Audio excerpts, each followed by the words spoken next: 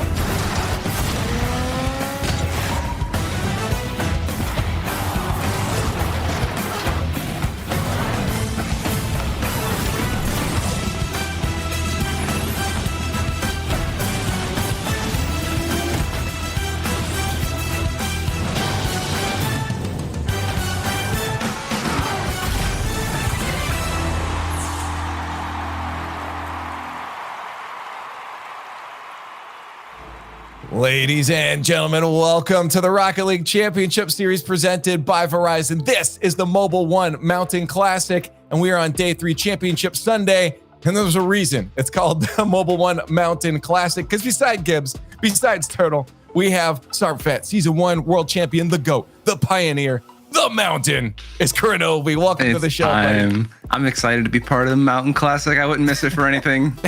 Yeah, it feels like it was made for you. So we're happy to have you here, man. We have a lot to talk about. Yeah. In all honesty, we'll get to that in a few minutes. We're gonna have a chat with the legend here, Crow. But before that, I gotta get some stuff on the way. I gotta remind everyone, of course, that NASCAR is returning to Rocket League later this year, and to celebrate the Mobil Mountain Classic, we're giving you a sneak peek of their 2022 Mustang in the hype chamber all weekend long. And look at Oh my. And look at those tires. Look at those tires. One lug nut. There's no more, as Wayfuck would say. It's going to be a lot faster pit stops when they get go. Oh, it's going to be a lot of fun. And it just looks so nice. Yeah, I don't really know too much. I'm not Waypunk out here. I'm not a car expert. But all I know, if you have eyes, you can tell this looks absolutely insane. This looks so sick. It's super clean. Super cool. I didn't realize the one lug nut. That's actually brilliant. Yeah. That's actually brilliant. Okay. Well, we'll be giving a preview of that all weekend long, guys. Get excited. But now, as I said, we got to sit down and talk to Krono. We were going to have a little conversation with him. Ooh. But first, we didn't tell him about this. But first, we got the rest of the community to sit down and talk about him first. Let's take a check at that.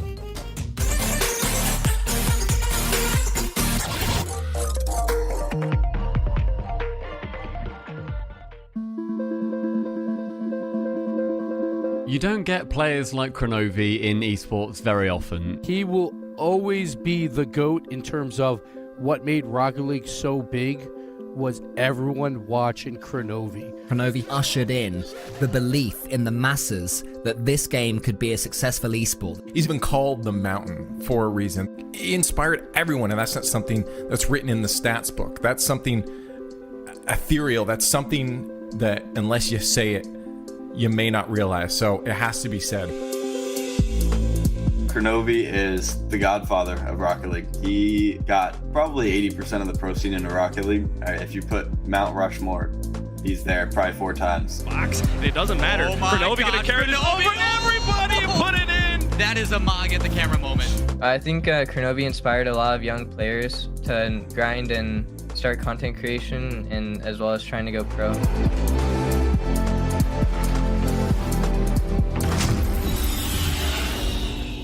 Kronovi. Oh, if you had to pick one player that defines Rocket League, I'd pick Kronovi. Everyone knows him. Everyone watched him. You know, he was having thousands of viewers when everyone was getting hundreds at best, you know, and he's the first pro player I've ever watched. So I've got a lot of respect for that guy. I mean, Kronovi, he was the first big pro that everyone looked up to. He was the person that pushed everyone to do what they can do. My impression on Kronovi has been the god of the game. Ever since season 1, I've looked up to him. He impacted me in just wanting to, you know, achieve my dreams. AJ over to Kronovi, and Kronovi will not be denied on the goal line. He scores. I remember watching Season 1 Worlds live, like the 360 goal that he hit. Now Kronovi coming up with over 0 company. He tries to drop it in. What a play from Kronovi. Throwing some spin-a-roonies on that one, really. Look at this 360 no-scope. Him winning Season 1 LAN was incredible. I think it was the right storyline. He had to win it, and he did. Kronovi tries to put it over. Mike Rules drops it. Cookster takes the shot. It doesn't matter. iBuyPower are the RLCS champions. He set like a foundation of the mechanical level. Like, I feel like everyone built off of that, and we're here now because of that. The community that was at the start of Rocket League, he was the king of it. We genuinely looked up to him. To me, he was the complete package. Being this incredibly talented SART player, Rocket League starts out, and he's going to put out montage videos of him doing, at the time, absolutely bonkers stuff. You know, nobody knows how to fly, and he's like, watch this. I truly believe a lot of Rocket League success rests on Kronovi's shoulders. Kronovi, man, you had an absolutely amazing career, and the influence that you've had on the scene is incredible. Nobody will ever reach out again, so thank you for the time, and I appreciate it. Thank you for everything you've gave us. It's been absolutely amazing watching you and being able to finally, for me, reach my goal. It's been amazing. Thank you. Yeah, I wish you the best of luck, Kronovi. You're one of the best teammates I've had, and it's sad to see you go. Thank you, Kronovi. Thank you for every single memory that you've given us, and thank you for just being the person that you are. Everyone involved in Rocket League was made better because of Kronovi. So Kronovi, thank you. A legend has been written in stone. His name is the Mountain. His name is Kronovi, and we will miss his face around the scene.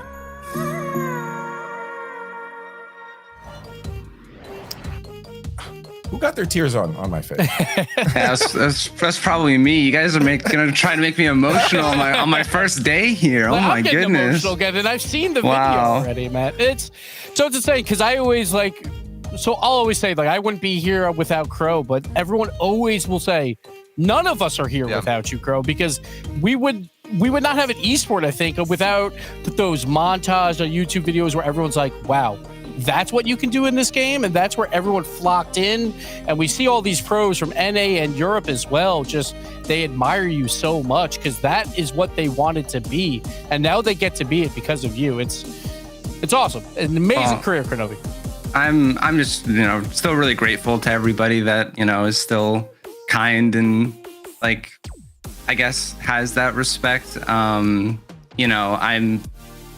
not like I go out looking for it. I didn't expect everybody to have this outpouring of love, I guess. This is just really awesome, and I'm just glad to be here to watch the scene grow. It's grown up so much, and I really don't want to go anywhere because the Rocket League community is it's just my life. Rocket League is something to my core that is my passion, and so I just really appreciate everybody who is involved and everybody who shares the same sentiment. Yeah, I think that's like everyone.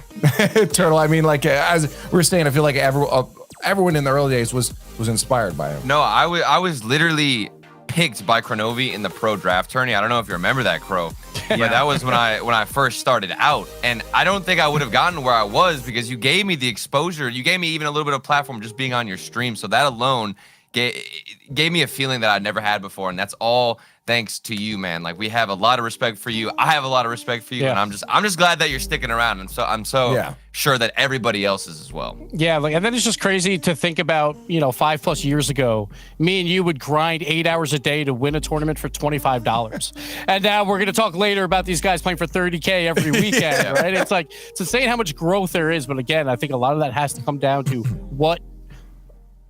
how good you were at this game, where people didn't realize that you could jump that high. That's what people used to always say, in our Twitch stream. So hats off to you, Crow. Yeah, I want to, before we move on here, I do want to ask just your perspective on the scene really quickly, just from its inception, from playing SARP to where it's at now. Like, could you ever have imagined how much this game would have grown just in size and popularity, but as well as mechanically what players are doing on the field? No, I don't think anybody really could have predicted how far the game has come, both in terms of like size as an esport and individual skill and the skill of teams as a whole to work together and really have the field awareness they do. The meta nowadays is so fast and mechanical. And even back then, people would ask me, 5 years ago, hey, do you think Rocket League's hit its ceiling? And people would ask that every year. And people still ask that right now, and new stuff keeps coming out. So I don't know where the ceiling is, honestly. The sky's the limit. Maybe not even, maybe farther than that. But we'll have to get a taller map then, because there is a barrier at the top. But nicely, double the height. Bring it back down, yeah. To be honest, we used up a lot of our time to chat there with that VT, but very worth it. We could sit here and have a reminiscing of the good old days. We got 3 washed up pros over here, so they can spend a lot of time on that. But we're gonna move on. We got to talk about, of course, what's been going on this weekend. Let's start to hone in on some of the Rocket League we've been seeing. Let's start with a recap. Let's get you guys caught up on what's been happening. What happened in day 2 here at the Mobil Mountain Classic. We'll start with some replays. Let's get those on the screen. Let's get some visuals. Turtle, start us off. What match did you have your eye on? I want to see NRG versus Torrent. Throw the replays up. We got to see a couple of highlights because I'm sure everybody wanted to see what NRG were doing, especially after an abysmal group stage. They came out and it went to game 5 against Torrent. Magic Bear started things off. He was 1v3ing players, and then Justin hit him with the Uno reverse card and started doing the same thing on the other side. It was a battle between 1v1s, a lot of skillful and mechanical plays, but in the end, it's NRG, and you're gonna have to do a lot more than just 1v1 plays and some solid defense to beat them in a game 5. That's for sure, but let's keep them rolling here, where there's a lot more games going on. Crow, which one were you watching? Yeah, so I think the V1 Complexity game was also very exciting to watch, with V1 having this comeback late. Early on, Complexity had all the pressure. They pretty much looked unstoppable. But the V1 from group stages showed up later into the series and really started to get their pressure back. It was really, I think the turning point was this game on Wasteland. Complexity get the early lead with a really nice shot by Razebull. But by game 7, V1 were all over it. This was just a very clean finish for them, and they secured their spot, for the major by doing that pretty much. Yeah, V1, they had to win 3 games in a row. They were down 3-1, and we saw them last split. It was Regional 3. They go 0-3 in Swiss, and they lose out on a top 5 spot. But this is a brand new team. They are so happy to finally have a clutch moment where it goes their way. We always talk about them in their game 5s where they always wind up losing, but not in this split. They are a top 5 team, and that's because FaZe versus Oxygen. V1 was battling versus Oxygen for that spot, and FaZe was like, don't worry, V1, we'll help you out by absolutely dominating throughout this series. This also clinches a spot for Space Station Gaming, who was squirming because they went out on day 1 and they needed Oxygen to not come in 3rd. And that's exactly what happened here. So FaZe, we always talk about their talent. They can take down these teams so easily. It's more about when they go up against an Energy or a G2. Can they finally go to a final? They looked fantastic here versus Oxygen. Crow, how scary is it, like as SSG, watching, just hoping that things go your way? Yeah, it's the worst feeling in the world when your fate is not in your hands and you have to root for like multiple teams in a row to win. And once I think V1 and Oxygen started picking up wins, I know the SSG players were sweating quite a bit, but their prayers were answered, their dreams came true, and it all worked out. It was all good. I think Reynolds tweeted like he went to bed. The dude just literally stayed up so he could sleep and not have to watch it and deal with the stress of witnessing your life at the major at stake in between a single game and a single series of Rocket League. Yeah, I think that's probably the best route to go. Yeah. Just mentally. Just don't wake up and you see what happened. That's it. Fate, you can't control it. Yeah. May as well just let fate roll its story then. But that's all fun, Danny, with highlights and all that. But I like the hone in, the best of the best. You guys know what I want. We like top plays. Twitch, it's time to get involved again. We're going to show you guys 7 plays here we're gonna need you guys to choose your favorite. These aren't in order; they're just kind of scrambled around, and we need you at the end, not during, but at the end of the plays here, to spam what your favorite play out of them all was, and we'll add that up. We'll see what the general consensus was from chat, and then we'll tell you guys, and we'll get the analyst thoughts afterwards. So, without further ado, it's time for the 7 plays that took it to 11. And starting us off at number 1. Wait a minute. That's Kronovi. Wait a minute. We're going back in time. Season 1 league play, and look at this play by Kronovi. The pass, he stays in the air and puts it home. Lachinho, what a pass there. Great. Where did you guys get these clips? This is the classic. This one's one of my favorites. I'll rewatch this one coming up. All right, this one inspired me back in the day. Kronovi, the air dribble over Kings of Urban. When was the last time you heard the name? Kings of Urban, Kronovi over everybody. And that's in the finals. We didn't even know that was possible, Gibbs. We didn't even know it was possible. Yeah. Clutch, Mr. Clutch himself. How about though the 360 no scope? We all know Spinneroonie. That's a classic right there. I don't think I've seen anyone ever try to do a 360 no scope again. And that's a flip side, man. Flip side, bro. You just calling this the Spinneroonie. Is that really what we're going for? Yeah, that's what it is. Spinneroonie. You know what else is better than a Spinneroonie? Check this one out. Look at the placement. Crossbar down from Kronovi. I don't think you get any better than this, Gibbs. And Captain Clutch, game 5, overtime. G2 takes the series because of the shot by Crow. And then we got to talk about, again, early days of how Crow was pushing the cannon. Out of style. Woo, that's a throwback. Beautiful little redirect underneath. Those power shots. We're seeing pros. They barely get these nowadays. Like, come on. He's been doing this since the beginning. This is season 5. Yeah, this is like 3-4 years ago at this point. And Crow, we couldn't leave this one out. Oh, no. Twitch chat's definitely going to pick this one. There's no way. The greatest own goal of Rocket League history. Might be my greatest goal of all time. Here it is. Back it up. Back it up, baby. No half flip or nothing. Look at the double touch. Yeah, he couldn't half flip yet, you know. Maybe this will be the best. This is No, you did not dig through the supersonic, acrobatic, rocket-powered battle cars. Look at this touchdown. What is this resolution, bro? I can't see anything. The resolution is too good. Oh, man. We had to switch it up. We get the Mountain special today, so we tried to bring it back to the good old days. So Crow, you've had some really good plays as of recent, but we had to go all the way back. So chat, start spamming. What was your favorite one in the chat right now? We're gonna start tallying those up, and we're gonna get our analyst thoughts here too. So you know what mine is. You know what mine is. Yeah. Let's just get them spun. Yeah, I'm agreeing with Gibbs. I'm Sarp. Come on, Sarp BC. You got to go. BC. Yeah, that's where it all started for you guys. The pixels. Yeah, there's like 10 pixels on screen, and it was a 10 out of 10 shot. So it was like, that's where it all began for like 200 of us. And now we're down to like 10 of us, but there's millions playing Rocket League because of Sarp BC too. Man, what a goal. Crow, I'm curious what your, even if it's not from this list here, because we threw some fun ones in there, but like, do you have a goal in your mind just from your career overall that really stands out for you? It's you tough. scored a lot of goals, so it's hard. It's tough to pick a favorite. I think I probably go through some that I like. I think the one that I like was the very first opener at season 6 when we played Flipside. I had like a solo carry on the sidewall, and then I dished it in, and it was like 5 minutes into our first match, and I just opened with that, and I was really happy with it. Yeah, opener as well. Those feel the best. I mean, especially on stage, you're trying to get things going, and you come out with a slapper like that. Yeah. All right, I'm gonna have to make an executive decision here. I think. Yeah, I think because we forgot to count. So I think I'm looking at the numbers, and it's looking like it's close between 6, 7. I think it's 7. I think 7's taking it. Where it all started. Yeah, look at this. Let's go. We get the high quality video again. The cinematic angles too by Crow himself. He made this video himself on his YouTube, I think, right? So yeah, I think I might have been born when this clip came out. Yeah, I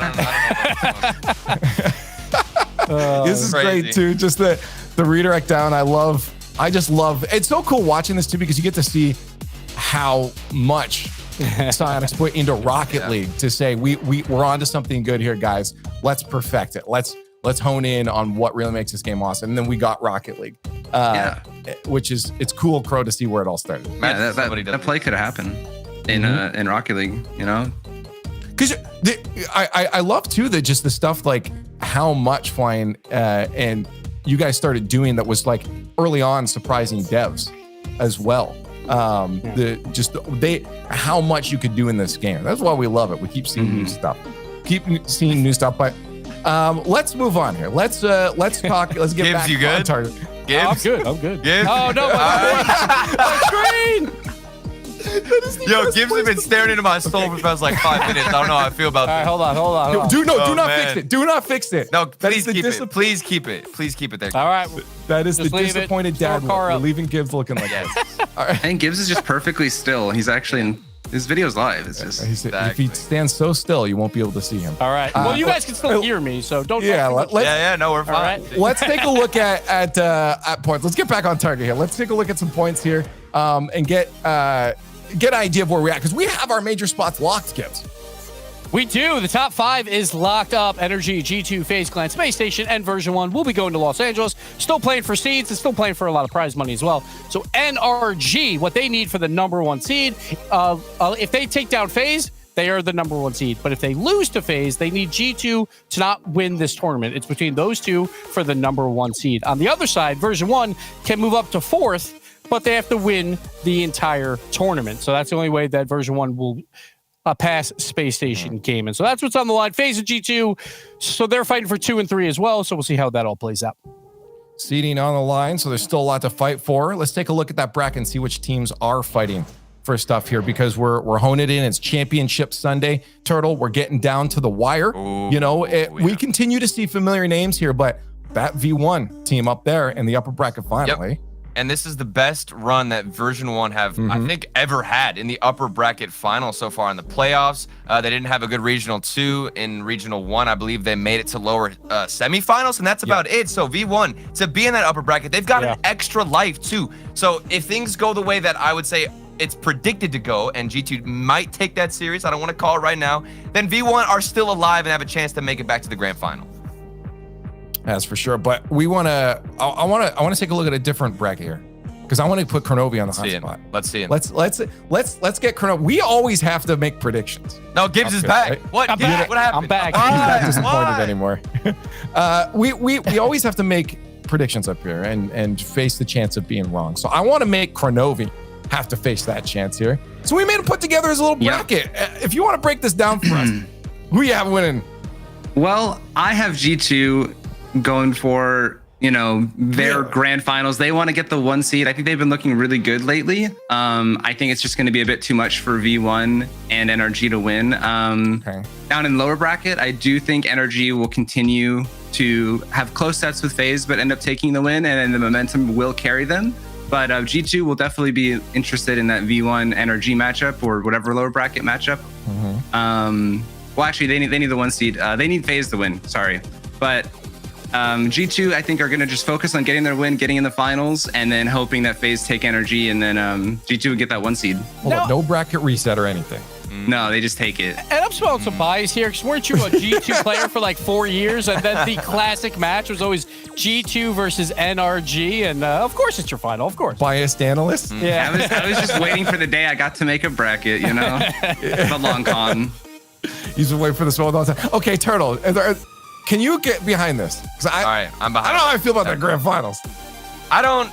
There's a problem here, okay? Because this even happened in Regional 2. NRG were in the lower bracket. They made it back, and they got the bracket reset, Crow. And you're talking about carrying momentum.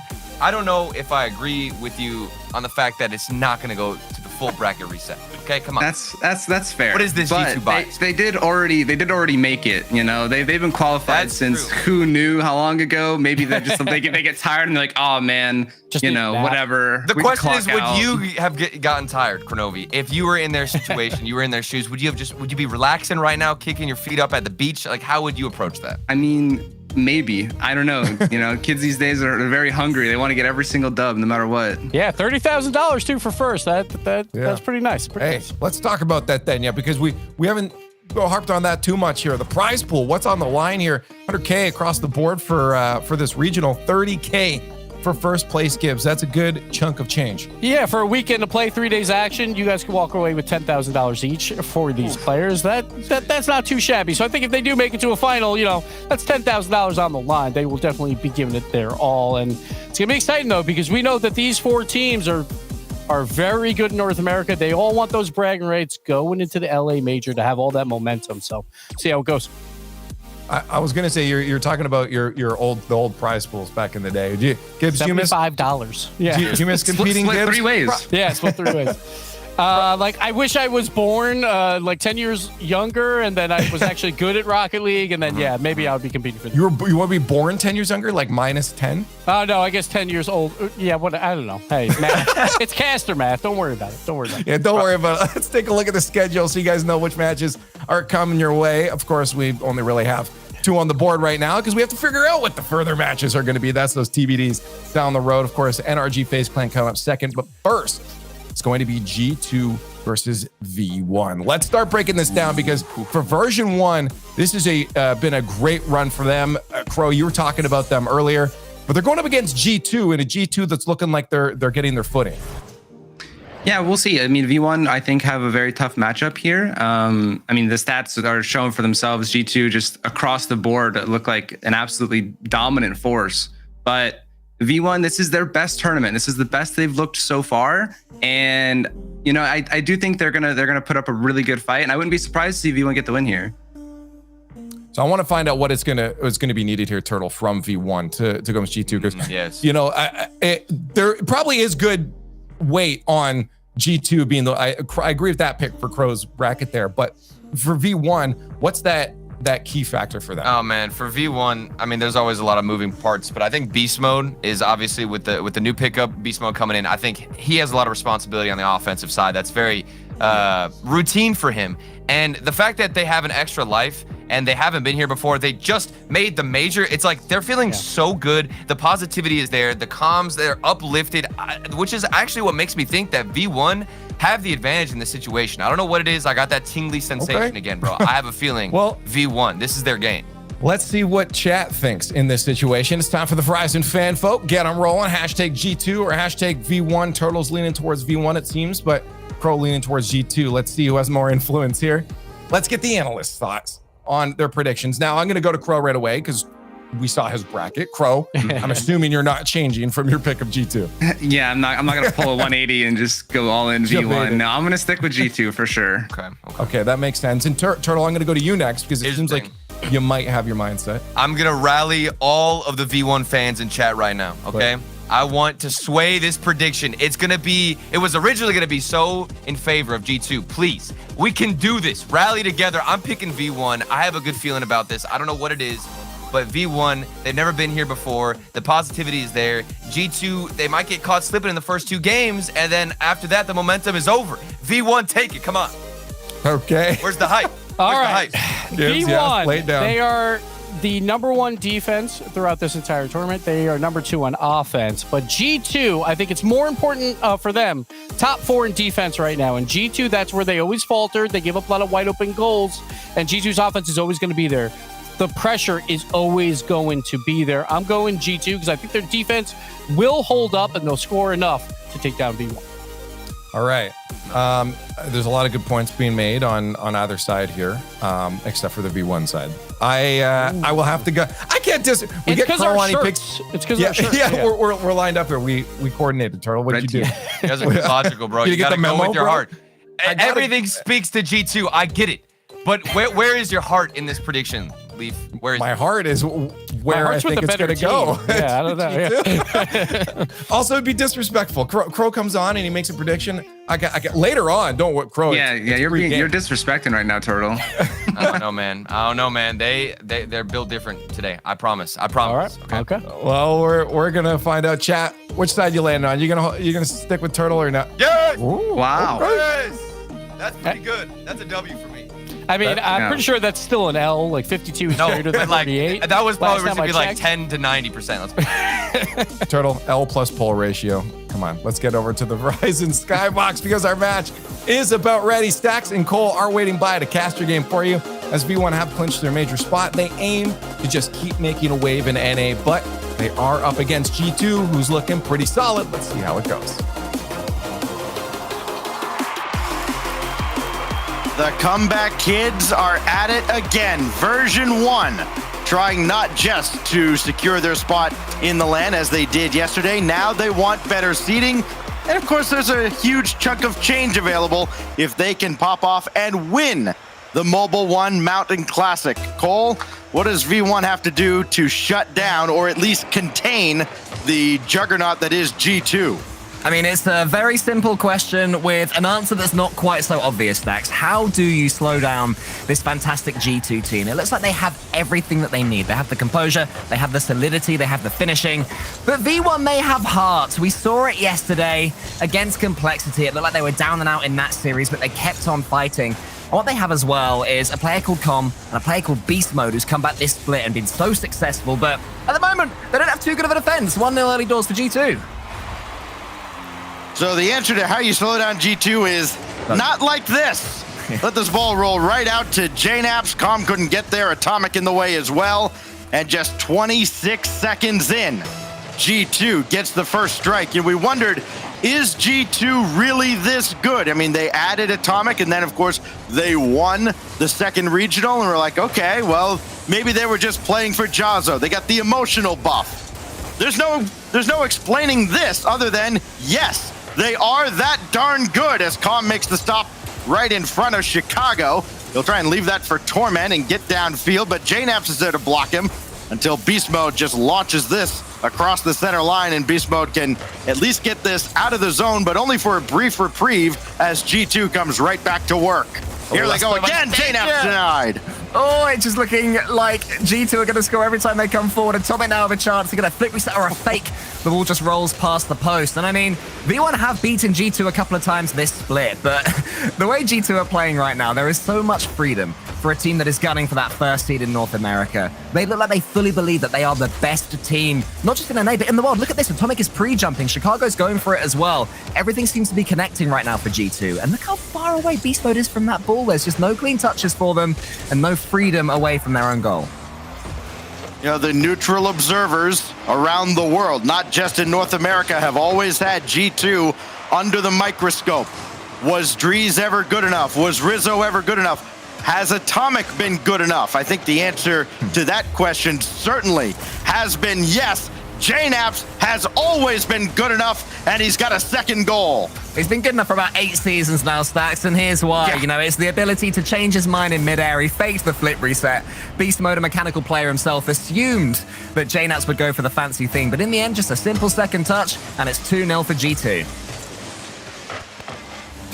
Version 1 falling behind 3-1 against Complexity, needing that win to help solidify their quest for a spot in Los Angeles. And then they brought it all the way back. An incredible comeback effort that dashed Complexity's major hopes. They, of course, would later fall to NRG.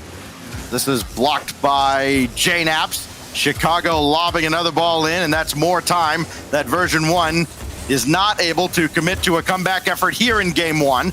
Beast Mode now, 50 with JNaps. That goes right to Chicago, and just good team defense out of G2, the reigning North American champions. I can sense that V1 are just trying to play themselves into this game and take 1 or 2 more touches on the ball instead of just, well, as I say that, they boom it. But for the most part, it's trying to be more gentle with their touch instead of booming it to get themselves involved a little bit and make a statement. But not quite happening for them just yet. It is early days, though, early doors. And this is great practice for them, you know. They're double committing. They're being rushed by G2. But as they're going into the major, it will be a good lesson to learn how good these top teams are. Well, G2 just continues to pour it on here, and this G2 squad, adding Atomic, he gets the assist on that goal, his second assist of this opening game. I think the addition of Atomic certainly elevates G2 from a team that, okay, you expect to be in contention to make the major, to a team you expect maybe to contend to win the major. Hard to overstate exactly how good he has been for G2 in such a short amount of time. He gets another goal here and a 4-goal lead for G2. I mean, it was a horrific touch from Torment, it has to be said, but G2 still had work to do to put that one away and make it 4-0. And right now, G2 just look like they have no opponent against them at all. And I'll tell you what, Stacks, 48% of Twitch chat will be absolutely livid with Turtle right now. They'll be like, I was going to predict G2. I was going to be intelligent until that man. I couldn't say no. I looked into Turtle's eyes and I thought if he says go for V1, then I will. But that decision seems to be backfiring a whole lot right now. Well, the thing you have to worry about for version 1, who, by the way, yes, they are boot camping. They're all playing together at the same facility, and that has lifted them, in my opinion, to the spot now where they have qualified for the major.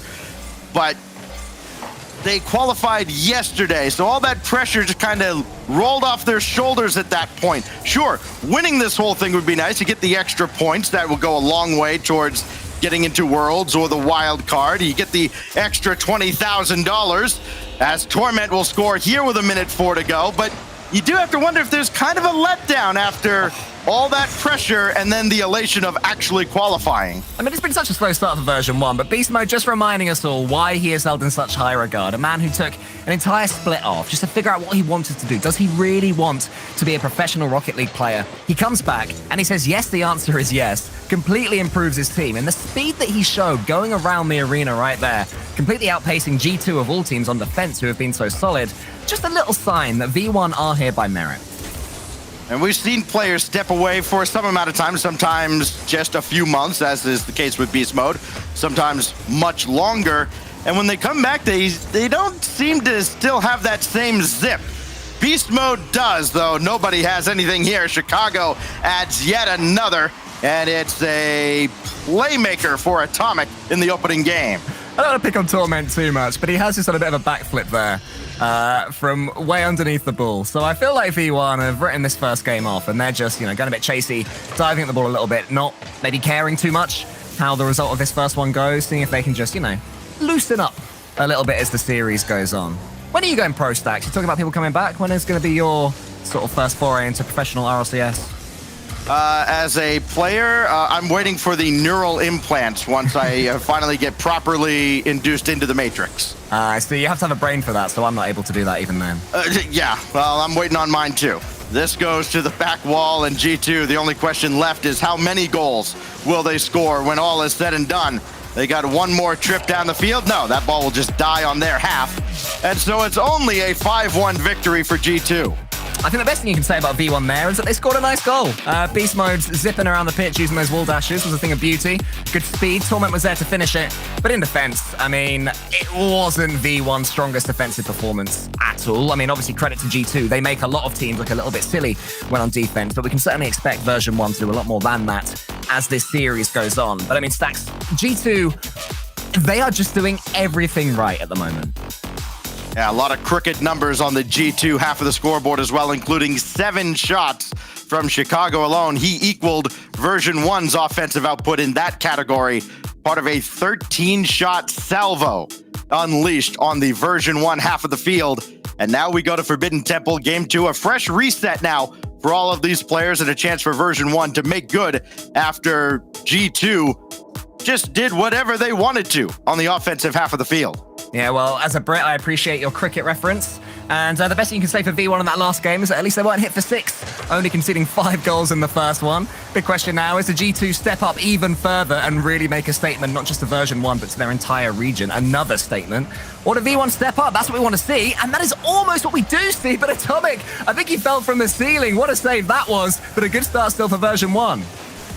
On any other day or at any other time, yes, Calm scores that. That was a just rocket right at the net.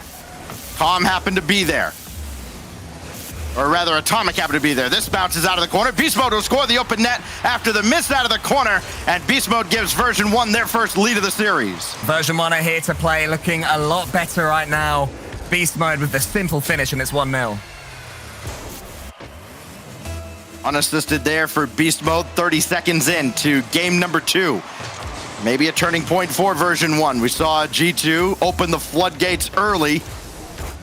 Version 1 would love to pay back the favor. Beast Mode's got this. It's the right guy for the job, though it has been Calm who has been the steady rock offensively for version 1 in a season where, Calm, his confidence has been shaky, and you haven't seen any signs of that lately. He looks like he's kind of been reborn in this winter split. Torment now. Denied by Chicago, who'll dribble around. Beast Mode slows this down, and more importantly, as we saw Justin do so many times yesterday, collects it on the back wall, dribbles out. And now it will be Chicago against Torment. Just ran right into him, so that'll kill the play and force JNaps all the way back to play this over to Atomic. Team play so critical for G2 to slow down version 1. This is a team that one goal, kind of an outlier for version 1 in the last game. They come in averaging almost 2.5 a game, and they're about to get another. Torment scores on an open net as they caught G2 napping.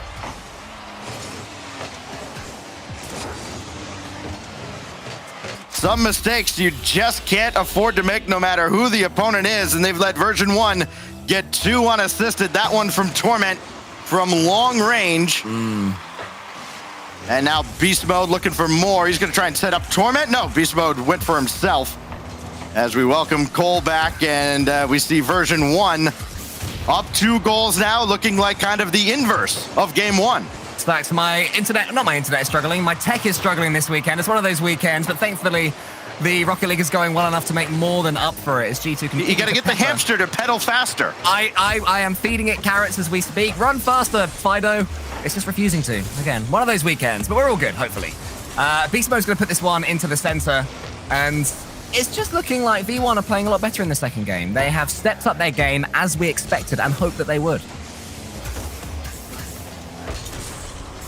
Beast Mode will try to play this by Chicago. Easier said than done, but Torment has another launch downfield, and it is looking very similar to what G2 did in game 1. But what a read by Atomic, and even better by Beast Mode to recover and make the save.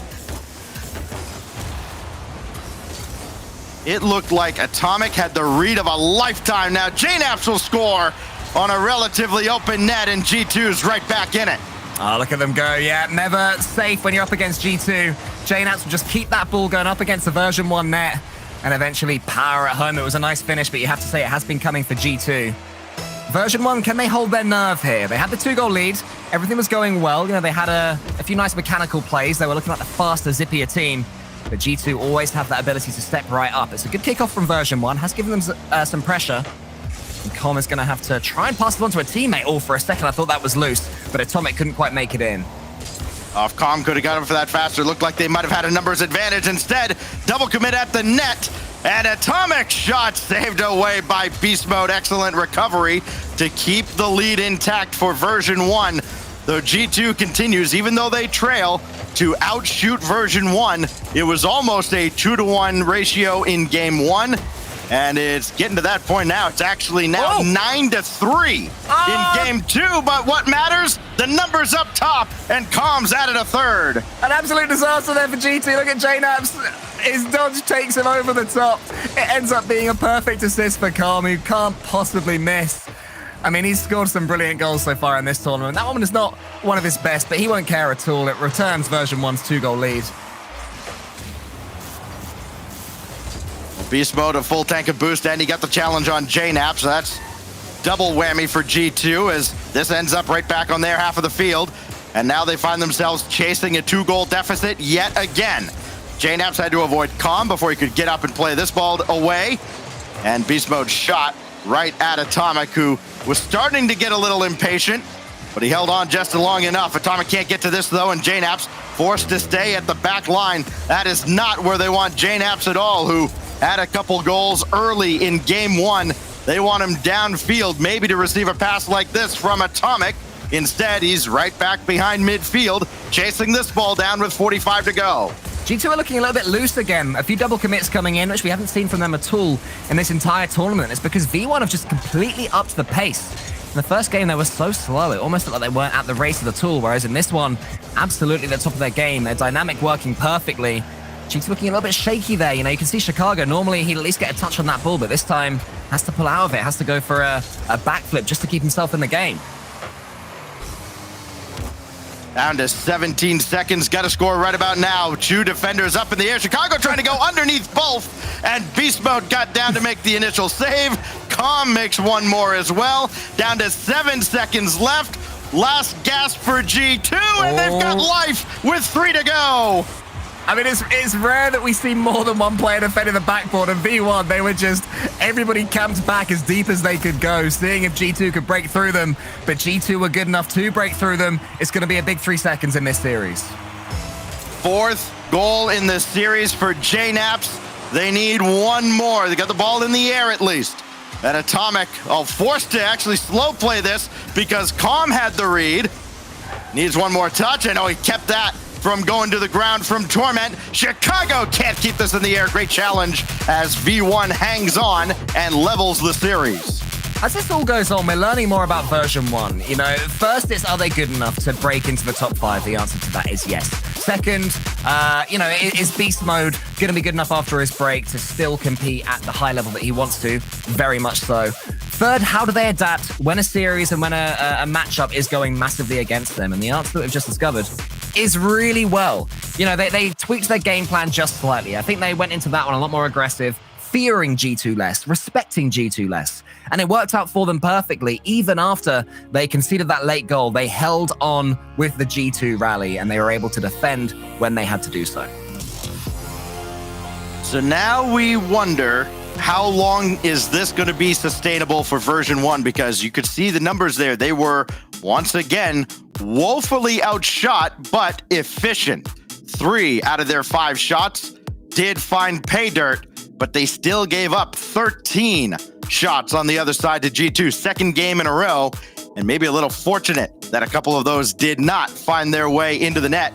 Now we go on to game 3 at DFH Stadium. Something's got to give. 13 a game is not sustainable for any defense in the world. How does V1 counteract that? Maybe with some offense. Calm dropped it down, and it's blocked away by JNaps. Definitely with some offense. The more they have the ball, the less dangerous G2 will be, because as soon as they get it themselves, they can just come up with so many angles. You look at one player, the other one flies in from nowhere and puts it on your goal. Again, though, it's well defended by version 1. They saw it coming, but poor touches like that from Beast Mode. They cannot go to these G2 players, and they cannot keep giving away these shots. Another one from Atomic, the redirect, saved by Torment this time. G2 knocking on that door so loudly, though, at the start of game 3. Atomic angling down. Beast Mode will just pop it away. JNaps just got up in time. That sets up Chicago, who just launches back to the backboard. Beast Mode calls off Torment. And here goes Calm, who has been awesome this weekend. Had his pocket picked by JNaps, though, and that's a great pass out to Atomic. Beast Mode kept it out, and Torment to the rescue as well. All hands on deck defensively for version 1, and it pays off. Yeah, I mean, you say all hands on deck defensively, but Beast Mode put Torment in so much trouble there by flying in as the second man for a ball that was not his, leaving Torment completely isolated. I'm actually so impressed with V1 that they managed not to concede there, but it still puts them on the back foot even now. G2 with the boost control, with the attack, with the pressure, with the ceiling pinches, but now V1's defending is a lot better. Oh, Beast Mode narrowly got to Atomic there. That would have opened up the net. Instead, we remain scoreless for as long as we have it all in this series. Seen a lot of early goals out of version 1 and G2. Things have settled down now in game 3. Calm, pinch downfield. Beast Mode will give chase, and Atomic gets obliterated for his efforts.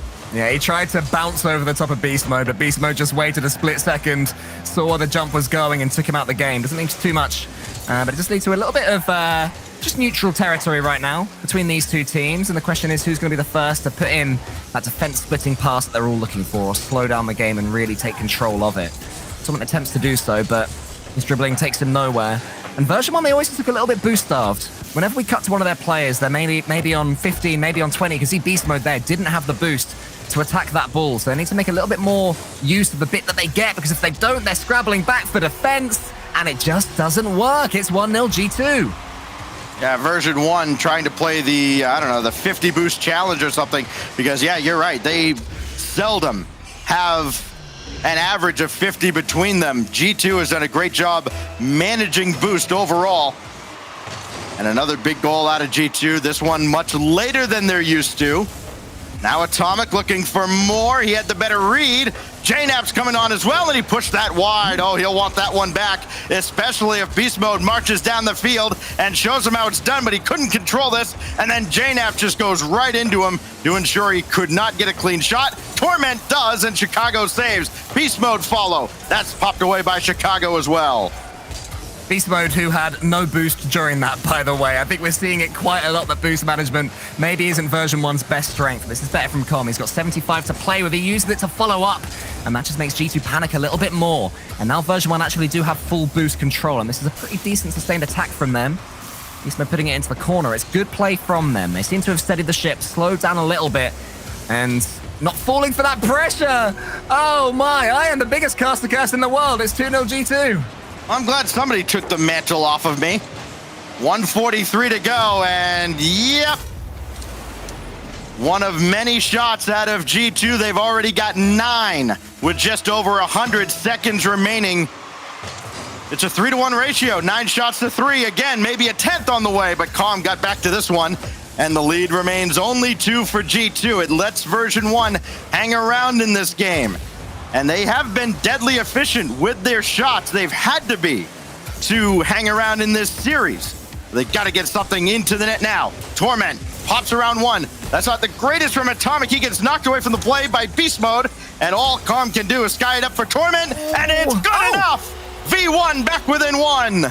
I'm not quite sure how that one found its way in. I thought that the shot wasn't quite there. Com did well to turn the ball around the corner, and Torment got everything on it that he could. Could Chicago have done a little bit better there? Perhaps he could have done. Maybe he jumped just a little bit early or a little bit late. But it is 2-1 now to G2, and version 1 showing again that they can scrap when they have to. Beast Mode off of JNap, so that was a disappointment for Calm. He was hoping for a ball to get through. Torment makes the save as JNap tried to play hero. Now Chicago killing more time with a minute to go. Only so much he can burn away, though, as Beast Mode's waiting at midfield. He's looking for that midfield boost. It wasn't there for him. Doesn't matter. He can still challenge. And now Torment off the misplay by Chicago. Atomic bailed him out. Everybody, of course, so far back, you don't expect that misplay to come out. And so it's a break for G2. They remain in front, maybe by 2. No Torment with the save. V1, though, are causing mistakes in the G2 defense, and if one more will come in, maybe they'll punish it, maybe be expecting it. But for now, it's G2 on the attack with 25 seconds left. Chicago wants to get this one towards JNaps, but the pass only falls to Com. Com a little indecisive there. Gave up the shot. He couldn't get up the wall fast enough. But it worked out okay. Demolition on Chicago, and Beast Mode scores from a ridiculous angle. That was a disgusting angle from Beast Mode. It's the sort of one where as soon as you realize it's fine in the top corner, you're like, surely not. Torment, I think, wanted to go for a redirect and surely was called off there by Beast Mode. 11 seconds left. V1 back in it. The Comeback Kings have done it again. Level with overtime looming in Game 3. Massively outshot, no problem, as Calm clears away. And we maybe go to overtime. This is going to stay up, though. And JNap's probably not doing anybody any favors keeping that in the air as this goes all the way across. Beast Mode, drop down to Calm for the win, and he rolled it along. Oh, you can see from their reactions on V1's side, they knew how close that was. That could have been a chance. Just a few inches too far back to not be able to put that one away. But V1 ending this game much better. On the cusp of taking the lead in the series. Maybe getting to their first grand finals. They've got a battle now, though. This is such a good chance for them, Stacks. Yeah, maybe somebody needs to tell version 1, hey, you don't need to win this event outright anymore to qualify for the LAN. You got there. But winning certainly elevates them perhaps out of that number 5 seed. And if you can avoid being in the low seed in your region, you'll take it. What a save along the goal line. Follow up from Torment goes through, and version 1 scored 3 unanswered to steal Game 3. That was just brilliance all round. First, the demo, the shot was great before it, the save was fantastic as well. And then that finish from Torment, I'll tell you what, was not as easy as it seemed. And overtime, having that sort of angle to play with, you know, technically it was an open goal, but still a bit of work to do there for Torment. And it just shows his experience and composure to roll it home. Version 1, they're being, as you say, Stacks, massively outshot, but they're outscoring G2 one way or another. They are outscoring G2. And yes, by the way, 13 seems to be the lucky or unlucky number for G2. They've hit that mark again, this time with an overtime. And again, with a loss, second in a row as version 1 jumps ahead 2 games to 1. Of course, led by Calm, who, yeah, sure, he's got a goal, he's got a couple of assists, but what you don't see on the scoreboard is the demos. Seems like every single V1 goal almost that he doesn't score is set up by him just turning off ball cam and ramming right through a G2 defender, opening up the net. Yeah, it's something G2 love doing themselves. You know, JNAPS, whenever he doesn't have that ball, he wants to play in front of it and disrupt the opponents as much as he possibly can. And V1 have definitely taken a leaf out of their book, and it is being very effective against this G2. You know, you asked me at the top of this series, Stacks, how do you beat G2? What is the tonic? What is the ingredient that so many teams are missing right now? And the answer is disruption. If you can affect their rotations, if you can take one of them out the game, then suddenly they become very beatable. But that is easier said than done. They're so good at dodging these demos because so many players go for it against them, and their shooting is so good as well. But so far, after a few chances, still 0-0, and a good save from Calm at the start of Game 4. Version 1 fans used to seeing their team play in overtime and used to the heart palpitations that come from that. This ball is popped away by Beast Mode. They actually have the best win percentage in North American overtimes, 21 and 12 overall in OT. Just no surprise. They play so often. They've got ice in their veins. Here goes Beast Mode. He's got enough boost, and he scores! When he has a little bit of boost, look what he can do with it. He used everything that he had in the tank there. Look at this. First the pre-flip. Oh, and then the second touch. Atomic and JNAP, see you later. Not able to read it when it's that good. What a finish. G2 started this series with 4 unanswered goals in Game 1. V2 now over the V1 over the past game or so have equaled that. 4 unanswered for version 1 as they have answered the call thrown down by G2, and now they are rolling into Game 4. Yeah, it's just individual quality right now from version 1 seems to be the difference between these two teams. They're connecting with these ideas that they're having in the air. And still, whenever we cut to them, just keep an eye on how much boost they don't have. You still rarely see them with more than 20. Look, there's Beast Mode on 7 right now. It's just every single time it seems like they've got nothing in the tank. And I think that maybe that's part of the plan, because G2 are thinking, oh, they can't do anything with it. But just that last little tickle of boost is just taking it over the top of the G2 defenders. By all known metrics, version 1 should not be ahead in this series, but here we are. They got a 2-1 lead and a lead in Game 4.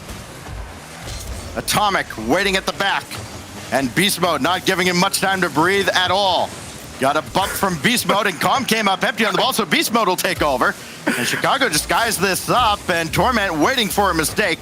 None forthcoming as Atomic launches downfield. Calm missed it, and he goes right through Torment, does Atomic.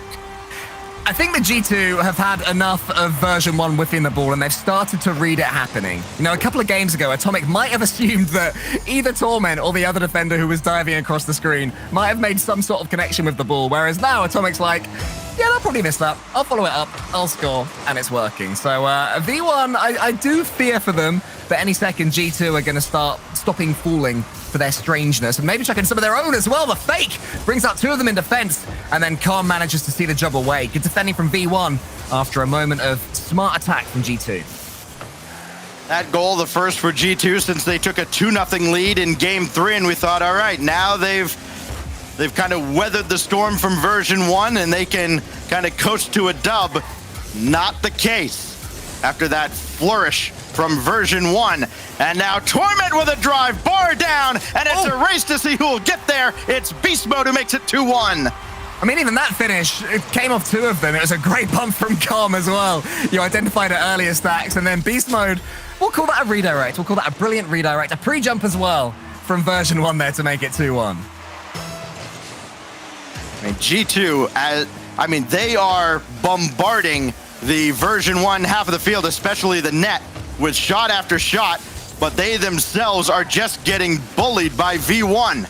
Chicago intercepts here from Torment, and Calm will peel off that, take the midfield boost. He'll let Beast Mode come up and make the challenge, but now it's Calm against Atomic, and well, Atomic still managed to get the shot off, even though Calm got the bump, and there's JNAPS to tie the game.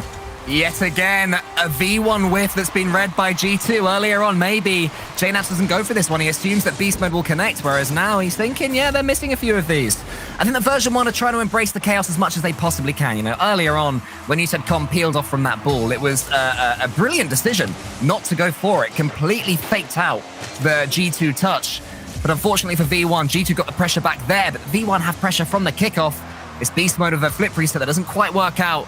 And now Torment can do some aerial acrobatics. I think if Beast Mode could have got any kind of a ground pinch off of that and just rolled that home, I don't know if Chicago was going to be able to react in time. But now he'll take this. It's Calm popped up right at Chicago, who's got Atomic to the corner. And Chicago's shot just rolls harmlessly to the corner. And we edge ever closer to the final minute of regulation in Game 4. After overtime in Game 3, an unlikely overtime in Game 3, following a furious comeback charge from version 1. It's G2 who have had to play from behind twice, but they too have answered the bell. Torment needed one more touch, didn't get it. And now Atomic has run out of juice. He'll have to steal some from V1's half of the field. And yes, that's the common trope. Version 1, not a lot of boost in the tank, but doing just enough as that's pounded to the ground by Torment, and that threw off Chicago's read. Two version 1 players on the backboard again, just waiting for G2 to come forward. And as soon as the touch is made, maybe one of them goes, maybe none of them go, maybe it's a double commit, who knows? G2 certainly don't know. But it's still 2-all. V1 are coming forward. They might be able to steal this one. They're doing a really good job of confusing G2. But you got to say credit to G2 as well, because they are just not getting impatient, not getting frustrated, coming forward, sticking to their game plan, which gets ever more difficult when this series starts to get more nervy for them. Well, G2 have now passed the 13-shot mark. They've got 14 in this game, only conceding 6 on the other side, and still, they're in the fight of their lives. Time winding down, and a demolition on Calm ends V1's hope of winning in regulation. We go to a second straight OT. Well, you said in the last game, Stacks, that version 1 love their overtimes. Don't forget as well, this is the team that love their deciders. So if it does go down to Champions Field, V1 will have been there probably more times than anybody else so far this season. Chicago might win the overtime quickly. JNap's going to try and put that one away, but... Okay. Well, I guess I pre-jumped the cast there, Stacks, and it's backfired horrifically. Yeah, what happens with Calm here? He just ready. Didn't get his flip coming through, and well, I speak for probably every G2 fan in the world when I say we take those as G2 ties the series. Like, do you know what I mean? Do you know what I'm trying to get across there, Stacks? Do you understand what I'm trying to say? I don't quite know how or why that happened. Everything seems to go in slow motion. Torment assumed that Com would hit the ball. Com didn't hit the ball. And G2 won. You ready for an absolutely bonkers number? Yeah, go on. That was G2's 55th shot of this series. They have conceded 25 shots. Series is 2-2. Numbers make no sense. I've got all the numbers right here. They mean nothing. Yes, stats mean and no stats. You're going off grid, man. Yep. That's what we want to see. Yep, Octane's in the mud. Just the numbers don't matter anymore. Here we go. Game 5, Wasteland, between version 1 and G2, with a spot in the grand finals on the line at the end of this series. Wow, okay, yeah. I mean, shake it off, version 1. Shake it off, everybody. That last goal never happened. It's 2-all. We start from here. A great demo and almost another brilliant save, but Atomic, again, on that goal line.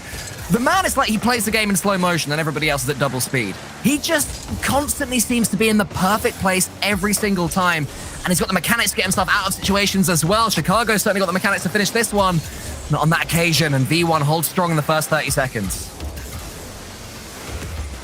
Chicago deep into the corner, waiting for anybody to get central for a pass, and Calm will just sky this into the air, take charge, and yes, the mental reset has to come now for version 1, because they've gifted G2 a win that, let's face it, G2 played well enough to earn a win, but version 1 got to feel like they let that one slip. So this is skied out for Atomic. Needs one more touch to get down to Chicago, who comes in and disrupts V1's defensive effort, bringing this to the corner. Across it goes. Atomic was there a moment ago, but all the way back now as Beast Mode will clear. That was a lovely pass there from Torment. Just buying himself a couple of seconds of the backflip and then teeing it up for his teammate.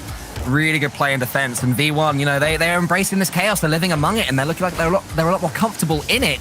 G2 now the team that are looking like they're struggling in defense a little bit, and V1 coming forward with some clean rotations. Who will blink now in game 5 as Chicago brings this perilously close to the goal line across. And they'll pop that out. He was looking for Atomic, but Beast Mode took him out. Calm took out Chicago. The problem is JNAPS had the ball in the air at midfield. And so G2 weathers the storm there, and version 1 still hemmed in their own zone. Yeah, well, it's Wasteland Stacks. You got to go for those demos. You got to make the explosions rain across the pitch. We want to see debris, tires, bits of chassis strewn all among it. Another one now comes in from Chicago on Torment. It's all getting a little bit fiery out there, despite having no goals in the first couple of minutes of this game. The battle card graveyard encircling the arena. Plenty of demos here. Atomic is up in the air, dropped down to Chicago. They had the plan, the execution not there. Now JNAPS will try. Gonna call his own number, and Torment intercepts Chicago. Indirect off the ceiling intended for Atomic, but cleared away. Now Beast Mode got a free look at one in the wing, and JNAPS came out to meet him. That would have been so sick there earlier on from G2, but it's V1 now that have the chances. Beast Mode, he just tries to place it home. Not quite got the angle to put it away. I think he jumped a little bit too early, which meant that he couldn't get underneath the ball to send it upwards into the corner. He just had to kind of slam it downwards, which is what G2 wanted, but version 1 keep on their attack, and now they're looking more solid. Well, this is the deepest we've gone now into any game without anybody scoring. You can sense the tension is there now. JNAPS around Torment. Loose in front, but Beast Mode gets there and has full boost. Calm takes out Atomic, so that kills off the G2 attack. Calm going downfield, who was looking for JNAPS and just could not get the demo or the bump. Torment now around Chicago, and this is still dangerous for version 1. There's the bump by Calm! By God, he's done it again! Oh, this Calm guy, you can never relax when he is on the field. Look at that. You think you got a JNAPS? No, you do not. Calm, he just seems to figure it out as he goes along. I love it. I love Calm. He is absolutely brilliant and chaotic, and you just, yeah, you can't read the man. All after the mistake in overtime of game 4, Calm makes up for it in a huge way, but now they've got to defend for 90 plus seconds. Chicago turned on this, but Atomic dives in. And he won that challenge. Chicago up for JNAPS. Torment got in the way from behind. World-class defender. He has been from day 1 in the RLCS. And he comes through again. Atomic can't drop this by Calm. Chicago taken off the pitch. Torment couldn't make the save, but it goes crossbar and away. And Torment just seamlessly collects.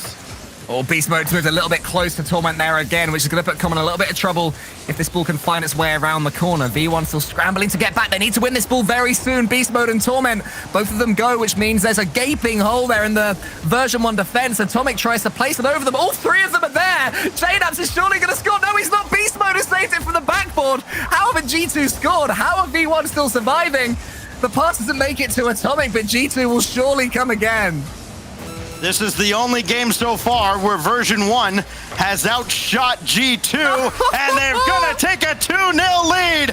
Beast Mode gets another open net. Boom. I don't care how much experience you've got. I don't care that, you know, you're already guaranteed to make it to the major, fighting for that first seed. You've already won the last regional. That is tilting. The fact that G2 Esports didn't score then, in the context of this series, Stacks, that is frustrating. This is, again, the first game where G2 has not just had a significant shot advantage, and now it's looking more and more like version 1 is going to go to Neo Tokyo on match point. And they have absolutely earned it. You know, they've made a couple of mistakes in this series, but they have stuck to their game style. Game 1, they just looked a little bit overawed by the situation, and it was nowhere near what they're capable of producing. But since then, you know, they're playing this game their own way. They've not gone into their shell and tried to be as safe as humanly possible because they know that G2 can so easily penetrate that and will time and time again. Instead, they're sticking with what works for them. They are sticking with the unpredictability that G2 are struggling just as much as any of us to read right now. I'm really impressed with that game right there from version 1. And G2 have taken a timeout, and I'm not surprised at all because version 1, it's like they're in their heads. Yeah, not a surprise to see the timeout. You can't take it with you, right? So you take it now when you are facing match point. As this series, I think that game more than any has kind of turned this series on its head because version 1 finally outshoots G2. So the one thing G2 had going for it every single game, not the case. By the way, I love Direct, our statistician here on the RLCS. I love the goofy numbers he feeds us. Get a load of this, Cole. Before this series, in games where G2 had 13 or more shots, they were 30-6. That's how good version 1's defense has been, that they fought to a stalemate, 2 games apiece, and now have a lead on match point after, let's face it, a dominant win in Game 5, setting them up to get to the grand finals here on Championship Sunday. It became a dominant win towards the end of that game, and I think that what Coach Safi will be saying to them now is that it shouldn't have been a dominant win. You know, they are the technically superior team in this series, even though it's not going their way. I think for G2, it literally is just a case of keep doing what you are doing. Don't get frustrated. This is more of a mental reset as opposed to some sort of tactics change, I imagine. But if you look how relaxed they look, they are chilling. Oh, yeah. Yeah, they are, of course, ready to go. And you've got 2 veteran coaches leading these squads. Fireburner over on the version 1 side, and we did see Sathu, who just jumped on this season for G2. A wealth of knowledge on both sides for version 1 and G2.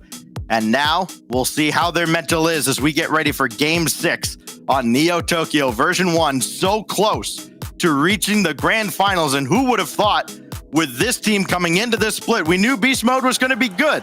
Maybe not this good. It's been a huge upgrade for version 1, and now they're so close. 5 minutes away. We'll wind them up and let them go for Game 6.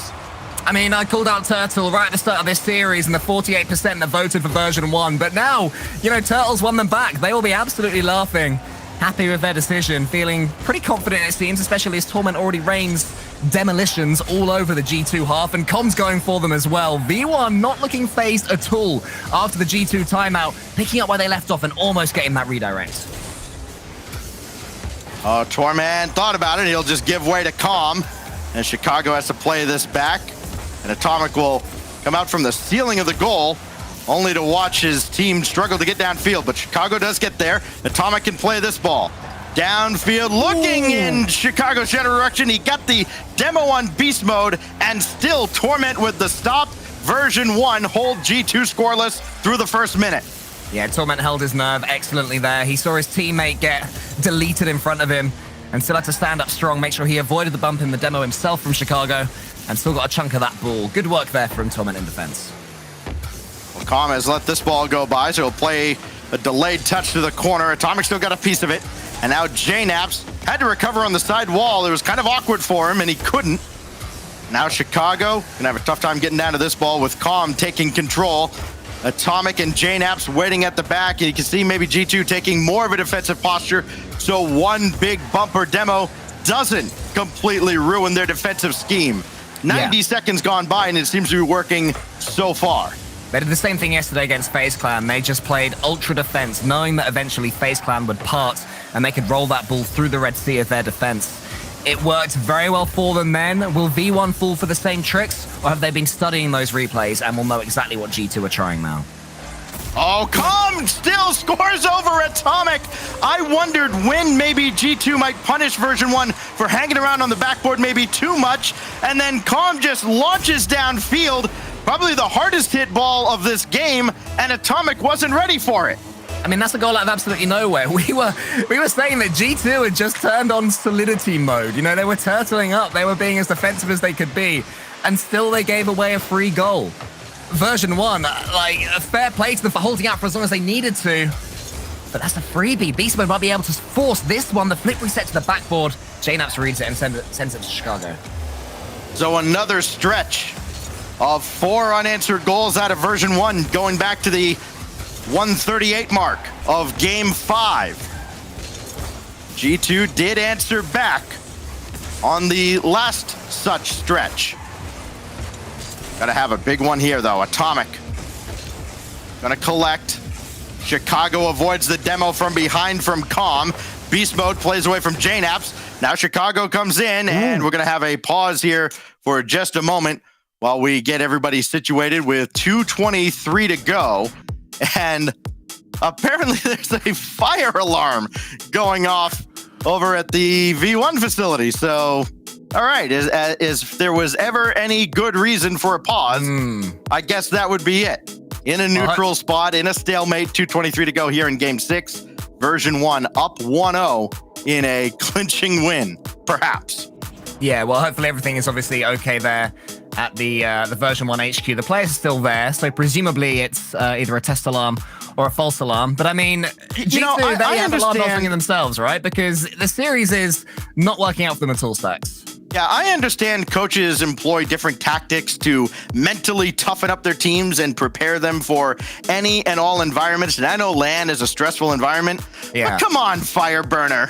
Pulling the fire alarm, really? Well, listen to his name. I mean, he is Fireburner. Right. You know, he's just living up to his name. I mean, maybe it is practice for the crowd. If you can deal with, you know, high-pitched, blaring sounds, then you'll be ready for an NA crowd. Right.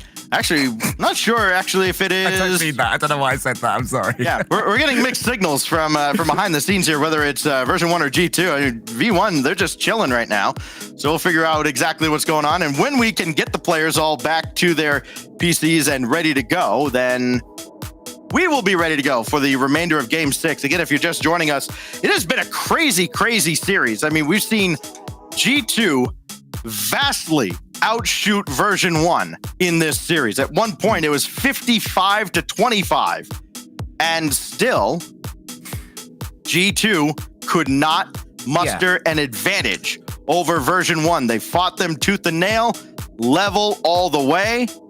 And now we're in game 6, where version 1 is starting to turn the tide, right? I mean, you look at the shots up to this point in this game, they're relatively equal, 4-3 in favor of version 1. Of course, the extra shot for V1 found the G2 net, and they've got a 1-0 lead, almost halfway, actually more than halfway through game 6 and a 3-2 series lead. I mean, I'd say the good news is that the version 1 players are still sat at their desks. So hopefully, of course, the safety of everybody is priority here. We'll keep you guys posted to make sure that that is A-okay. But they don't look like they're in any sort of panic right now. So hopefully this is all just something that needs to be sorted out. I mean, maybe the fire is just from Calm blowing everybody up, because, I mean, he's got to be leading the series in demos. We don't have the exact number yet, though, as I say that, our human computer at the back, I'm sure, will give us that exact number. Version 1 certainly leading the way in physical play. Demolitions, they had 7 as a team in their game 5 victory, and it just continues to be a theme for version 1. Despite all the adversity, they find a way to come back. The great teams do find a way, and version 1 trying to cement their place in North America as one of those great teams. Calm does lead all players in demolitions, by the way, with 10. Beast Mode right behind him at 9. So, hey, and then Chicago 19 between those two, that's going to win you a lot of series. Yeah, I mean, the best thing that G2 have got right now is Chicago with 7. So clearly, I feel like G2 have been trying to step up to version 1's physical game, and it just doesn't come quite as naturally to them. You know, G2 are a relatively physical team. They're not afraid to play in front of the ball and go for those bumps. They're not afraid to leave the ball alone entirely, go round it, bump the defender out of the way. You know, it does come naturally to them, but version 1 seem to have been spawned by that game style. And I think they will be so pleased that G2 are falling for it. You know, G2 are beginning to succumb to their tricks. Even at the start of this game, I was saying that G2 had become more defensive, trying to be more solid. But eventually, they started to get frustrated, and Atomic, of all players, was the one who was chasing the ball as Com boomed it over the top of him, and it ended up in the top right corner for a free version 1 goal. So, I mean, it's no surprise that they're looking so relaxed right now, version 1, because this series is completely falling into their hands. And I'll tell you what as well, Stacks, this will just breathe endless amounts of confidence into them. They will know that even a team that is currently in the discussion for best in the world in G2, they can get under their skin. And when they're in a LAN environment, when the crowd are there, the brilliant North American crowd, of course, after what I said earlier, I love you all very much. The fact that they can, affect their opponent's mentality, that is amplified in a LAN environment. So all of this is just good news for version 1 if they can see this series away. And even if they don't see the series away, the positives that they can take from it have been numerous. Well, if you love offense, as many players do, as many fans do, especially in North America, I mean, you would love this series. This started with an offensive showcase out of G2. They scored the first 4 goals of this series en route to a 5-1 victory. And then version 1 brought it back. A back and forth 3-2 win in the second game. Then they score 3 unanswered goals to complete a comeback in overtime in game 3, led, of course, by demolition after demolition from Calm. Imagine having to demo to score goals. What a silver. And then G2 answers back with, guess what? A 3-2 win of their own. 3 straight games with 5 goals between the teams. And then finally, somebody claimed a decisive upper hand. 3-goal shutout for version 1 in game 5, and now they've scored another to start off game 6. We will get the players back in as soon as we can. Until then, we're going to step aside, take a short break. Version 1 leads 1-0 in game 6. We'll be back with the conclusion after this.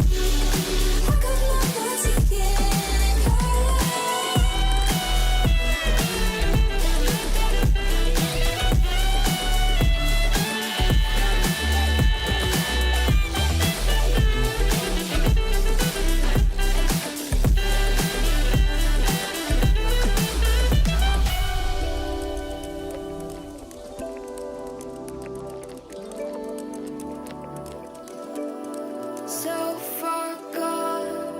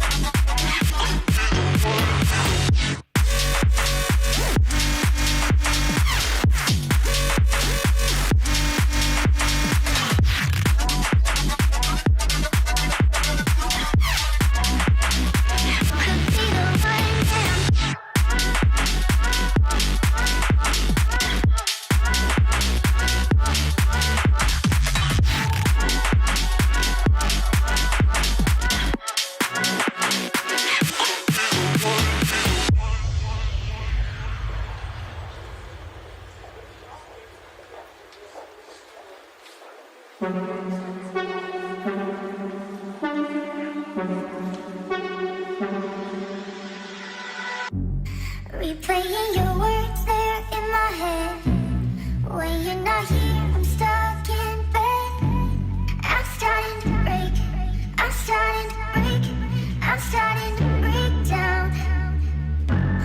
Watch all of the bullets fall to the ground. You took a shot and I'm yours now. But I'm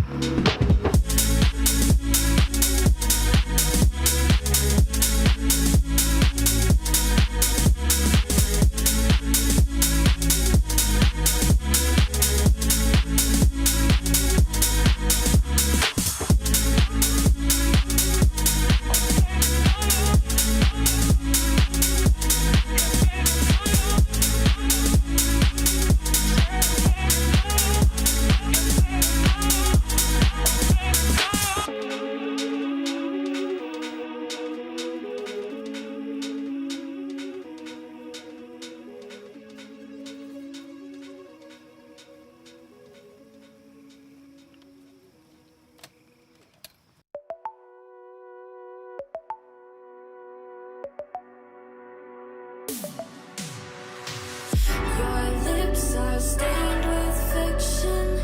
You always have your reasons, and I spell you rotten.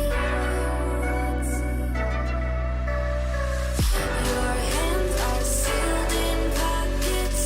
You fill them with your secrets. To you, I am nothing. I am.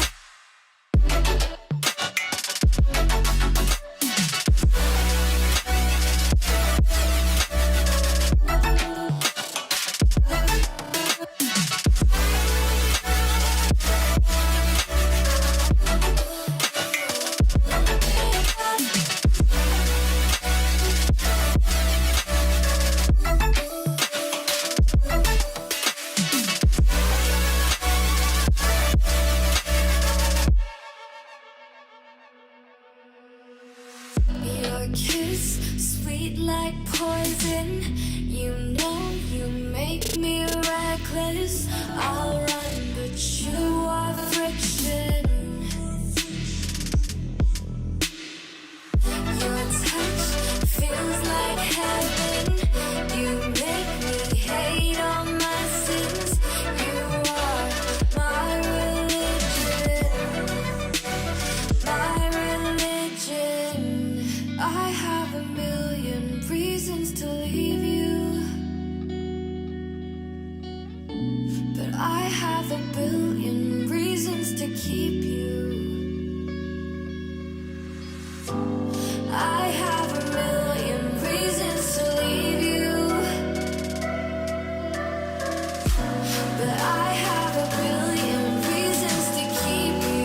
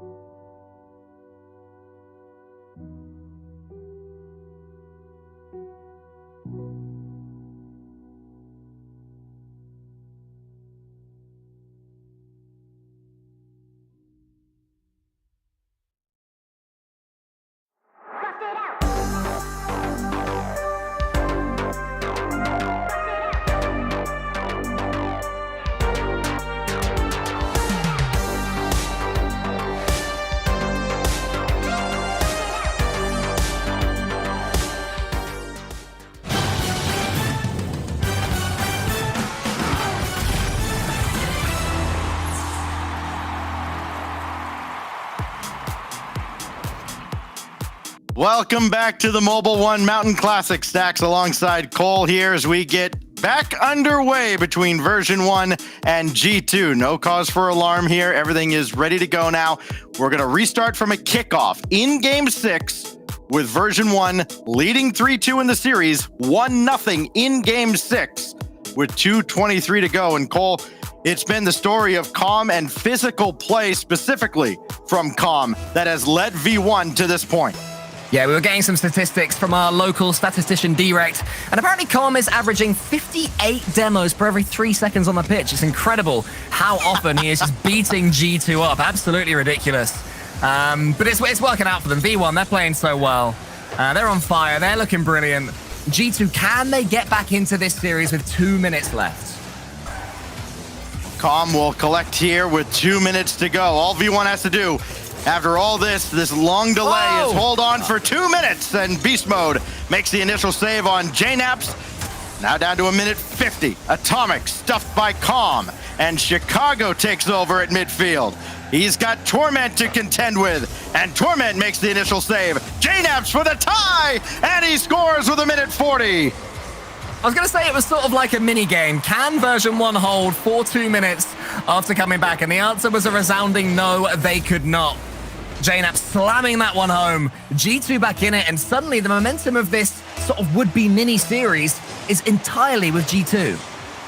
JNaps, by the way, his series leading 7th, make it 8th goal for G2. And he came in actually as the lowest scoring player on either side, only 7 goals up to this point. Here goes Beast Mode. Flip reset. Couldn't get by Atomic. Maybe Torment can. Atomic and Chicago hold their ground. And now Calm with the final minute coming up upon us here. Atomic in a bit of trouble, but he dances around Calm, and Beast Mode will bring this right back deep into G2 territory. Torment waiting for maybe one more heroic strike, but that's deflected away, and JNaps' second touch to the backboard and cleared by Beast Mode. Lovely couple of touches there from JNaps, and G2 are putting on their squeeze, but version 1 have broken through with that pass from Calm. Beast Mode can't quite redirect it. I think that was a genuine chance if Beast Mode could only have got there. But version 1 have just managed to wrestle back some initiative with 45 seconds left. Calm now picked his spot. No, Beast Mode's there with 38 to go. V1 back on top. Brilliant there from Calm. Look at that, just hovering in the air, waiting, drawing G2's defense in, and then taking it past them. Beast Mode, the ball falls to him, and it's 2-1v1. Calm credited with the assist there. Just add another notch onto an MVP caliber performance. Version 1, half a minute away. Torment downfield, and Atomic just barely catches up. Full tank of boost, but he couldn't use it. Now Chicago will outlet for JNaps. Atomic giving chase as well. We saw G2 play very defensive for a large part of this game. Now they have to throw caution to the wind. Doesn't matter if they concede anymore at this point. 13 seconds to go. Atomic, high fly over Calm. Chicago's there on target. No, it's wide, and Beast Mode clears. Down to the final few seconds. JNaps and Chicago down to their last lives, and that'll do it. Version 1 comes out like a house on fire and storm their way to the grand finals.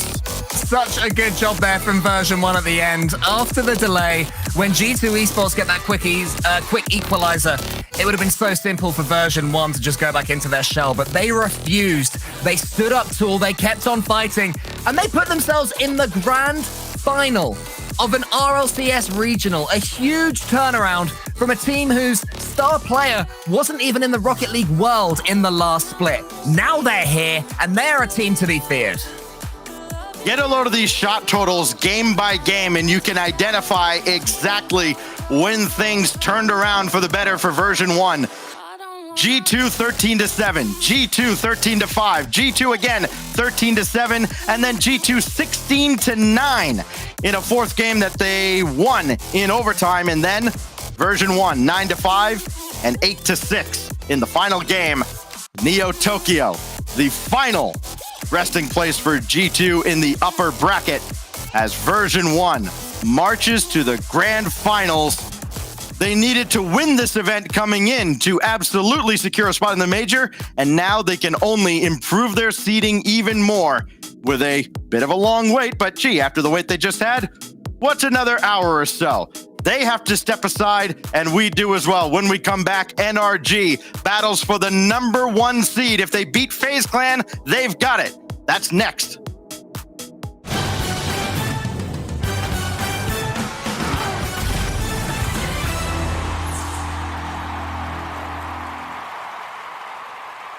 You know how some carriers give you so little for your older busted phone you just end up living with it? I don't think so. Verizon lets you trade in your broken phone for a shiny new one. You break it, we upgrade it. You dunk it, doggy bone it, slam it, wham it, strawberry jam it. We upgrade it. Get a 5G phone on us with select plans. Every customer, current, new, or business. Because everyone deserves better. And with plans starting at just $35, better costs less than you think. This might not be your car.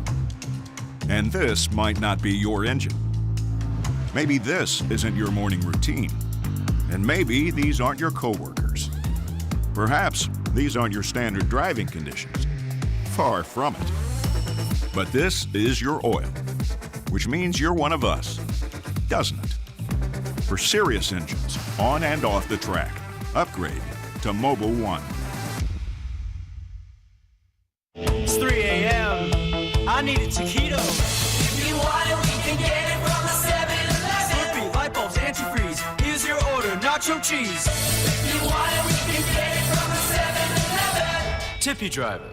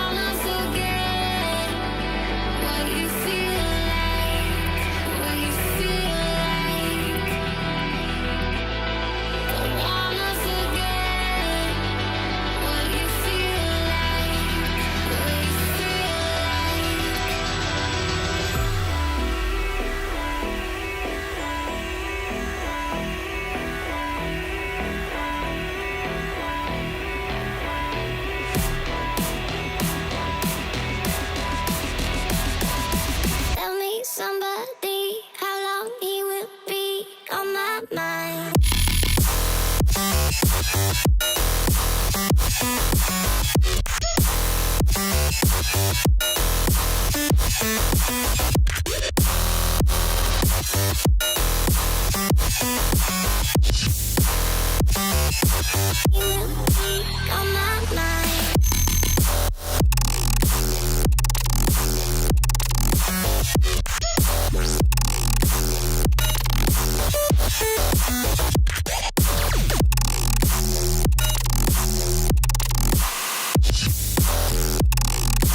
He will be on my mind.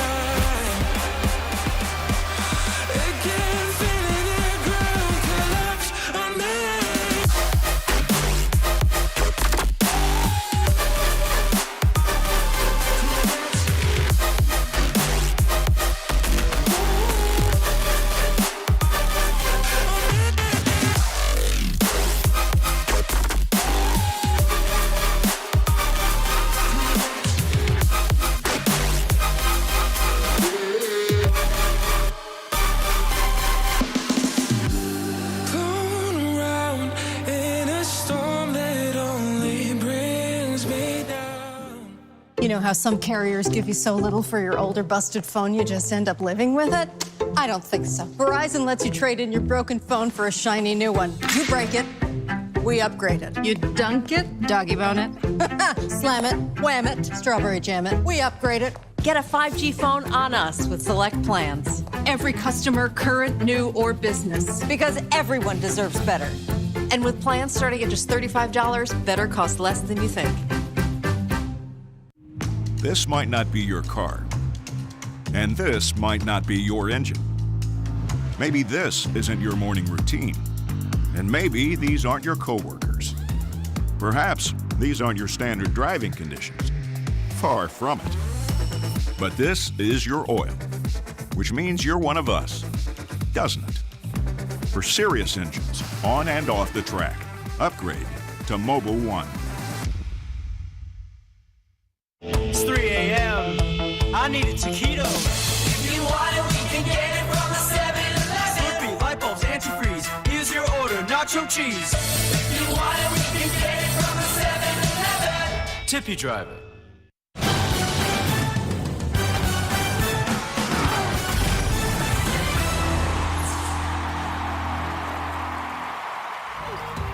Hello and welcome back to the Rocket League Championship Series presented by Verizon. This is the Mobil 1 Mountain Classic. We're on Championship Sunday. I'm Leaf alongside me. We have Gibbs, we have Kronovi, and we have Jorby joining the desk now. And Kronovi just got his first taste of what it's like to be an analyst and have to deal with being wrong.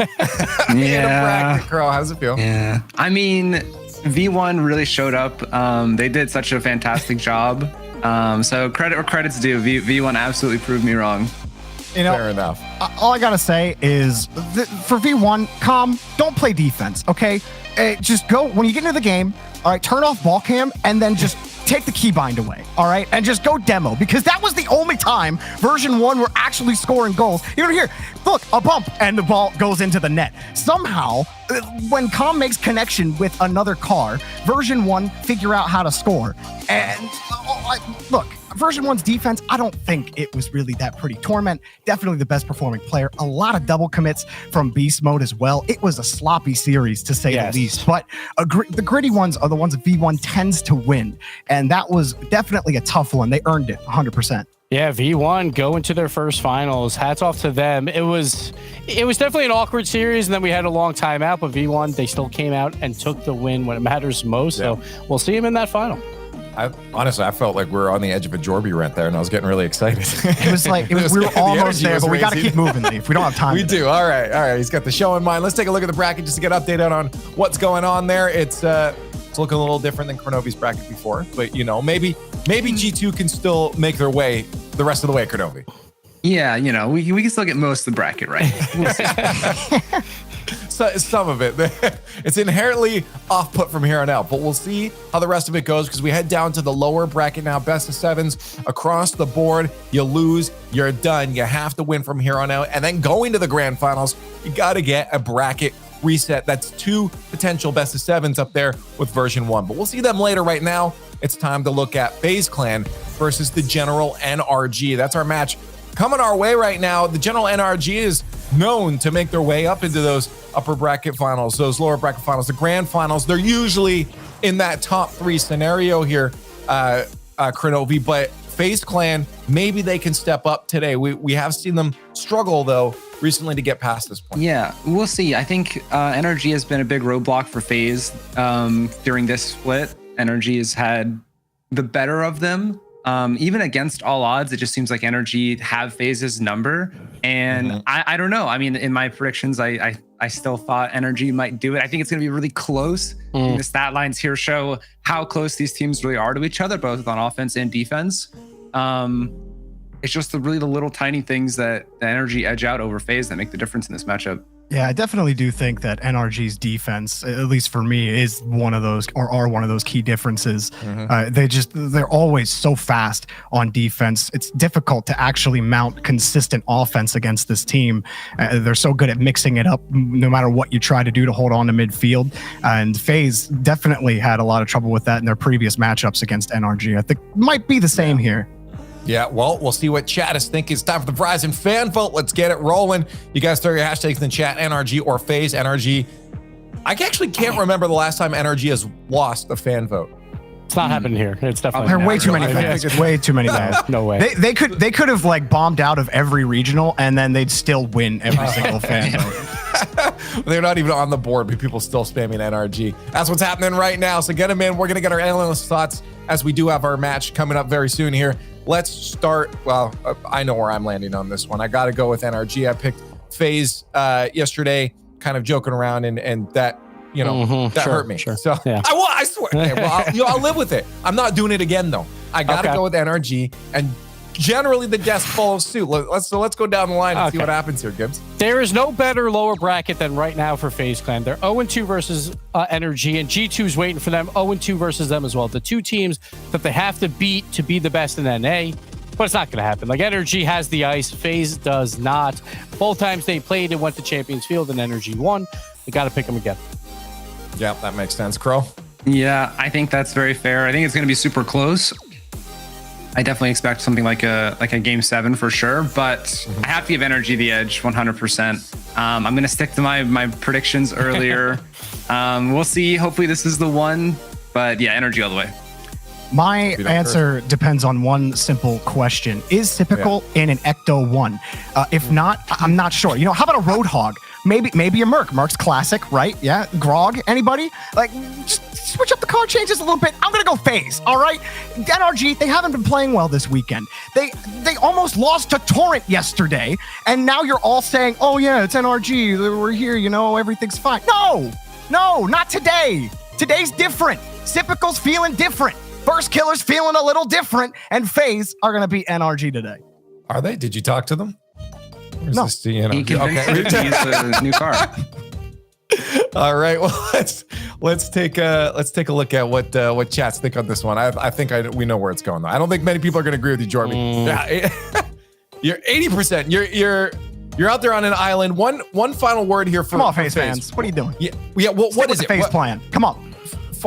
Let's get some thoughts, Jorby, because you got to defend this stance now. What is FaZe bringing? Feeling good doesn't, but being in a grog. What are we seeing on the field from FaZe that's going to be that difference here? I think that FaZe, they're so good on offense, just as good as any other team in North America. And like I said, I'm banking on NRG, not really in their best form this weekend. I think FaZe can absolutely take advantage of that. If they start early and strong against NRG, they're going to have some difficulty battling back against FaZe. And here's what I need to see out of FaZe, because we see this all the time versus G2, that they'll win a game 5-1, but then every 1-goal game they lose, and they lose a series 4-1. I need FaZe in those clutch moments to take down these good teams. We see it versus bad teams or teams that are worse, like maybe barely top 8.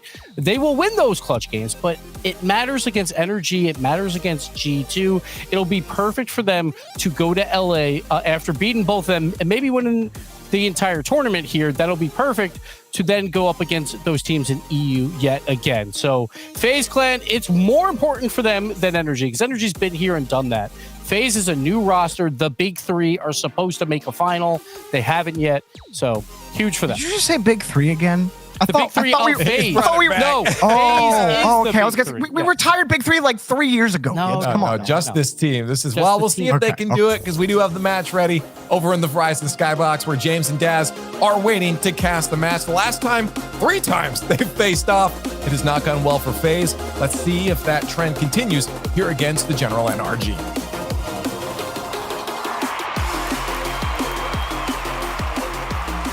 Daz, I think I'm with Jorby here. Gibbs calling FaZe the big 3. We retired that a long time ago. But, I mean, in order to even come close to the title big 3, you have to get one of these regional victories or even make it to the finals. As they alluded to, FaZe has fallen short against NRG over and over again as of late. Yeah, but this is going to be the best chance for them to get a victory like that, James. This is the worst NRG have looked all season, and FaZe Clan, they've been still kind of keeping at a consistent pace. We saw them yesterday against Oxygen. They looked strong. We'll see how they look here.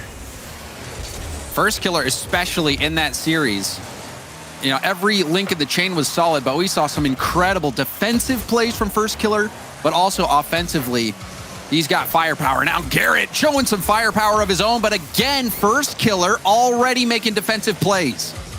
And you're seeing some pass plays. There's one to Justin. Good clear out, though, from first killer. Able to read the pass and move upfield. You're going to end up watching, again, both these teams with an incredible offensive outset. Looking at FaZe yesterday, did such a good job of being able to really shut down Oxygen. Again, LJ, he had like the second highest goal participation. They didn't even let him score that much or be involved. They're looking to do the same thing with NRG. NRG having a few chances. Now FaZe trying to make something work. Garrett's up. Double tap ball will be tough to take the shot. Doesn't make the read either. Does get the corner boost though. First killer. First touch, popping it up high. Garrett beats him to the ball. Typical now. Low on boost. Dodging one bump. But Justin able to push that up in the air. AJ first to it. AJ flip reset. Squishy can't get the ball. Excellent second effort from AJ. AJ will get demoed, but that effort from AJ almost lending itself to a scoring chance. Oh, the first killer still on top of it. You can see them trying to be aggressive. Lots of field control, but AJ struggled to hold on to that ball. Just came at it a little too quick. And now NRG will pass, looking for a quick shot. This will be able to help them set up some more offense. See Squishy looking for midfield for Justin. Still not being able to find the mark. Approaching the first 2 minutes. Melting off the clock. Squishy. Go towards net. Easily turned aside by Sipical. Another demo. We're seeing aggression from NRG. And Garrett letting that ball go. Squishy with a big boom. Awkward for the defense. Squishy, the low shot. And NRG will start things off with a goal. Oh, look at this. You see that backboard, no one there for really clear out. Sipical not having any boost, wasn't able to get to the ball, and Squishy just has a free net to shoot at. Good placement on Squishy NRG up. And also on the play, Garrett letting that ball through, allowing that big boom. That's what really set things up. NRG able to keep FaZe back. And we even saw Oxygen force a lot of defense out of FaZe. However, Oxygen just could not get the ball around first killer. NRG finding some success, but it's early on. Right, early on, we just hit the halfway point, but it's looking like an open net. It is. Squishy with that demo sets it up, and Justin will pick up the second goal. And not only was there a demo, but you see the lead block. Squishy going for the demo on the respawn as well. Justin with complete vision on the field. Knew all he had to do was put that on target. So we're seeing NRG's aggressiveness. We don't see them demo too often, but we have seen them do it before. They can turn it on and off really on a dime. And they're doing it so far in game one. FaZe gonna have to find an answer. I mean, you say they could turn it on and off. They needed to turn it on probably earlier on in the tournament because they end up putting themselves in this position, but now you are seeing them at least be able to adapt. This is the best they've looked so far, but even then, AJ getting aggressive. He's looking for Garrett. Pass middle, Garrett. What a read on the save. I love the pass from FaZe. Another double tap off the post. Low boost for Squishy. All he can do is pop it. Just an air dribble pinch attempt. Still not out of danger. Garrett with that lob, trying to slow things down. Justin out of boost. It's going to sail past him, heading towards net. Squishy stretches, gets there in time. Pass from first to Sip and a weak shot. And that one's going to pinch all the way back. Justin in a foot race. Won't get there in time. Another narrow miss for FaZe. The passing looking good. And there's another pass that's shut down from NRG. Man, it's not as if FaZe aren't coming up with really good offensive plays. It's just that first pass in. NRG just seemed to have a read on it. They've been able to block out many so far. Now they're passing. Justin and Squishy both up. Justin with the light lob at first killer. He's going to take this all the way. Good touch on Squishy, though, to give it to Garrett. As if first killer had any control of that ball, it would have been really hard for Garrett to make a save. And that's not the first time we've seen Squishy make a touch like that, rushing back. Look, he's doing it again. And yeah, trying to do it again, but first killer powering through. Still loose in front of net. And a shot. First killer racing back. Will get there in time. Trying to control it. You saw another boost steal from Garrett in the corner. NRG pressing. And FaZe just now picking up those 100 pads. This is going to be AJ with a full tank, geared up way early. making sure AJ doesn't get a chance to pull off any mechanical play. Uh-oh. That one might sneak in, and it will. First Killer catches NRG out. Yeah, First Killer diving towards this ball. You see Justin thinking he has some time. That first touch got away from him. A bit of a sloppy touch there from Justin, and First Killer never letting go a boost. Garrett mid-flip going for the corner. He had full faith in Justin. Yeah, that's what I was going to say. That's why they were caught out. No one expected Typical to get, First Killer to get that type of challenge. Now Typical in the air looking for another play. But NRG, they pick it up right back just like that. Garrett G now picking the pockets.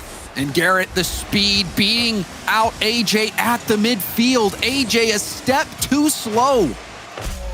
And it really does seem like the game plan for NRG starting things out was to just get aggressive, try to prevent FaZe from getting in a rhythm. Because FaZe, they seem like a very momentum-based team. They have all of the talent, all of the ability, and when they are running on all cylinders, it's pretty much impossible to stop them. So we saw the early aggression from NRG, more demos back-to-back from Squishy, and that has to be frustrating for FaZe. It does, because this game 1 ends, and it kind of felt like it breezed by just how quick these guys were playing. The general NRG, again, coming into this one, I think a lot of people expected FaZe to, open the series up. And NRG normally dropping the first game here, but a bit different. They came out with, again, everybody getting involved in terms of the goals being scored. And even with First Killer, getting all those saves, putting a bunch of shots on, it just seemed like they didn't have too much control of the ball. The possession wasn't theirs a lot. They were, quick offensive counterattacks, but then they would immediately go back on defense. And they did, but as you said before in the games, Daz, we saw chances for FaZe. And Garrett in particular was able to step up a few times, clogging the lanes, and also just making a split-second decision on where to go, recognizing the pass into AJ in the middle and clogging that lane for the AJ shot as opposed to committing too hard to where First Killer was. We saw some good decision-making from NRG, but also some excellent play from FaZe. They are close. If they can just figure out how to deal with this aggressiveness from NRG, we might see a different story, and it is a long road in a best of 7. But Daz, just for a little bit of context, NRG, they don't demo that much. Out of 25 teams, NRG was ranked 5th or 15th in demos per game. This is not usually something that they do on a regular basis. But like I said, sometimes they can just turn it on and use it as part of a specific strategy for a specific opponent. I mean, you go back to the group stages where NRG played against version 1. We're waiting in the grand finals. I mean, Calm in his demo plan was excellent. It was a big factor. NRG looked really bad on defense. And I think that they probably paid attention to that. And you can tell, okay, let's try to do more of that ourselves. NRG is really good at being able to adapt. And they know FaZe is going to come out and be aggressive. So it's just about matching that energy. And in a series like this, you really look to Sypical. Sypical was supposed to be the answer for this FaZe team. We've seen a lot of excellent play from First Killer so far, but in a big matchup like this against the teams that you have to dethrone, this is where Sypical's really going to have to earn his bread. Oh yeah, this one is definitely one where FaZe, you can tell they really want this victory, especially Sypical. Think back to the last time they played the reverse sweep, Typical that open net in game 7. Making up for that and bringing FaZe as close as they can to a regional win is something, I mean, this is just part of the obstacle taking down this team, NRG. Rebound out to Justin, a good save from AJ. NRG setting up another siege. A miss from Sypical and an open net for Squishy. What on earth happened here? And that's what I'm trying to figure out. Typical has 100 boost, and he just completely misread that play. Squishy will put it in. But yeah, you're thinking that one should have been saved. That is a Fields backflip, man, if I've ever seen one. And that will be the only goal of the game so far, coming off the back of a mistake from Sypical, the one player that we were looking to step up. So a rough start for Sypical. FaZe now battling from behind. Back pass. Sypical, again a weak hit. AJ able to get the challenge. First Killer. Off to the sidewall. Garrett there. Goes right for net. AJ with the block. Double tap from AJ. Will get it past the defense. Now Justin That hit gives up the ball to Typical, pass into first killer, and the shot is just off. And we've seen that a few times now, Daz. FaZe making the right passes, but the shots, they're just not falling. Yeah, but that's first killer. First killer should be able to hit those. You don't get those opportunities too often. NRG's been really good on defense, at least earlier on in this series. You have to be able to hit those types of shots. And you saw Justin, he's been struggling a bit with his first touches. That touch off the backboard was right out to Typical. It set up that attack, that shot. But FaZe were not able to take advantage. Garrett now on the flip reset. Weak hit from Sip. Backboard pass, first killer with great speed. Now Typical with full boost. Justin, oh, it looks like he passed that over to first killer. Uh-oh. This could be a big one. Typical trying to catch up to it, but AJ's there. He gets there first, just about beating Justin. But, man, even Typical, I mean, he tried so hard to get into that play, and he's still trying to look for demos, get boosts. He can't do anything. Wow. First killer trying to get the double, but Justin with the read. Maybe a chance for AJ, but Squishy gets the block. First killer and AJ working together to get some good looks on net, but the NRG defense stepping up in some tough spots. You saw Justin preventing that double tap from first killer, and then the block on the pass back from first killer. FaZe, they just need these shots to start working out. They've had chances. Typical air dribble down past Justin. The 50 looks pretty good as well. AJ with the back pass. Confusion on the FaZe back line. First killer recovering. Around one, full boost. Mid pass to Typical. Typical, a light hit. And the shot will be good. Typical with redemption. Oh, this is so good from Typical. Look at this light touch. Keeps the ball close. Sees Squishy's awkward and plays it past him. Smooth by Sip. And Squishy needed to challenge that early. You saw he got caught in no man's land. Typical had him dead to rights at that point. Squishy could only watch. Typical with a tying goal, and that's massive for FaZe. Now a go-ahead chance, and that's blocked again by Squishy. Oh, I like the Garrett to Justin. But defense here set from FaZe. Looking for another chance. They have to make sure not to get too antsy. We're seeing, again, those double commits and even a whiff there from AJ. He makes up for it from that side touch, but Justin's going to pick up possession. You see Squishy even hassling the back line. Didn't get much. That second touch, Squishy being 50'd by first, and somehow Squishy gets that out to the corner. Under a minute left to play. Justin out of boost, doing everything he can to get behind that ball, but FaZe knew he was out of boost. Let that bounce right back to him. Demo. Squishy, hungry for those rotating back demos. Yeah. They have to be, NRG have to be really careful here because FaZe will let them use boost and just take the ball and play a 1v2 if need be.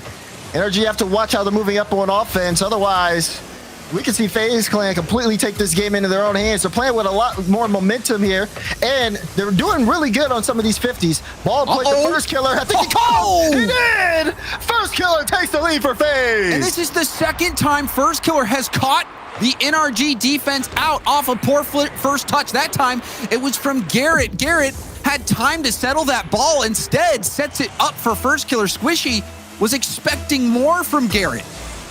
First killer, that punish, that was massive. Taking matters into his own hands. And now AJ looking for insurance. Won't find it. Justin to Garrett. Garrett off the ceiling. We'll leave it. A light touch over to the side. Will give Squishy a chance. Backboard bounce. No one's there for NRG, and FaZe win an important game 2. Yeah, and it really comes just from good reading on the field. First killer catching out NRG, pushing that one into the net. You have to really understand, like, there's a lot of speed happening on the field, and sometimes there's small miscommunications that can lead to making or breaking a game this close with everybody and showing just amazing mechanical prowess. You look at Typical especially, like he did really well this game, 519 in points, and the solo effort as well as being able to set up first killer. That type of play is immensely important for FaZe Clan, and it's why they're able to tie it up in the series. And also important is the fact that Sypical recovered from that egregious error. You don't see too many times Sypical make mistakes like that, or really anybody at this level. Those backflips on the wall when you've got full boost, you don't expect that. So for FaZe to not lose that game, and for Sypical to have that 1v1 play and get that goal, and for FaZe to get this win despite that rough start, that is massive for FaZe Clan. They've had some good looks. They've been falling just short, but that time fighting through. And First Killer, you have to watch out for him at midfield. Another shot blocked, Garrett clogging the lane. But we've seen First Killer, his positioning, his speed there to punish NRG, and another close call there for NRG. Squishy getting the save.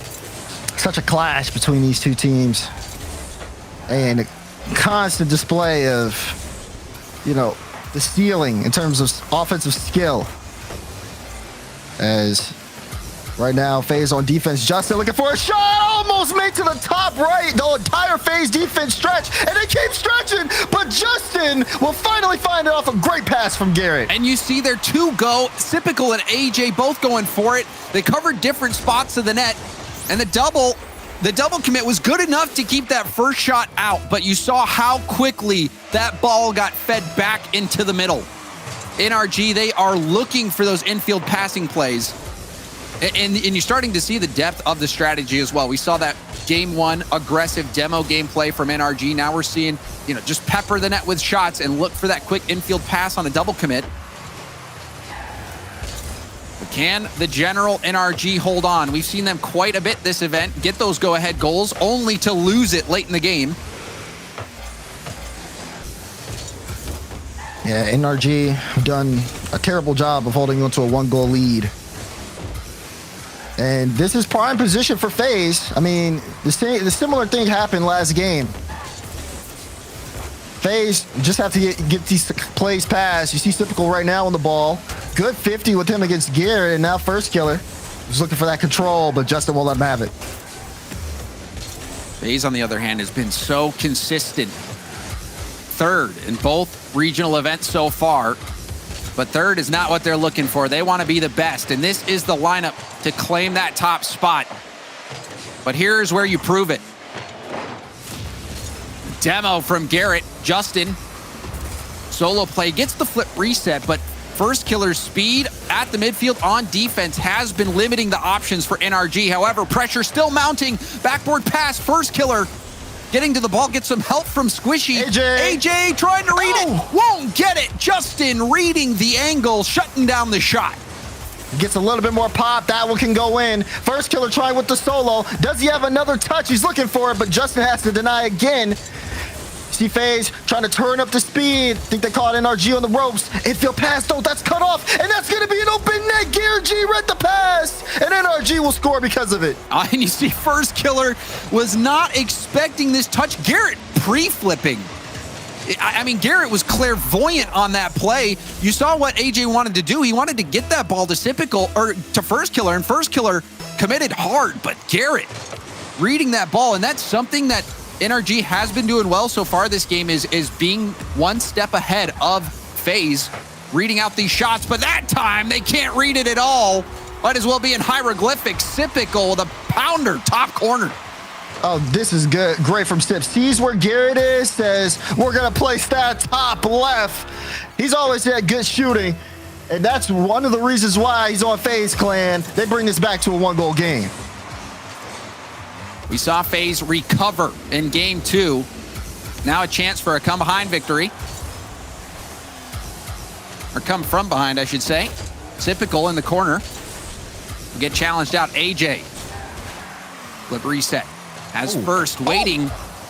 But went for shot. Now a pass. No way. Cut out by Justin. FaZe taking some risks, Daz.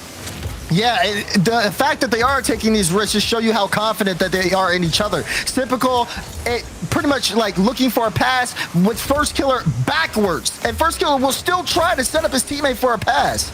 Like, this FaZe Clan roster definitely understands the individual potential that they have, and they'll do the best they can to set each other up. Even this one, as First Killer tried to get a read on that ball, but it will be Sypical who's credited with the shot. AJ recovering off the ceiling. Gets a bump on Justin. Garrett taking it to the ground. Pass first killer. Sypical. Pressure on him. Off the corner bounce. First killer panic touch. He's low on boost. Trying to get it downfield. Sees Sypical, but Justin will tap it over to Squishy. First killer to AJ, who's already on the wall. Justin back down the sideline. Sypical, hard first touch. He'll give up possession. Garrett will have another touch. Beats first to the ball. AJ can't get back in time. Garrett, seeing first killer go for it and went right for net. Let's use that extra boost to get the touch over first killer, and even AJ wasn't ready for it. Garrett G, this is probably the third goal he scored where he has just read FaZe's play and pushed it past him every time. And that a perfect example of that extra little bit of power using directional air roll to get the extra momentum into the ball. That made all the difference there. Now another scoring chance, but that's blocked aside by first killer. AJ, first touch, gets away from him. Justin, double tap.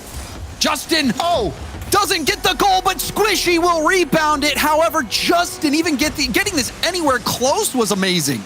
Yeah, this actually, we almost thought it was going in. Bounced off the post, Squishy's there to clean it up.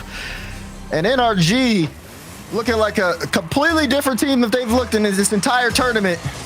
This is a big game for them. It is indeed. If NRG wins this series, they clinch the #1 seed. First killer trying to prevent that from happening. We'll get one back. 40 seconds left. 2 goals are what they need. Yeah, FaZe aren't going to stop until that clock hits 0. Good redirect there from first killer. AJ to get the quick pass, but they got some work to do. Clock's against them. Time winding down here in game 3. FaZe, they showed their grit and determination in game 2. It's being tested again. AJ fighting in the corner. Sypical towards net. Justin will hit this off to the side. First killer. The tip up to AJ. AJ with a look. Couldn't read it off the crossbar bounce. That was a chance. You saw AJ not quite sure where it was going to bounce. That's the trouble with those ones hitting off the crossbar. He'll try again. He's up. Light touch. Justin will get the read. And man, you think FaZe should have got that one even? That shot blocked out. Wow. NRG closed the door on game 3, but FaZe knocked it out to the last second. And NRG showing that they're comfortable allowing these shots. And we've seen it all series long where FaZe will get the passing play. They'll connect on the shot. It will be on target, but someone from NRG is there blocking it out. Really, though, that last shot from AJ, that was a chance for FaZe to get back in it, hitting off the crossbar. AJ trying to split the difference because you don't know how far down it's going to bounce sometimes. And the bounce getting away from him. FaZe Clan lose by 2. Yeah, and it's really unfortunate for FaZe because it's like they definitely had everything it took to get back into that game. I mean, you saw the pass play. AJ looked like, even though the ball was going to bounce off the crossbar, it looked like he still had a read on that. And after that play, FaZe still offensive pressure, had the ball on NRG's half. I think that even now, with NRG up by 1 game in the series, it really just doesn't matter. There's a chance FaZe totally turn it around. And I think you just go back to what we saw, those really tough passes that first killer was trying to make to set up Sypical and vice versa. These team looks out for each other. And that type of play is what's going to keep you in the series. The big question in my mind as well, Daz, is can NRG keep making these saves? These have been quality shots from FaZe, but the saves coming out from NRG, pre-jumping a lot of times, they have been able to keep FaZe at bay. So we'll see if there's some fakes or how FaZe adjust to try to get around this defense. And there's another mistake from FaZe on defense. Squishy, he'll take that one. And this was just, again, you can see the miscommunication. First killer expecting the ball to go to his left. AJ didn't have any boost and just completely thrown off Squishy there to just follow up off of the initial challenge. And NRG will take it. And that is another defensive mistake from FaZe. We'll see if that is the difference in game 4. And like you said, you pointed out, first killer was playing the touch. He was expecting AJ to at least get a piece of that ball. Nothing happened. An easy goal for NRG. Sypical getting bumped by Garrett. Typical staying in the play on low boost. First killer lobbing it towards net. This will be a quick counter. Justin. Yes, a boost. Will he have the second touch? No, it's back to Garrett. Squishy jumping in front, letting Garrett stay back. We'll see if that works out for NRG. Squishy. The backboard. AJ. Up in the air. Garrett using up everything he had for that play. AJ first touch around Garrett, but two go. Sypical and AJ both in the corner. Trying to recover. Infield pass. Squishy will have space. The shot will be wide. Pressure still mounting. Infield pass caught by Sypical. We've seen a few double commits from FaZe as well, Daz. The defense not looking comfortable in this game.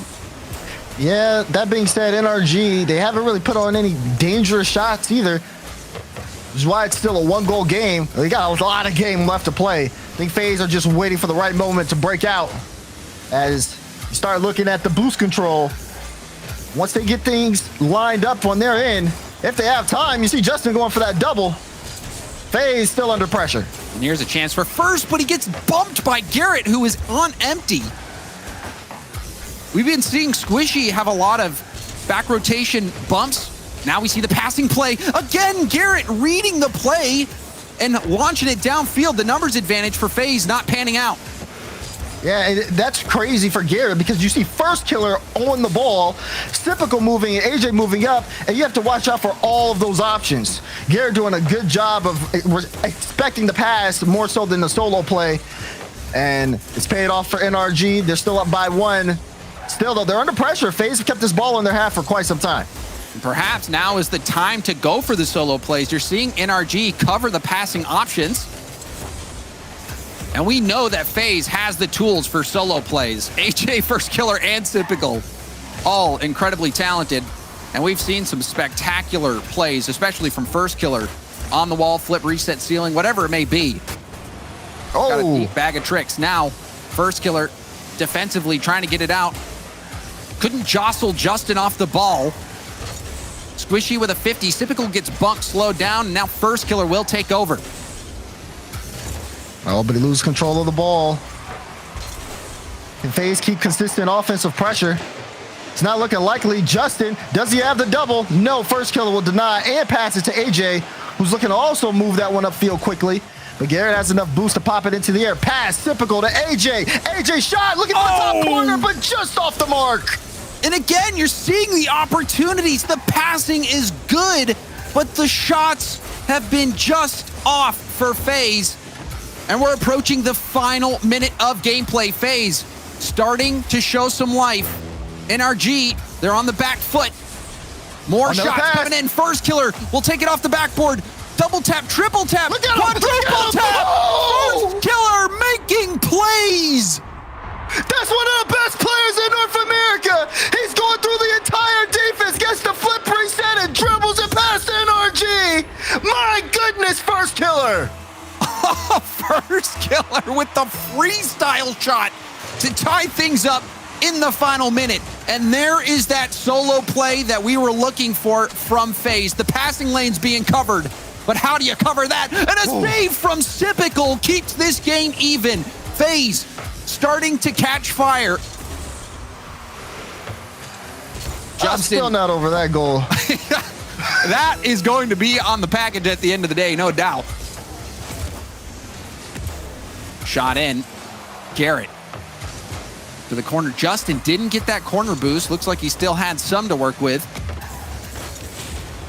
Demo and a pass up. Squishy off the backboard. It's bouncing down. The challenge again. Squishy gets bumped on takeoff. Sypical had the read anyway, but it gets away from him. Garrett looking for the corner. First killer will be there, and he booms it downfield. Squishy tapping it down to the ground, and we've got overtime in game 4. That read was crazy. Squishy went up the sidewall. Squishy and Garrett did. As soon as I saw first killer go up, Squishy goes backwards off the ceiling to kill the ball. And now here we are in overtime. Man, we're being treated here in this series, James. And this is really where you feel the series will be made or lost for FaZe. Justin looking for a bump on AJ. Sip with a pop. Garrett back to Justin. Justin Off the ceiling, going for the backboard, and Sipical had the play read. Well done. Good defense from Sip and FaZe. Now the pinch finds its way to Squishy. Garrett wanted to get the demo. Now a shot back. Justin will have to buy tons of time. Sipical, the pass in. The shot off. Rebound to AJ. And that's a weak shot to the low corner. FaZe with a game-winning opportunity, and it slips away. They're not done. We see First Killer do this. He has to flip. It's going high. Garrett G. Great save from him. And RG making their last stand defensively. FaZe breaking them down brick by brick. AJ off the arc. Justin trying to clear it, but first says no. The 50 on the goal line. Justin with the hit. Can't get it out. Sipical will end it. Game 4 goes to FaZe. Unbelievable pressure put on NRG. FaZe just wouldn't give up as soon as they got the ball on their half. It was constant assault of shots. And FaZe Clan pushed forward to tie up the series. Oh, what a treat this series has been so far. The general NRG ran away with game 3. Early on, you saw another mistake from FaZe, and you're wondering, is that going to be it? No. FaZe Clan, the leader, undoubtedly. First Killer. That quadruple, I might have even been a pentatap. We'd have to take another look at it. That was such a huge play, and here it is. Looks like he even got his foot reset on that play. Yeah, he did. Oh, my First Killer in these tough moments. He is really making a name for himself, and this is the series. They've placed third both times. They're playing for that second seed, which might make all the difference when you're going to that international major. Seeing how strong these teams are from the other region, every bit of advantage that you can have helps. If FaZe win this, they'll be playing G2 for a chance at that second seed, which might be what they need to make a deep run at the major. And also just the chatter. I mean, whether you're looking on Twitter, Reddit, Twitch chat, YouTube chat, whatever it may be, FaZe, they don't want to build a reputation as that third place team, the team where the hype was not delivered. They want everyone to believe the hype and show that it's justified. In that game, that really has done it, but they need to win this series against an NRG team that has proven to be clutch time and time again. I mean, you talk about proving to be clutch. NRG seemed like a bane in FaZe's existence. And I think this series means much more than, you bring in a lot of points here. Talk about major implications, but I think it's just, they just want to beat them. Like, plain and simple. They just want to be the better team for once. And I don't blame them. Oh, and another infield pass, AJ. Lovely look. And Sipical didn't make contact. So Sipical, he's had some ups and downs this series. Still time to shine. First Killer has been shining bright. AJ making plays as well. Good ball movement. But offensively, they got to start dropping for FaZe. And they had so much pressure at the end of the game. You could tell the momentum shifted significantly, Daz. Yes. I mean, when FaZe are on offense and they're comfortable, it just seems like NRG cannot get 2 touches in their own half without someone from FaZe being on the ball. And then on top of that, when FaZe do get the ball in possession, they're always looking for someone, and someone's almost always there. It's one thing to pass it. It's another thing to pass it to someone who's there to put on a good shot. Like, that is a level of play FaZe are able to boost. Management's been great. The rotations are solid. They have everything working for them. They got to just close out some of the games. And that's why we're sitting here at a tied game 5. Defensively, though, we've seen a few mistakes out of FaZe. We'll see if they clean that up. So far, so good. This one, another tight one. First 2 minutes, coming and going with no goals. AJ with a demo on Garrett. First Killer, backward pass, awkward for Justin, but he still makes the read off the elbow of the ceiling. Squishy with an over to Garrett. You saw the demo from Garrett and from Squishy. Garrett getting help from Justin, who was looking for a bump on the back wall, and now tons of space to work with. Justin, Garrett working together. It's behind Garrett. Squishy taking over the play. Sipical with a key play will buy some time, and now FaZe break out. And NRG are pulling up with some good offensive strides, but it's always someone a little off, and Garrett G had to be on for that touch.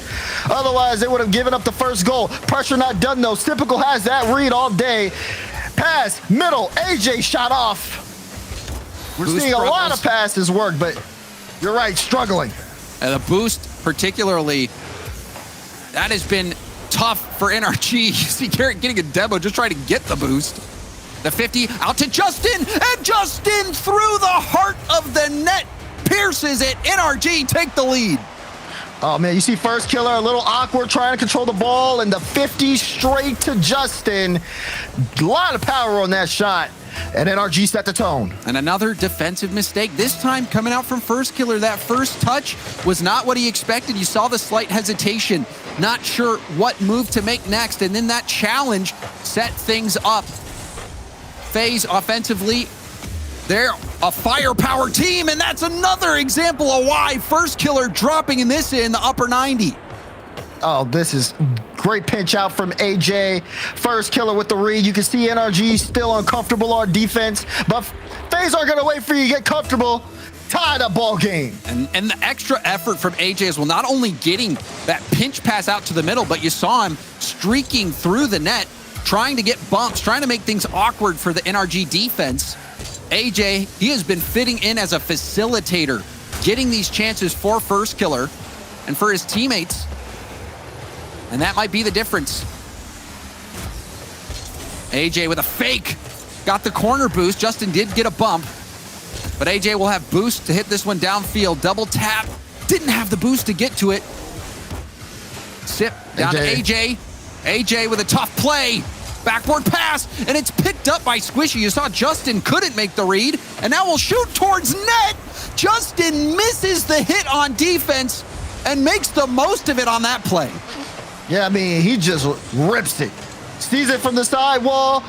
Test First Killer. Are you in the right spot? Let's make sure. And First Killer couldn't make contact in time.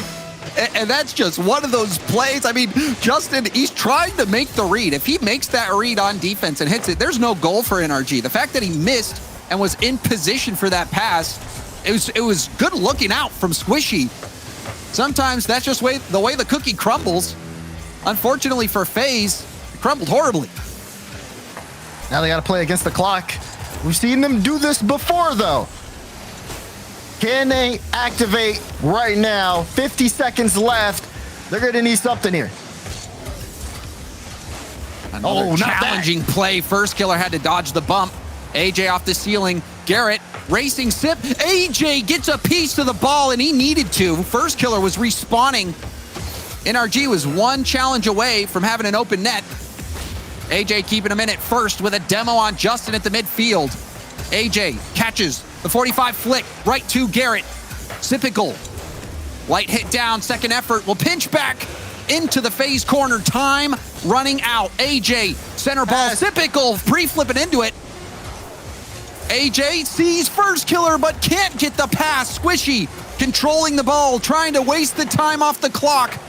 Sipical, he catches Justin out. Justin, oh, Justin, he gets lucky there. That was a heart-stopping moment. Justin almost scoring it on his own net, but it goes crossbar down. Do you believe that, Daz? No, I don't. That, you said it yourself. That one was, it was lucky, James, because FaZe had everything set up. First Killer was at the back. He was looking for the demo.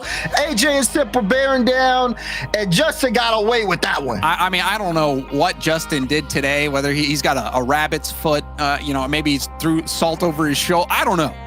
But whatever he did, it's working, because you even think back to the defensive play, misses the hit on his own backboard that leads to that counterattack goal, and then that last play very easily could have owned goals, but managed to keep that out. That was as close as it gets for NRG. They are thanking their lucky stars that game ended when it did. You saw Justin get caught out on that last play, surprised by the 50 from Squishy trying to control it. So the general NRG now move to match point, and they're pretty good here on Neo Tokyo, but FaZe, we've seen their potential, Daz. We've even seen them bounce back from adversity, but this is it for them. They've got to win it. Otherwise, their journey here at the Mobil 1 Mountain Classic will end. That's right. Do or die time for FaZe Clan. And they have everything set up here. First Killer, free ball. Tries to 50 that. Doesn't work out. Almost. Squishy will maintain control. Just took a little too long for that play to execute, and now it'll go the other way. AJ staying behind the ball. Typical hot on his tail and gets demoed. Typical spawning same side as first killer. Will have to find his way back into the rotation. Justin, round one. Good challenge from AJ, but Garrett there to win it right back. Justin's going to stay upfield. Looks for the shot. Justin looking for an impossible angle, but now FaZe leading this downfield. AJ looking for the pass, and that's shut down. AJ's still going to pick it up. AJ, been a big proponent if bringing the ball upfield for FaZe. He's been able to get the ball past NRG so many times. And even there with that cut, going to give them a lot of room, forcing NRG to stretch on defense.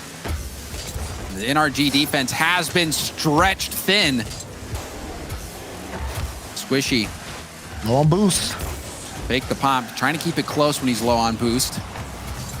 First. Got by him. All of FaZe Clan were around that mid boost at the same time. They're not afraid to bunch up. They're not afraid to commit, but we have seen a few double commits that have bitten them. Comms have to be perfect. There's a back pass. Oh, they have NRG on the ropes here. Like I said, NRG been low on boost for a while, and it's been some desperate clears. That one comes out, and Garrett will get a demo. That should give them some space for now, but they still can't get the ball out as first killer and AJ now bearing down on NRG, looking for a way in. We alluded to NRG being good on Neo Tokyo. Just how good are they? Well, they're 10-3. The only two teams to beat them were FaZe and G2, though. So if you're a FaZe fan, you know your team does have that in them. And they have to get this win. This has been a long drive for FaZe. I mean, they've been in the half for at least like a minute, just constantly taking turns. And first killer, if you give him a free shot, look what he does with it. Standout play. Who else but first killer? The solo play, yet again, unassisted. He's elevating his gameplay. FaZe Clan. Who will step up? Well, so far it's been first killer, but he needs help, Daz. We approach the halfway point. Right. For first killer, plays like that are automatic. But now, FaZe have to maintain the lead for the second half of the game. Off that kickoff, NRG were able to get some presence upfield, but now they're back on defense. And another awkward play. You saw typical bump first killer on the goal line. Garrett playing the 50. NRG now on the prowl. Typical upfield. Oh, it was an open net. Justin didn't recognize it quick enough. Could have gone straight towards net. Now the infield pass cut out. AJ with the demo and the 50. AJ already airborne pinch pass. Getting this out into the middle, and we've seen how good AJ's pinch passes are. AJ. Here's again. Taking the flip reset. AJ, you said who else was it going to be? AJ rises to the occasion. Don't give him the space. Look at him work. Look how he saves that last touch until he sees Justin go up and makes the net open. If there's anybody who can create as well as first killer, it's AJ. 2-goal lead for FaZe. Love the creativity out of AJ, masking what he was going to do, waiting until Justin bites. FaZe keeping NRG scoreless. Looking to make NRG add another loss, just the 4th out of 13 so far. And the shot from Squishy, it finds its way in. NRG, after a short amount of pressure, able to get the goal. You said it, short amount of pressure. Justin saw an opportunity with the free backboard, and Squishy placed that perfectly because FaZe covered every other inch of the net there was. And now it's a 1-goal game, and you gotta start looking at that clock. 1 minute and 9 seconds left. Squishy will rip it towards net. First killer deflecting it. Typical trying to get to the ball. Garrett again taking the shot, testing first killer. Typical gets beat to the ball by Garrett. Garrett going for the pinch, did get it out of Typical's hands, and now you see the panic. Double commit from FaZe. Justin with the corner boost steal. Garrett backboard pass. Typical up to first killer with a chance. Ceiling double tap ball, and that's going to be blocked by Justin. Back-to-back plays in transition. Wait, Justin plays that off the crossbar. Squishy tries to go low. It's a free ball. Justin can't get there in time. It'll be 50'd out. NRG are trying not to give up here on offense. They're turning things up, but FaZe have been matching them every step of the way. FaZe have to survive for a few more seconds before we see game 7. And that's a miss! First killer with the goal line block. He denies Squishy. AJ. 5 seconds. Now Typical. Final chance for NRG. Garrett off the backboard. No way! It hits crossbar. It goes down. FaZe Clan this time finding some help from above, and we're going to game 7. This series is giving us everything, James Bot. We've seen first killer step up. We've seen Typical facilitate. We've seen NRG come back late. And we've also seen FaZe push the limits. Now we get into a final game 7. I cannot believe it. Oh, baby. This is what you live for. Game 7, NRG and FaZe going head to head. It has been a battle back and forth. Some huge moments. AJ stepping up this game. That play against Justin, the one right here, making the flip reset, getting that touch pass. That was the game-changing play for FaZe. And those types of plays are gonna what brings this to this hype moment that we have here. Because when you look at it, like I said, everything that these players have going into this match, what matters for these teams, #1 seed going into major. And just for FaZe Clan, I mean, they are sick and tired of placing 3rd or lower. This is a statement series, and it's going the distance. I'm loving it. It has had everything. This is what you live for. The final game of the series, game 7 here on Champions Field, brought to you by Mobile One. It's all about that start. FaZe did really well against Oxygen with those kickoffs, but NRG definitely prepared for them. Whoever loses this, their tournament is over. And they're just gonna have to wait for the major, as this one's already started off with NRG pressure. And this is where reputations are built upon. Both of these teams, Titans of North America, already going to be playing in Los Angeles at the Winter Major. Oh my goodness, Typical. Almost able to force that past Justin. A lot of people are going to be looking at Typical in this game 7.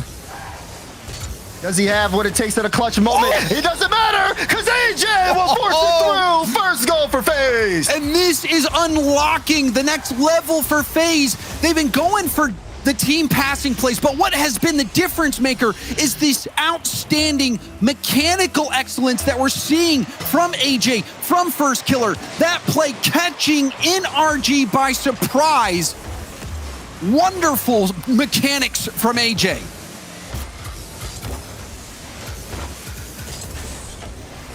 AJ again, he won't make contact on that ball, but Typical will have a back pass. Tons of possession for FaZe. Sip launching that back towards net. Double commit from NRG. Now a chance for AJ. Goes for the backboard pass. Typical beat to the ball. First Killer with time. Hits AJ on the sidewall. Back to the middle. First Killer panicking a bit. There's a demo. The shot will be high. Rebound to Justin. And Justin will tie it up for the general NRG. And NRG explode when they get an opportunity. You see Squishy with the demo. Justin so quick to dust Typical to the ball. And it's that little extra second of speed that makes a difference. We're back tied up. Unbelievable there from Squishy, recognizing that demo opportunity. And again, NRG not the biggest demo team. However, they've utilized it well against FaZe. Garrett with the challenge. AJ beating Justin to the ball. Typical trying to wave dash to that one. Justin half flips back, looking for the pass, but First Killer will get control, setting himself up. Flip reset perhaps, yes, double maybe. Still getting touches on the ball. And there's a pinch from Typical up on NRG's backboard. Missed double tap. First killer making things difficult. Now a pass. Garrett backboard. And first killer trying to hit this to safety. Justin with the 50. First killer with the mid boost will move upfield. And a miss from Squishy, but Garrett's there to help out. Garrett going low underneath Sipical, and now AJ taking it airborne. Another solo play chance. The air dribble. AJ will get blocked out by Justin. So close. You don't want to see AJ with a free ball like that. He's been able to play it past NRG plenty of times this series. And NRG trying to hit him with a counter. Halfway through game 7. It's anybody's ball game. NRG trying to force one through, but now it's typical. He'll leave it for AJ. AJ will pick it up. Air dribble bump. And it in. A block on the goal line. Another one blocked out. And NRG, hold on. What? Garrett was waiting. AJ did block out the first defender, but Garrett, the patience to wait. He denies the goal. From ball cam, it looked like it was surely in.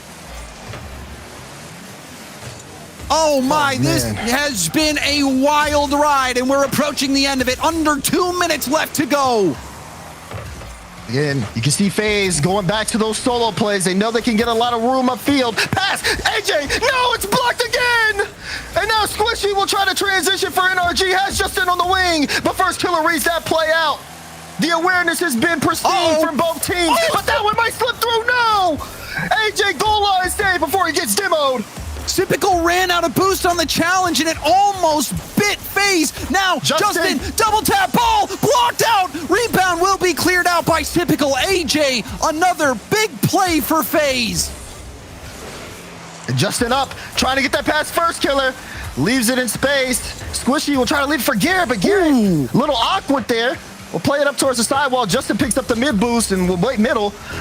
As the ball does go there, NRG will be able to play with the possession. They have FaZe on the ropes here. FaZe are just letting this ball hang in their half, and Justin might do it with that shot. Sipical just gets there in time. And Sipical, that was an incredibly dire moment, making the defensive play. We've seen him struggle at times, but he's keeping it clean. And now the counter chance for FaZe. AJ has a rebound out to first killer, but first killer with the mistouch. Now Squishy will leave it for Justin. Justin, airborne, flip reset.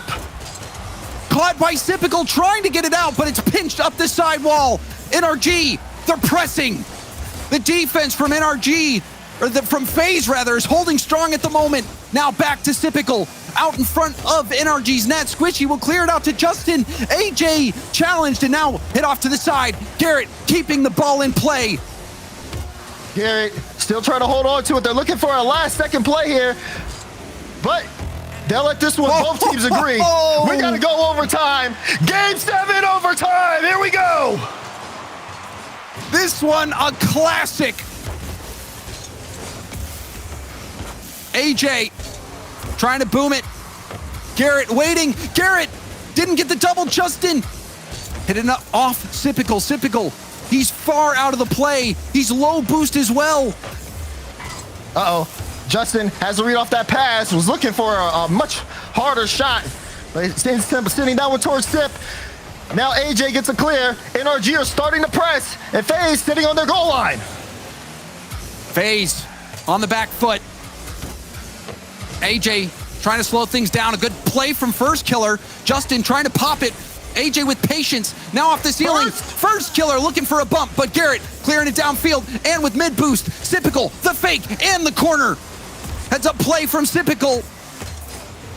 Oh man, now you see FaZe starting to turn it around. AJ has a lot of room, and the shot gets blocked out. Got sent towards Sip. It's like these teams trade drives of possession back and forth, and FaZe in the driver's seat right now. Sipical, the flip reset pass attempt. AJ waiting, double commit from the general NRG. AJ trying to get this back middle. Garrett doing everything he can, and now Justin trying to find him. First killer has to abandon the ball, set that up for a squishy clear.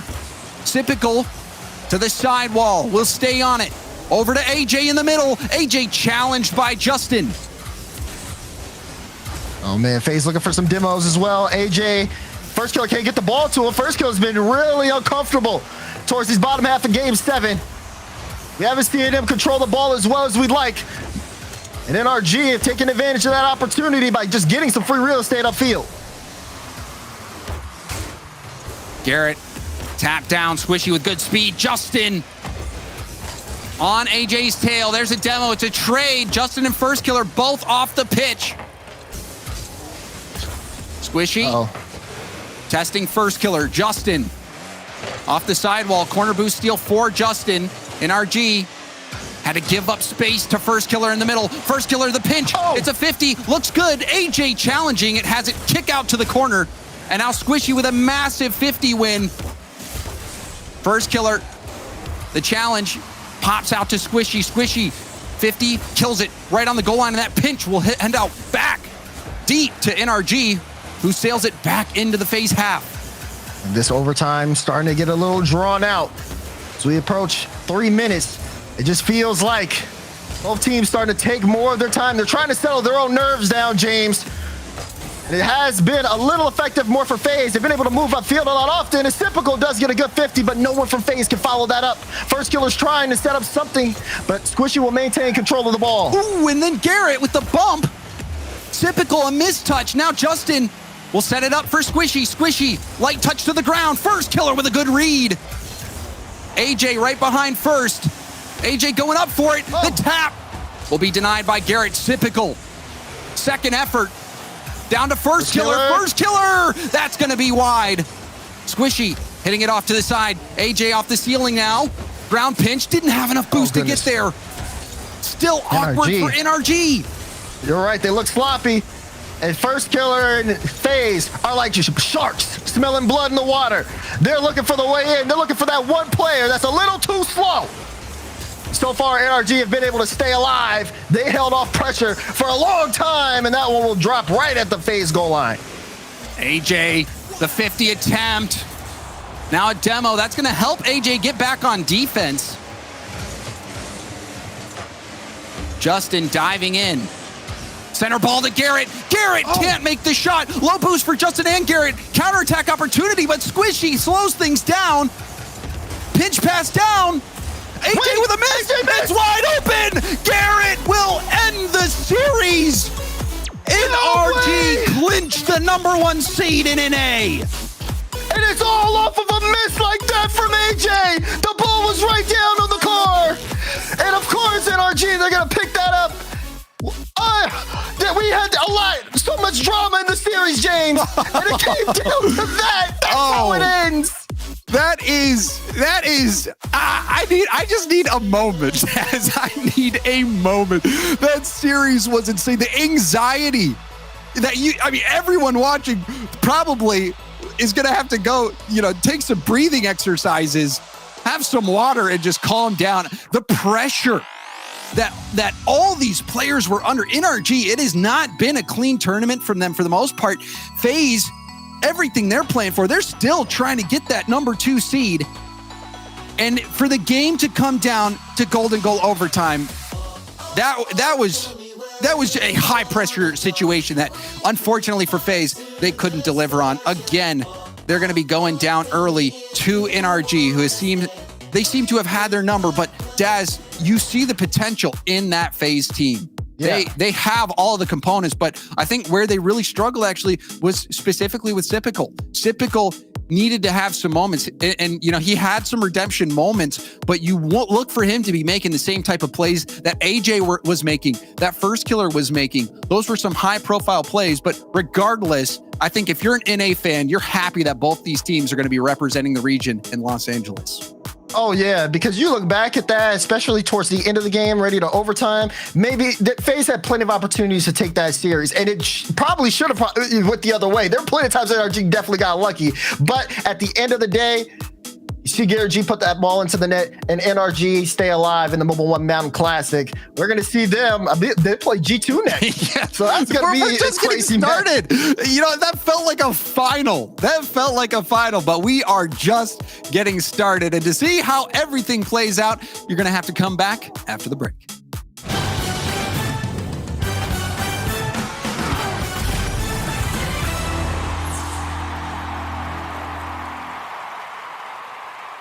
You know how some carriers give you so little for your older busted phone you just end up living with it? I don't think so. Verizon lets you trade in your broken phone for a shiny new one. You break it, We upgraded. You dunk it, doggy bone it. Slam it, wham it, strawberry jam it. We upgraded. Get a 5G phone on us with select plans. Every customer, current, new, or business. Because everyone deserves better. And with plans starting at just $35, better costs less than you think. This might not be your car. And this might not be your engine. Maybe this isn't your morning routine. And maybe these aren't your coworkers. Perhaps these aren't your standard driving conditions. Far from it. But this is your oil, which means you're one of us, doesn't it? For serious engines, on and off the track, upgrade to Mobil 1. It's 3 a.m. I need a taquito. If you want it, we can get it from the 7-Eleven. Slurpee, light bulbs, antifreeze. Here's your order, nacho cheese. If you want it, we can get it from the 7-Eleven. Tippy driver.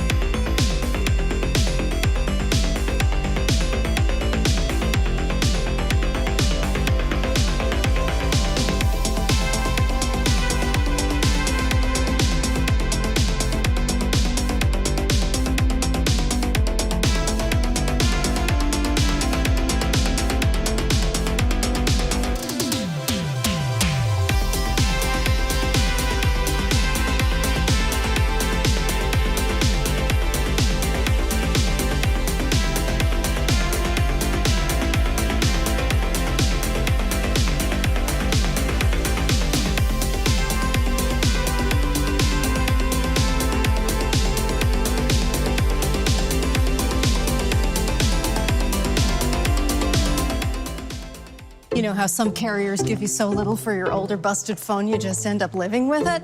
I don't think so. Verizon lets you trade in your broken phone for a shiny new one. You break it, We upgraded. You dunk it? Doggy bone it. Slam it. Wham it. Strawberry jam it. We upgraded. Get a 5G phone on us with select plans. Every customer, current, new, or business. Because everyone deserves better. And with plans starting at just $35, better costs less than you think. This might not be your car. And this might not be your engine. Maybe this isn't your morning routine. And maybe these aren't your coworkers. Perhaps these aren't your standard driving conditions.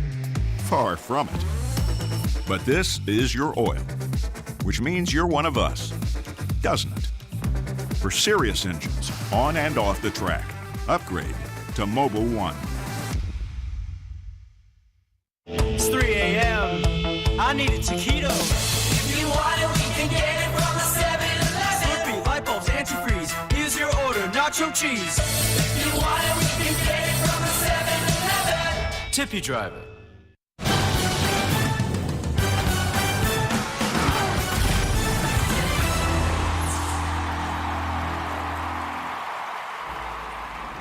Hello and welcome back to the Rocket League Championship Series presented by Verizon. This is the Mobil Mountain Classic. I'm Leaf. Gibbs is alongside me as well as Crow and Stacks now joining the desk to break down that last match and talk about what we're seeing coming forward here. Crow, you barely got it right. You did call distance on this one. Yeah. Well done, but you got it. I'm sure you were clutching onto your bracket there for a moment though until the end. Yeah, that game 7 was a little spooky, honestly. But Energy ended up taking the win. It was a very strong start for Energy at the beginning, with FaZe answering back, figuring some stuff out. And I definitely thought that near the end of that game 7, there would be a bit more physical play. But really just, I think both teams kind of started playing a bit too much defense, really not wanting to give up anything for free. And not allowing a lot of solo plays from FaZe. Energy ended up just not making that last mistake, so they'll take it, and I will take my spot on prediction all the way to the bank. They just can't beat NRG. They could beat anybody else. Man, they just can't beat NRG. They were up 3-0 on them 3 weeks ago and still couldn't do it. They had a lead in game 7. They lost that. What else does First Killer got to do? He shot 20%. He had like over 80% goal participation. What else can the guy do to beat NRG? There's just no ice. No ice in FaZe when it matters the most against Energy and G2. They always collapse. It's always a dumb mistake that costs them these series. And like, I want to see them on LAN because I think they can perform, but I am incredibly concerned about them. Like, because when they have to play like in front of a crowd, things could get a little nervous. And we saw it there in game 7, 2 big misses by 2 defenders, and then it's all over. Oh, that gets amplified on stage too. Absolutely. It absolutely does. Let's look at the bracket now to see what it looks like. It's looking a little different as FaZe Clan is no longer in the running. They get knocked out in a game 7 due to I think we all screamed at the end what happened, and I'm sure they did too internally. But FaZe Clan knocked out Gibbs as NRG moves on. Yes, and Energy with that win, they clinched the #1 seed in North America. That also means G2 clinches #2 seed and FaZe Clan the 3rd seed. So all 3 of those are locked now. Now they're playing for a lot of prize money and all that. V1 has to win this entire tournament to get the #4 seed over Space Station Gaming. So playing again, lots of money on the line. And points as well for the World Championship. But in terms of seeds, most of it is set. Well, let's start talking about this one. Coming right up here, it's G2 Esports versus the General NRG. This is Kronovi's grand finals. It's what he had earlier in the day, but they're meeting a little sooner. It's a little bit of a tougher, option for me. I thought this matchup would come up a little bit later. These 2 teams have been playing pretty close, all regional, all split. So for me, I think this really comes down to if G2 can just clean up a little bit more. I think in their midfield, I think it's going to be very huge. Energy seemed very prone to kind of playing more defense. I think that's what G2 want. G2 in the V1 set had ridiculous shooting. I think they put up like 60 plus shots, maybe more. It was insane. So I don't know if Energy are going to be able to hold up to something like that. Well, the thing NRG has going for them is they have just been a a three-headed monster all throughout this tournament. I mean, no one player has stood out really any more than the other. Even in that last series, their shots, or rather their saves, assists, and goals were almost all identical across the board. There's nobody you can identify as like, all right, this person's slumping, that's who you have to shut down. You have to stop all three of them, and they will not average 13 shots a game against NRG. I guarantee you that much. Well, that was my question I was going to ask then, Gibbs, is with that play style with, Crow was saying NRG is sitting on the back a bit, and that's what G2 wants. They want you to give them that space on the offense. Do you feel like that's going to be the case here? So they do, but then got to watch out because NRG, they play defense against everyone. They counterattack and they score so well. And G2 versus V1, questionable defense, a lot of wide open nets, because I was praising them all tournament long. They had a really good defense, a top 4 defense, and then they play V1 and they're giving up some gimme goals, and V1 made a lot of mistakes who could have scored even more goals as well. So G2, I think right now it's not their day just yet, but they had some time, about 30 minutes to try and figure things out, and now they get to play NRG, who's going to be a little bit winded, right? Because they just played Game 7 overtime. Well, while we get this match ready, let's get the Verizon fan vote going. Let's get chat involved again, because these are 2 fan favorites for sure.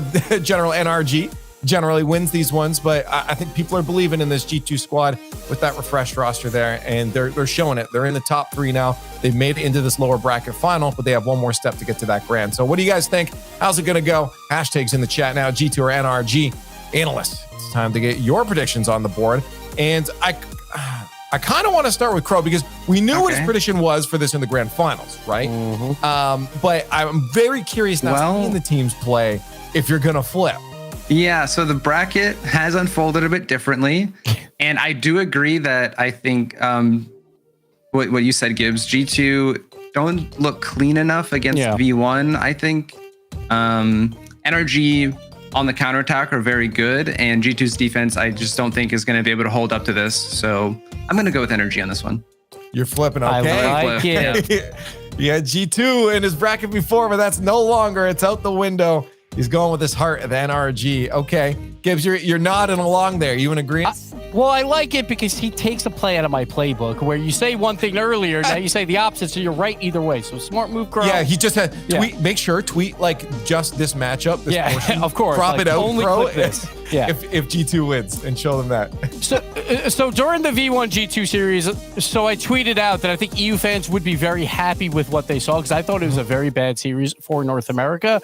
And I think NRG FaZe was more high quality, and that was with First Killer popping off. But NRG, they still won. So I'm going to go NRG here as well. Okay. Match is ready. So what you got, Stacks? Right here. All day. Oh, my. I'm going to pick them until they lose. And you know what? They haven't let me down yet. So I got the general. All right. I'll do it. Oh, no. I'll curse him. The General NRG is my pick. Based off what we've seen, again, G2, I think, can have that bounce back potential. Regardless, I think it'll be close. I don't think NRG's, at the peakest of peaks I've ever seen, but they're pulling through and they're doing what we know they do best, and they're getting dubs. So we'll see. I want a close match, though. Chat. Yeah. I feel like it's not going to be as close for you guys. Well, maybe they can reverse the curse. Nope. No, not a chance. They didn't balance it. We full cursed. If they lose, it's on you too, chat. Imagine thinking NRG could lose a fan vote. Yeah, no, I didn't imagine that. Anyways, the match is ready over in the Verizon Skybox. We have Shogun and Johnny Boy waiting for the match. NRG barely squeaked their way here, where G2 was hoping this would be a match they wouldn't have to play. Let's see how it rolls. So in a sense, I didn't expect to be saying this soon, Johnny. It is version 1 waiting in the grand finals. We're going to see who is going to meet them there. Have G2 got that bounce back, or are NRG just going to move on into the next round? Oh, what a time to be alive, seeing V1 waiting in the final for NRG or G2. And I'm right there with you. This is not what I expected before this weekend, and I don't think I expected to see this throughout the entire year. V1, really exciting to see Beast Mode join them, but this is really, really soon to be seeing them in the grand final waiting for a matchup like this in Lords. I mean, if we get into this, V1 fans, I know you've had it rough for the last year or so enjoy this. But I'm sure they're not going to enjoy whoever they come up against here. I'm sure there was plenty of other names V1 fans would prefer to see taking part in this lower finals. Instead, NRG and G2 The two standard bearers this split for North America up against each other. Squishy does move very far forward to start us off. Can he get extra plays? Yes, he does. Squishy's so tricky to read in that situation because you don't know if he's going to just try and air dribble the whole way or go and grab the reset. Yeah, he saw the early jump coming in from Atomic. That's why he doesn't want to slow down for the reset there. Squishy mechanics going to be able to land that reset if he wants it, but these guys are always adapting midair. If they see that challenge coming towards them, they're just going to go for the high air dribble, see if they can get over it. But likewise, the defense will adapt, and Atomic continued just flying in the way of Squishy, so he can block the reset if it looks like that's coming at him. If it looks like a standard air dribble, blocks that as well. It's really good aerial defense by Atomic for G2. We did hear the desk as well, questioning the G2 defense. Not only barely even 24 hours removed since I made the comment there. It sounded like the whole of North America, especially the North American analysts, were starting to believe in G2's crisis management a little bit more. A couple of results the opposite way, and everyone's starting to question it yet again. But the big matchup here, the transition game of NRG versus the third man positioning of Atomic. Can he make the right decisions at the right time and not get caught out? If you can do that, it's a big step forward for G2 to take this. Fantastic work by Garrett G in the back corner, just getting behind the ball. No danger of getting dunked on, no danger of conceding or even letting a center ball go past him. With no boost available, that's the right thing to be doing. Look at JNaps now, just staying on that backboard. Knows that Justin is likely to look for the high route to the G2 goal. So far, I'm liking what I'm seeing from both teams. This is, I think, the real test for G2. Yes, they've been able to win an event when everything was going their way last regional round, but now they've hit a bit of a road bump. And V1 getting that upset win over them, throwing them into the deep waters against NRG, but at the moment, they are swimming, albeit against that current. NRG, for the most part, getting the midfield control. Both teams are just doing an exceptional job of mixing in the fake challenges with the real ones. It's been so difficult to read which way it's going to go. Garrett off the backboard, a lot of work to do, leaves it for Justin. And that gives JNaps just a little bit of time to get himself back into position. Would have liked that to be a bit close to his teammate. But so far, defense from both teams is really, really good. But we knew that from both of these teams as well. The real question is, what do you do when things get chaotic? Well, you're not going to do much. If you've lost two players, no one's going to really complain about how you defend against this because there's nobody left around to do anything.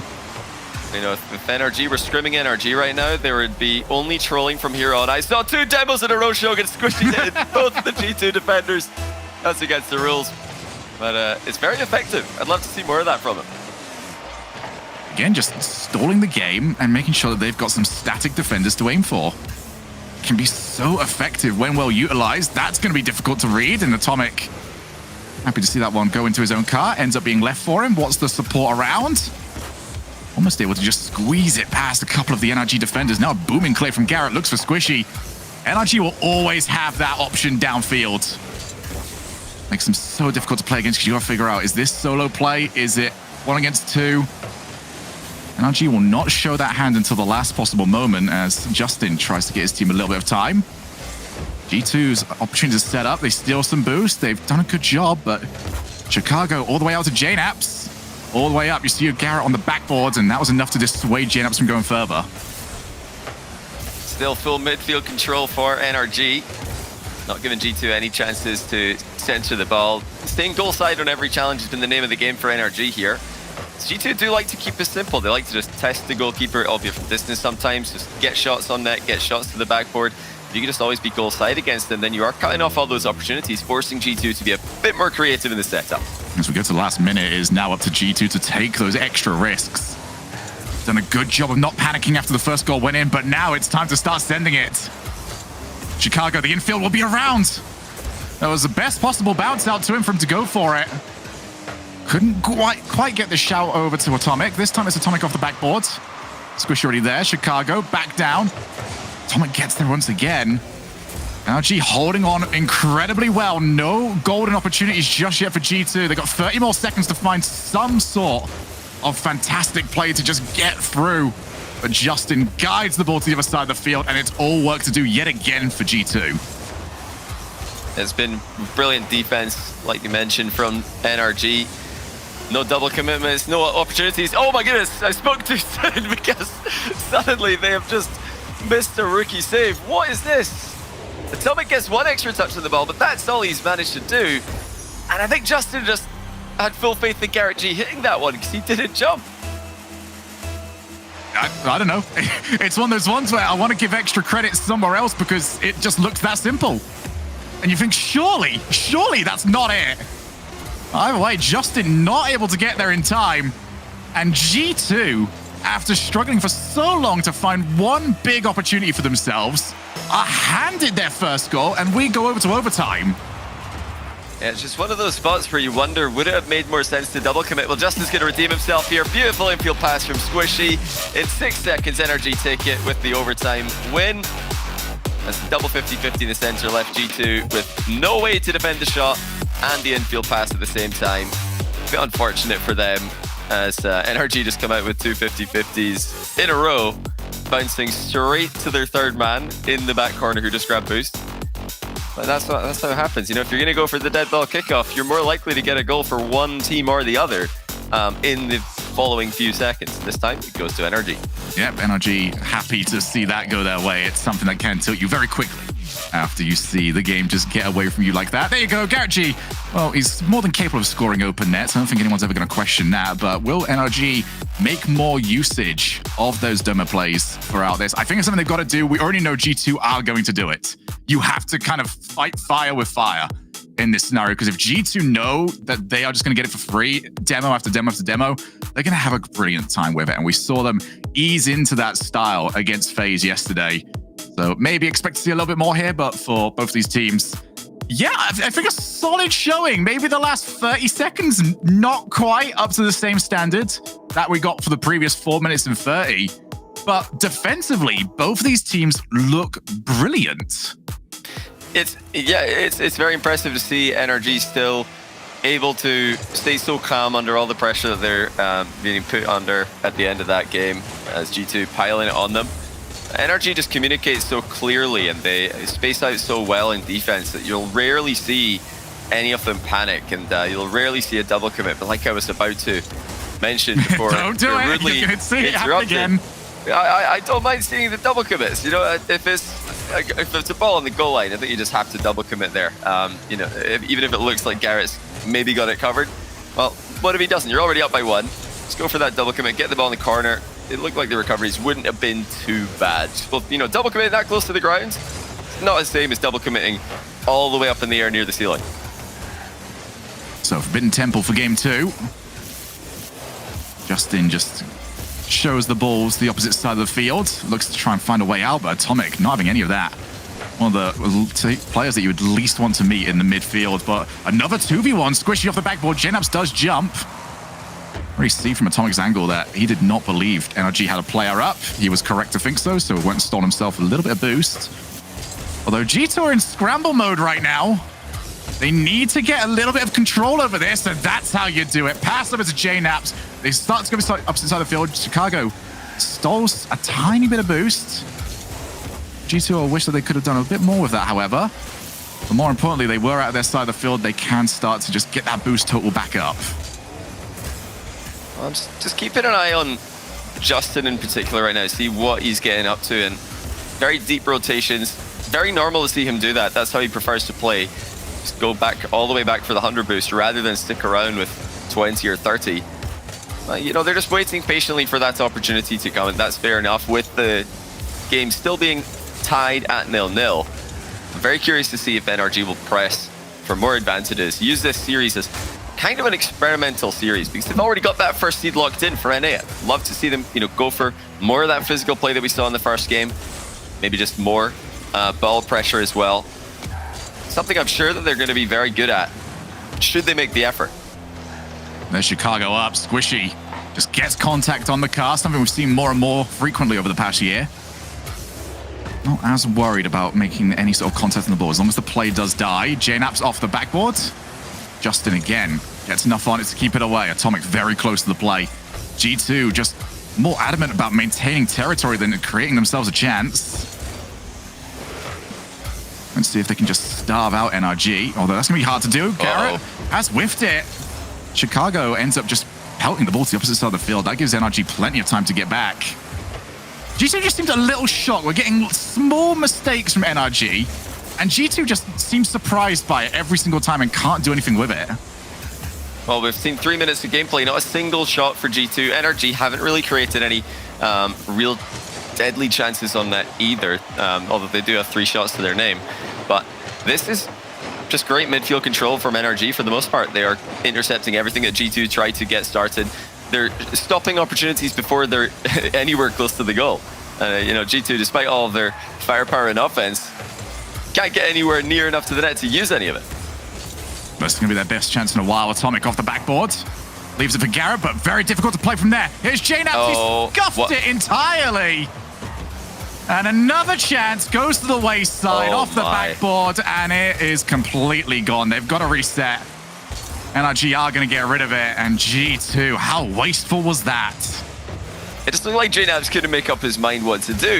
He arrived at a perfect position to try and get a shot off, and he just didn't shoot the ball, didn't control the ball. He was somewhere in between, and that indecision has cost them, because like you mentioned, that was by far the best chances they've had, 2 in a row. First indecision from JNaps, follow-up shot goes over the bar to G2. Not really putting it together right now in the final third. NRG just calmly going about their business, waiting patiently for that opportunity. They're continuing to rotate, control the midfield, control the boost. If it keeps going like this, they will come out with that goal eventually. Well, 30 seconds left.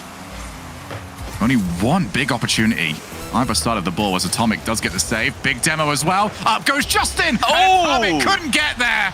Justin makes it 1-0. We must have misunderstood something. I'm imagining that Squishy Rules was actually spelled R-U-L-E-S, and he's ruling the pitch, Shogun. He is just the ruler right now. Every time he demos somebody, goal for NRG. Just get this man up front. Physical play only. But they're doing it sporadically, so it's hard to see this coming. G2 can't predict that from NRG.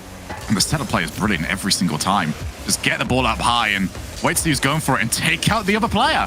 Whoever's not going is perfectly viable to get demoed. And now only a couple of seconds left. What have G2 got? Or are we going to be looking back at that missed opportunity from JNaps and say that was the moment that G2 lost it? Squishy sets up. Now can he get them to finish off the game? Justin already over. Atomic keeps the ball alive. JNaps, he's got options downfield. Garrett does get to the ball in time. That's too far away from JNaps, and NRG takes the game. Solid stuff. NRG really only under threat for a brief moment in this game. For the majority of it, they had full control. They're completely stifling G2. It was a great. I hope you get to see it again. It was a questionable moment from G2, but unfortunately, that is something they have been struggling with today. They don't look anywhere near as consistent. Even though they've got that second seed for the major locked in, here it is, and there's nothing to change it. Yeah, I mean, that's just indecision. You just got to go for the shot there. You got to absolutely slam that, or go for some kind of pass or something. Just got to do something. Like it doesn't look like either. Like from the way he gets to it, he just gets underneath it and just goes, "Oh, I'm here like half a second too early." I don't know what happened with that one, but for G2, I mean, that's the level we're at right here. You cannot afford to be doing that. And for a team that really everyone I was speaking to kind of felt like this was G2's tournament to take. It's slipping from them, and G2 have taken their time out. This is the time to do it, I feel. Yeah. This is actually, I'm very impressed with this one, actually, because we've seen a lot of teams, Johnny, where it has been close games that it's just got away from them, still not use the timeout after that second loss. I feel like even if the games are close, you've got to use it at 2-0 down. Yeah, you want to just get it in there whenever you sense that the overall big picture of the series is not going well, and it definitely isn't for G2. We've seen 2 games. They have been close games, one in OT, one with a 1-goal difference. But they really just look like they're being outplayed in the midfield in both of those games. They weren't putting together their passing plays. They're, usually very high shot output is nowhere to be seen. So clearly something's going very wrong for G2, and they're going to try and figure out what they need to do differently right now. As for NRG, they've not really been tested. We've not even seen if they've had to, or we've not even seen them produce the world-class defense that they usually produce, because their midfield has been good enough. It's completely stifled G2, and when G2 do get chances, they're just really not taking them. So, still to see the best from either team, but NRG at the moment with a much higher floor, as they always seem to have in North America. Right, I got a question for you here, Johnny, before we go into game number 3. Let's say you are right now the world's biggest version 1 fan. You've got the t-shirts, you've got their wallpaper on your computer, and you've even got a flag somewhere that you can wave around. From what you've seen in this series, are you happy or not against the possibility of playing against either of these teams? Well, you know, V1, they're just going to be delighted that they're making Major, I think. Anything else is a bonus. But, of course, they are still playing for that 4th seed, which is relevant as a, you know, that's going to give you a better group at the Major than the 5th seed if they can knock Space Station down into that. So, you know, if you want to pick which team you're going to favor playing against, you'd probably expect it to be G2 because they already beat them today.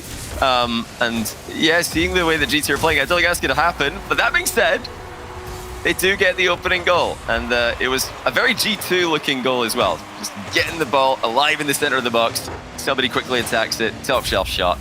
No indecision that time from JNAPS. Yeah, I think they finally got the confidence to send all 3. Finally had the boost to actually go and do that as well. It's something that they've just struggled to even get the opportunities for. And more importantly, the player that goes and gets that goal. I feel JNAPS is the one that needed that the most, given how the last game went. Here is Garrett G. Wants the block, gets the block, gets the goal. What a dunk from Garrett G. Now, he didn't have a reset on this play, but he pre-flips into a great position. JNAPS didn't expect Garrett G to try and force it low there, and he gets completely caught out with a monstrous challenge midair, immediately tying the game for NRG. Garrett knew what he wanted the moment he hit that ball the first time. Had everybody in the palm of his hands, and does go and get himself his opening goal. Atomic, though, being a lot more aggressive on the opposite side of the field, expects the G2 try and get those demo and bump plays underway. The only real difficulty they've had is that the ball isn't in the NRG side of the field long enough for them to go out on the hunt for the players. In fact, there is a demo for NRG instead. That opens up the midfield for them. They transition to the opposite side of the field. Garrett to himself. Can't get any further than JNAPS. Justin sets it. Garrett keeps the ball alive. Squishy had to just rotate back out. Does move back in. Couldn't get any real power on the hit, though. And this is all over the place right now, but it is Atomic that comes out on top. There is Chicago. But it is taken away by JNAPS far too early. Instead, gets the bump on the way back out. That's what G2 want to be seeing. Come out from the blind spots and wipe out a player, and it causes this sort of chaos. A huge opportunity. I have no idea how on earth that car got down quick enough in order to get the save. But we stay at 1 each. G2 starting to hit the next gear. Yeah, and so far, it's been just a little bit more unpredictable of a performance from G2. They brought in Atomic in the transfer window before this split because, amongst other things, he is so unpredictable. Oh dear, JNAPS missed the ball here.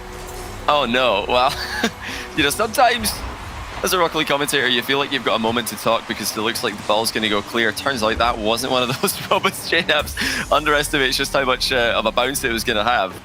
And NRG get the easiest goal of the day, 2-1 up now. Unfortunately, that is now the second time that we look at a misread from JNAPS. Needs to just find his footing once again. We were hoping that the goal that the G2 got was going to help him out of that, but still seems to be struggling. Chicago right over to Squishy and does actually get it back. Nice 1-2 play between the wrong teams. Off the post, and Atomic needed to go and get the midfield boost. Was not available for a follow-up shot. Yeah, G2 still have a lot of time left, luckily, in this game. However, looking at the series as a whole, it's taken them an awful long time to really get any shots on net. And even in this game, NRG keeping it to a low total for G2. And G2 are much more used to continually pressuring their opponents. Not against NRG, who are much more ready to match them with the pace and follow up on any G2 passing play really well. Here's one, though. Oh, I was actually begging to be struck on target. The double pass there from G2 did not go predicted from NRG. The shot off the post. Again, inaccuracy for G2, causing them problems. Oh, a save! They need another one! What? And instead, Chicago will be so thankful to see the ball finally cross the line, because look inside the goal. In and out save attempted by Justin, and barely not able to get there. Oh, that was so close. So, you know, if Justin had just got back to that, we would have been seeing this on replays for so long, because the initial save there from this is huge. was phenomenal. Chicago's got a big chance. Into the bar. Oh my goodness, Christian gets a touch after the bounce. That's so unfortunate for Chicago. He made the right play there, going high with the flick to force the pre-jump, and then hopefully a teammate can come in behind him to rebound. Squishy goes high, gets the touch of the ball after it bounces in the back wall. G2 need this, and it has been closer to their sort of game as NRG controlled the last one. This one just feels more open. There's more chances. There's more chaos. There's a lot more bumps and demos. As Atomic does clear, Chicago just about reaches the ball. And another huge block as well. Atomic, who has he got to support him? Not quite able to find the pass. G2 did not jump forward either. Instead, that's the shot they want, and Squishy just holds the car midair, palms the ball away. 2 each, still stays the scoreline. And Atomic has not got the boost to keep that play on. NRG scrambling to clear here. G2 circling. This is where they put up their best performances. Just attacking from all angles. But it looks like NRG have found a way to break free. Squishy lurking downfield to receive Garrett's pass.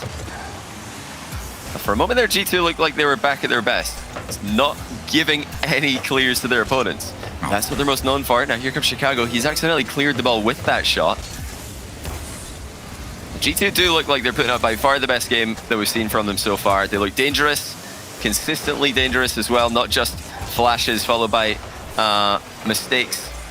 Of course, seen that one error from JNaps, but in offense, G2 look great this game. Yeah, this really has felt like the G2 that we got used to seeing for the longest time. We do see Chicago trying to find an opportunity. It looks like we can have another overtime. Possibly the 15th overtime of the season between NRG and G2. Certainly have got used to playing against each other. Well, record is 9-6 for NRG. Is it going to be number 10 and put them onto match point?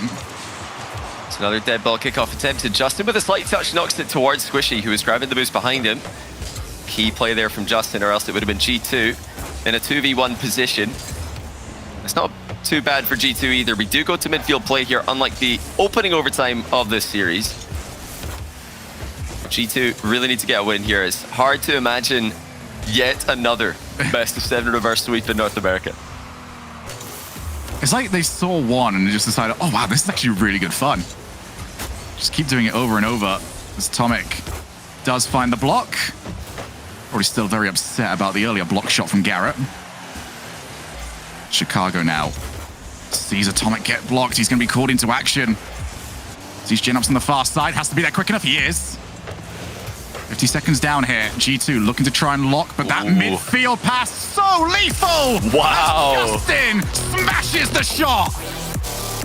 Well, Squishy just slams the ball down the line. Garrett G stealing pitches it into the middle, and Justin sprinting into that position to catch up on a pass that would have gotten away from a lot of other players. Full team play from NRG from one end of the field to the other in the blink of an eye.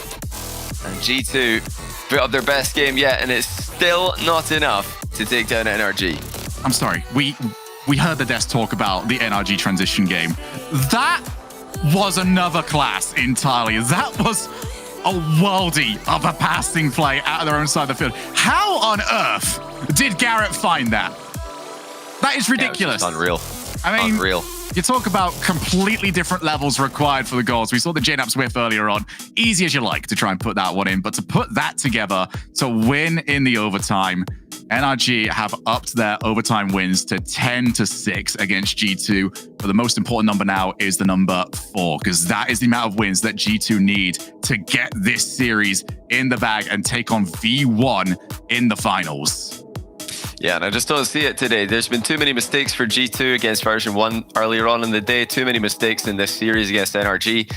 Incredibly hard to imagine NRG being reverse swept in a best of 7 by anybody. But today, the G2 that we're seeing, not going to get it done. A sweep's more likely by far. They've had, just pretty consistent mistakes in defense. And even if they do put it together in offense, it looks like NRG are quite capable of going toe-to-toe with G2, with G2 playing full steam, firing on all cylinders in offense. So yeah, you got to go NRG here, obviously. But the only question is, will they get it done first try? Yeah, and for NRG, it just seems effortless. They're putting together brilliant plays, and you look at their boost totals, they barely used any. It has been so efficient. They've not put themselves in a bad spot, and it has required so much work from G2 to even get themselves involved in the previous game. Now they need to do something special. The timeouts are gone. NRG not known for using any of their timeouts, so it's going to have to be 20 minutes of the best Rocket League G2 have played. They should have just flexed on G2 with the timeout there. I still keep claiming this. I want to see it so bad, Johnny. Likewise, oh, what shot by Squishy. Just completely fooling the defender. He faked the infield pass, chipped the ball to the far post top corner, denied by the inside of said post. But that kind of surprising play from Squishy has been great to see today, whether it's physical play, whether it's those... Yeah, Squishy's fine. He's always got the fast recoveries. I want to see more of this from NRG. I feel like they have unlocked a new aspect of their gameplay, which has maybe not been at the same level as the other world-class teams. That's the physical play and offense. They're obviously going to be able to do it if they just try instead of always rotating back. And we've seen that today. Result in immediate goals from them. If they just mix it in every now and then, they don't have to do it a lot. That can be the difference for them, mixing in that occasional demo. Off the backboard, Carrot's got a lot of work to do, goes for the in and out, and that's how you counter the in and out save. Chicago rolls the ball past Garrett G. Yeah, smart placement from Chicago. He saw Garrett G coming out the underside of the crossbar, so he keeps the shot low, and the other key element is not to hit it directly in line with the player going for the in and out save, so he makes sure to hit it slightly to the right, or left would have of course worked as well. So that just means that Garrett can't double jump to get it down and knock the ball clear. Perfect placement from Chicago, although it wasn't a fast shot, didn't have to be. So G2 get their first goal, first of many if they are to try and get this back. Squishy just going to keep following up. He has been everywhere this series. Garrett G right down the line. Is it good enough? No, Atomic just there to keep the ball away. The last thing G2 want to see after working so hard to get their goal is just to see it handed away again. And what a shot that is. And Justin, not to be fooled, was well on his toes to get there. Yeah, full team passing play, just like the one we saw from NRG, but a little bit slower in the setup from G2. Of course, that does make it a bit harder to score the final shot. Oh my goodness, JNabs has actually hit that angle. Squishy moved off the goal line. He did not trust JNabs to hit this, but his countryman's one up to him on that play. Brilliant shot. He's hit with a nice shot. In the chat as well, in the quick chat as well. Only compliments between two legends of the game. You know it's all good. This quick chat is not often used, but when you see the nice shot, you know it was good. And G2 are going for the plays now. They've decided, all right, NRG are not going to give us any freebies. We'll go for something a little bit further beyond them. And if that's the level of play it's going to take, then that's the level of play that JNabs is willing to deliver. Now again, infield to Chicago. Bang, 3-0. And once again, JNabs completely bamboozles NRG's defense. He pretends to go for the well play, cuts infield for the infield pass, has all of NRG facing the wrong direction. From that range, Chicago's never going to miss. 3-0, G2 showing up huge in Game 4. There's always one of these games, isn't there, Johnny? Whenever we get here, there's always one blowout. NRG need to get themselves back on track very quickly. This game's not beyond them yet, but it will be very quickly. Another shot. Chicago can't turn around for it. But G2 are swarming all over this side of the field. Justin getting bullied. Still does well enough to just squirm away.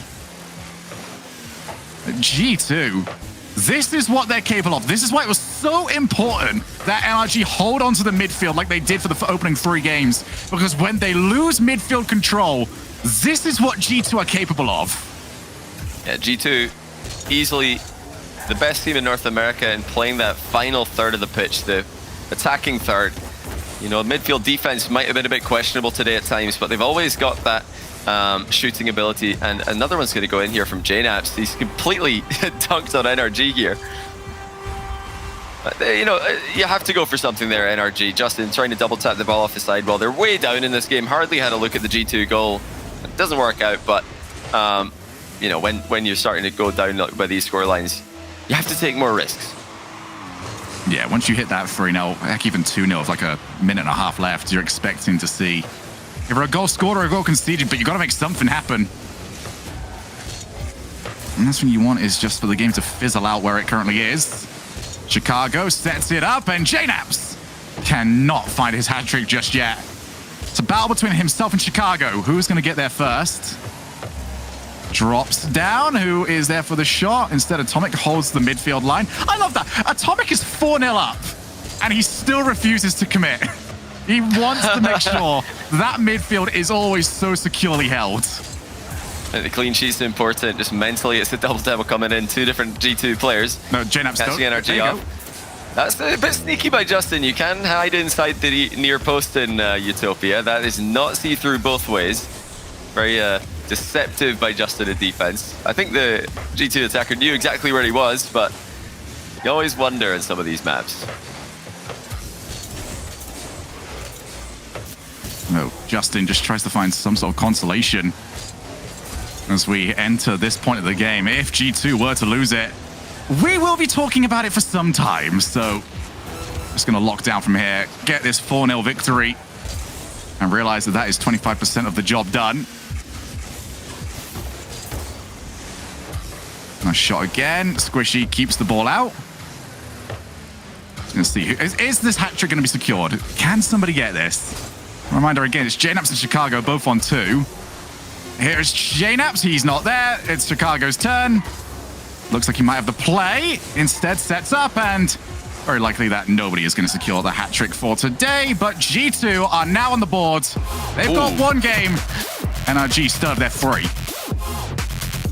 Well, that's crazy. After 4 games, G2 lead on aggregate score, but they're down 3-1 in the series. 3-1 goal games for NRG, and now 4-0 in game 4 for G2. All out offense. They did not slip up. And this is really the first game where we haven't seen a mistake from them. And look what happens when they don't make a mistake, when they can just play with such confidence, and when they can play with all this speed and consistently power hit the ball.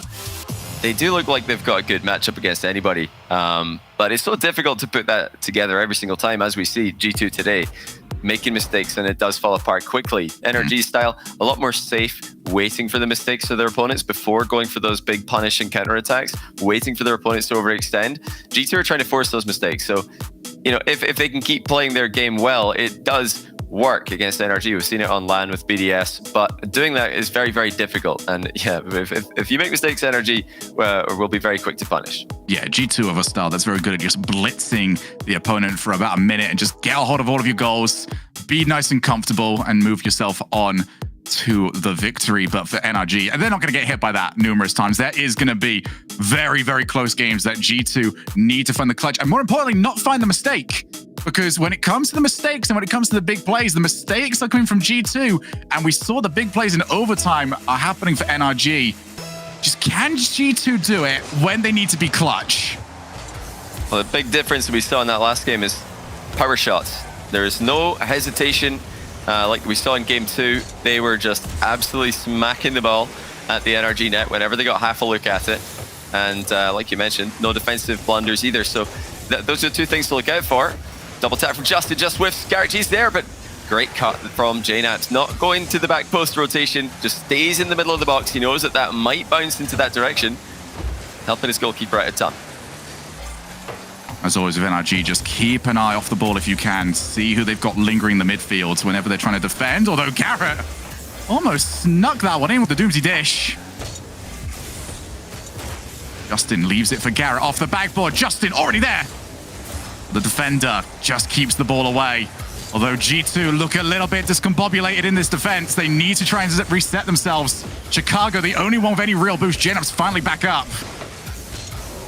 They've now got to utilize it and find a way out of here, because NRG are just going to keep looking for their chances. There was a nothing shot from Squishy. But still NRG pressing, looking for their chance. Another double commit. There's only so more of these you can do before the net is open and Squishy will score. NRG consistently applying the pressure to G2. Atomic falling off the crossbar there actually bumps Chicago as Chicago's coming back in. So for once G2 are the team who are going to crumble under NRG's pressure. But that's fantastic from NRG. There was not an opening for G2 to work with. They just kept on piling in every player that they had, rotating quickly, recovering quickly, and G2 getting a taste of their own medicine. And G2 now need to up the pace of this game and start causing that chaos again. Squishy avoids being hit. He has been targeted over and over again.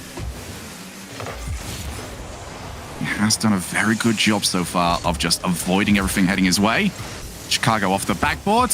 Atomic once again off the backboard. They're just going to keep setting off here, but they need someone to take the shot. And it will be JNAPS. He's come up with it yet again.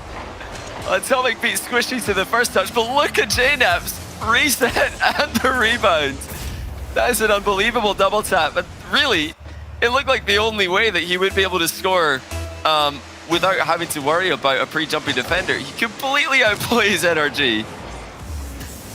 Absolutely brilliant stuff. That's the third man of G2 moving in there. Everybody's involved in that play. Everybody's attacking.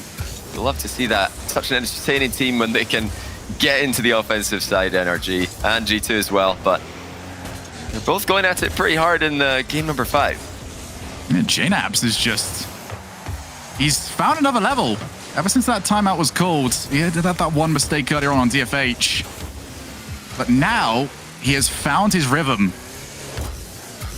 And he has pulled out some magnificent goals, truly wondrous. And they need more of it from him. Now he's spectator as Atomic sets up Chicago, finds the bump, but Garrett just lingers around, and now it's NRG to the opposite side. That's how quickly it can happen.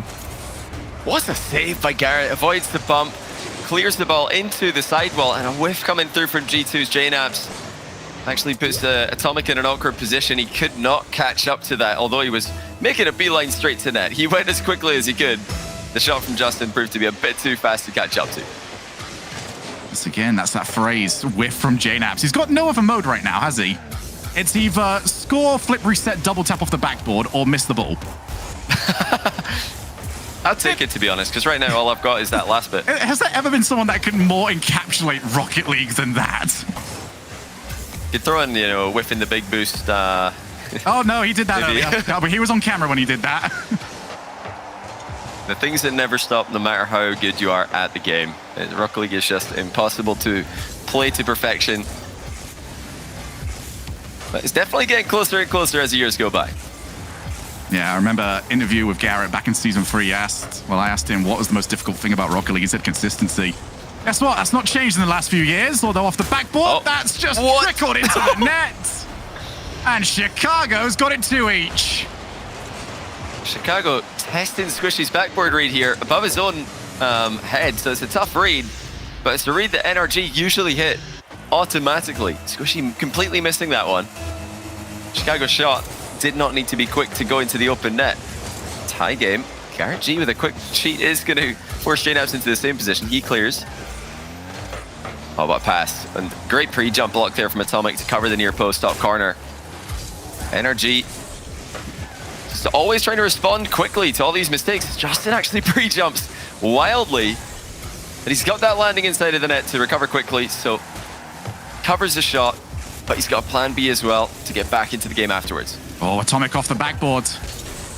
Instead, Squishy has the option, actually. Garrett goes for it. Justin now sets up far corner. 1 minute left here. G2 looking for the goal. NRG looking for grand finals. Reminder, when it comes to NRG, they will have to beat V1 twice. V1 hold all the cards in that grand finals. But as any V1 fan will tell you, it's never that easy. So be sure to stick around. That is going to be fireworks in that grand finals as Garrett G looks for the set. Almost found JNAPS. And again, John, it's those physical plays. They don't rely on them, but when they do, G2 have to keep their heads on a swivel. Yeah, I like that we're still seeing that mixed in every now and then from NRG. Garrett making the right play there. There's no way through with a 50-50, no way through with an outplay. Just drive ahead of the ball, try and get a bump onto the last defender. That time G2 able to avoid it. And here come NRG. Garrett's got a good position for himself here. A little bit of space, no challenge coming towards him. He's got time. Tried to floor pinch it in middle, but that was intercepted at the last second by G2. Oh my, we're almost going to get another chance on that here. Surely G2 can grind it. Yes, they can. Overtime, game 5. G2 need this to stay alive in the tournament. Well, NRG are 2-0 in these overtimes for this series. Can they make it a perfect 3-0? Or have G2 still got something left in the tank? been kickoff play, it's been transition play, and this time it's just going to be an outpace. Garrett sends them through, and it'll be NRG versus V1 in the grand finals. Chicago attempted a back pass to JNaps. Garrett G lurking in the area, saw that coming, and snipes the top corner past JNaps. Just beating him by a hair to that ball. G2 playing much better in the tail end of this series, Shogun, but much too slow of a start against NRG today, who will go into that grand final to try and take down V1 twice in a row, get their revenge. Remember, V1 took down NRG 3-0 in the group stage to start off this event. That's why NRG have had to do this lower bracket run. Thrilled is how I would describe Justin at the prospect of 2 series against V1. It's just all too easy for these guys. Just another day at the office. And we're going to keep bringing attention to this, but NRG are a team that their offense has always been spectacular to watch. But if there's ever a way I could describe a weakness of theirs, it's that the games that they played, they're too clean. Once it gets a little bit scrappy, a little bit horrible, and we saw it against BDS, how they just couldn't deal with the whole "why are you here" situation that you find against a team like BDS. But now that they're adding in, just leaving someone downfield, getting these bumpers, getting these demos, allowing the game to get a little bit more scrappy, NRG are showing extra levels to themselves that is scary because we were hoping they didn't have many more levels to go to. But it will be NRG in the grand finals. They're up against V1, and we're going to see that after this break.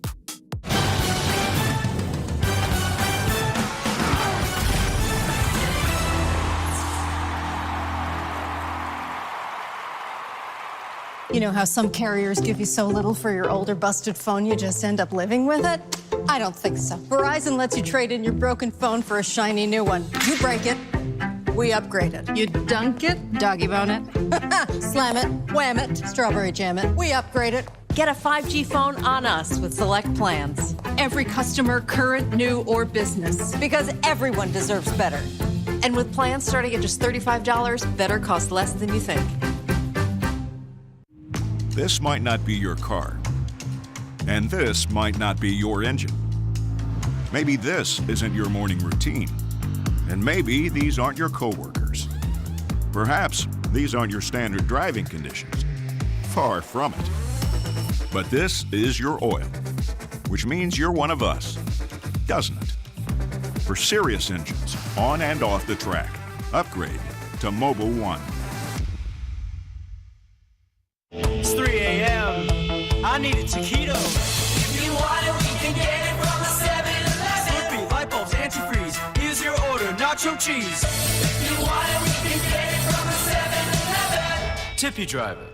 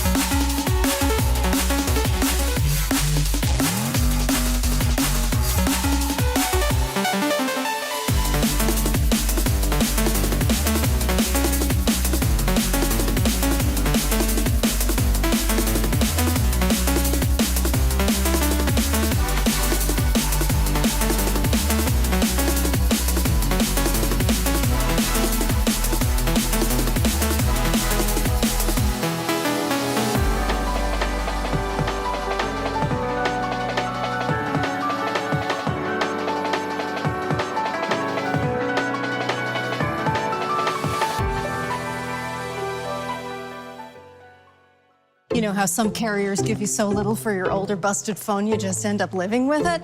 I don't think so. Verizon lets you trade in your broken phone for a shiny new one. You break it, we upgrade it. You dunk it, doggy bone it, slam it, wham it, strawberry jam it, we upgrade it. Get a 5G phone on us with select plans. Every customer, current, new, or business. Because everyone deserves better.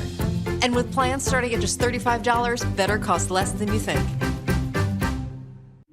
This might not be your car. And this might not be your engine. Maybe this isn't your morning routine.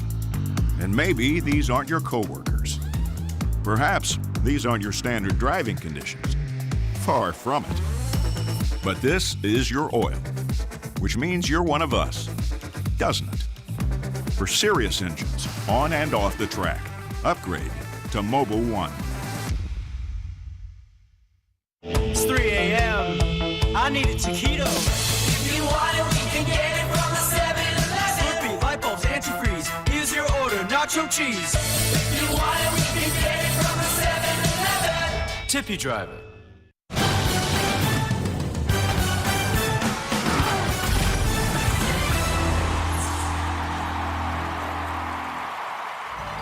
Ladies and gentlemen, welcome back to the Rocket League Championship Series presented by Verizon. This is the Mobil 1 Mountain Classic. I'm Leaf, alongside me, Gibbs, the Mountain himself, and Stacks at the end to talk about what we just seen and what we're going to be seeing going forward. We just saw NRG continue to push through. Crow, you made a good job switching. That was a 500 IQ for you. You saw how they played today, and you decided to make the switch. Good on you.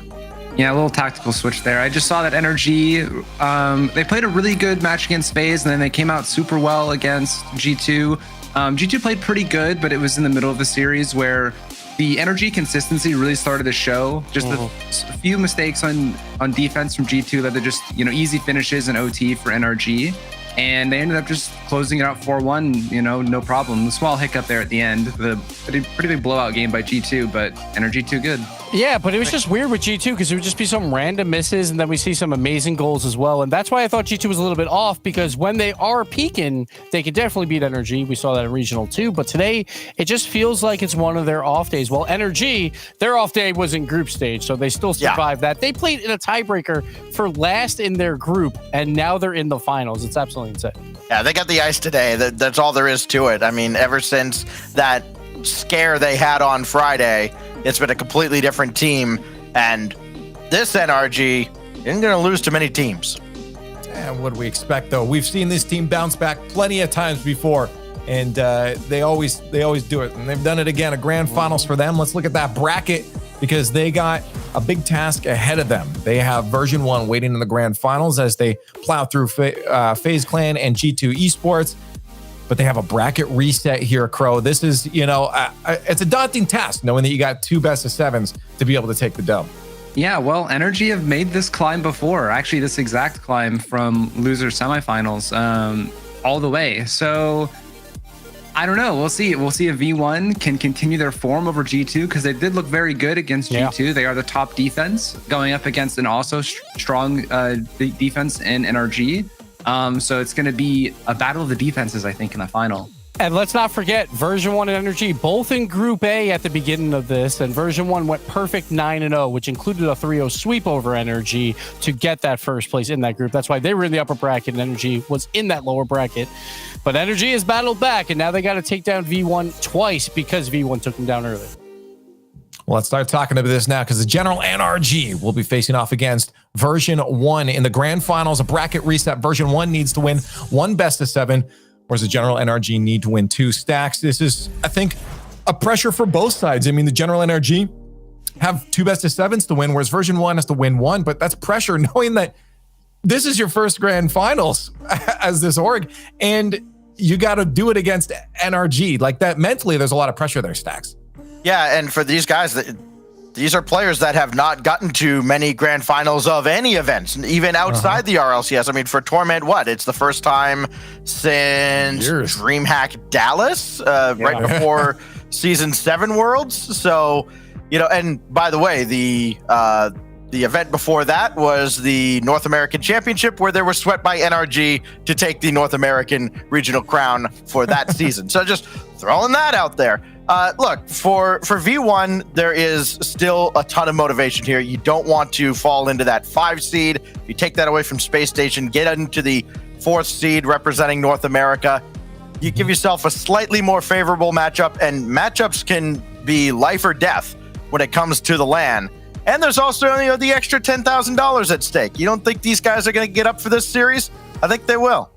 They definitely will. And chat, I'm wondering who you think is going to get up taller. Who's staying taller? Who's winning this one? It's time for the Verizon fan vote. Hashtag V1, hashtag NRG. In the chat, they continued the trend and won all of these fan votes. NRG has. So we'll see if there's some V1 lovers behind this. And I'm curious what the desk is thinking. We have a potential bracket reset here. So if you're picking General NRG, you're picking for this first one here. Maybe you have a chance to flip later. But I'm curious what team you guys are going to land on for this first, potentially last, best of 7.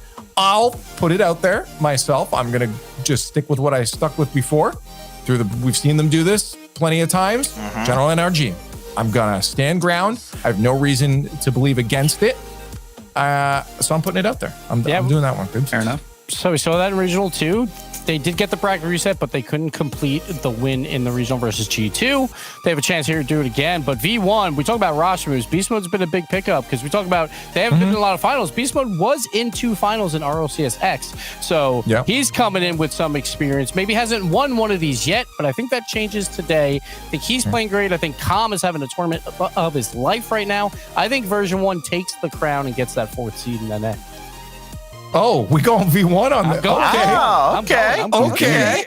All right. Crow, what are you feeling? I mean, I think V1 has a lot to play for here in this final. They're playing for seeding.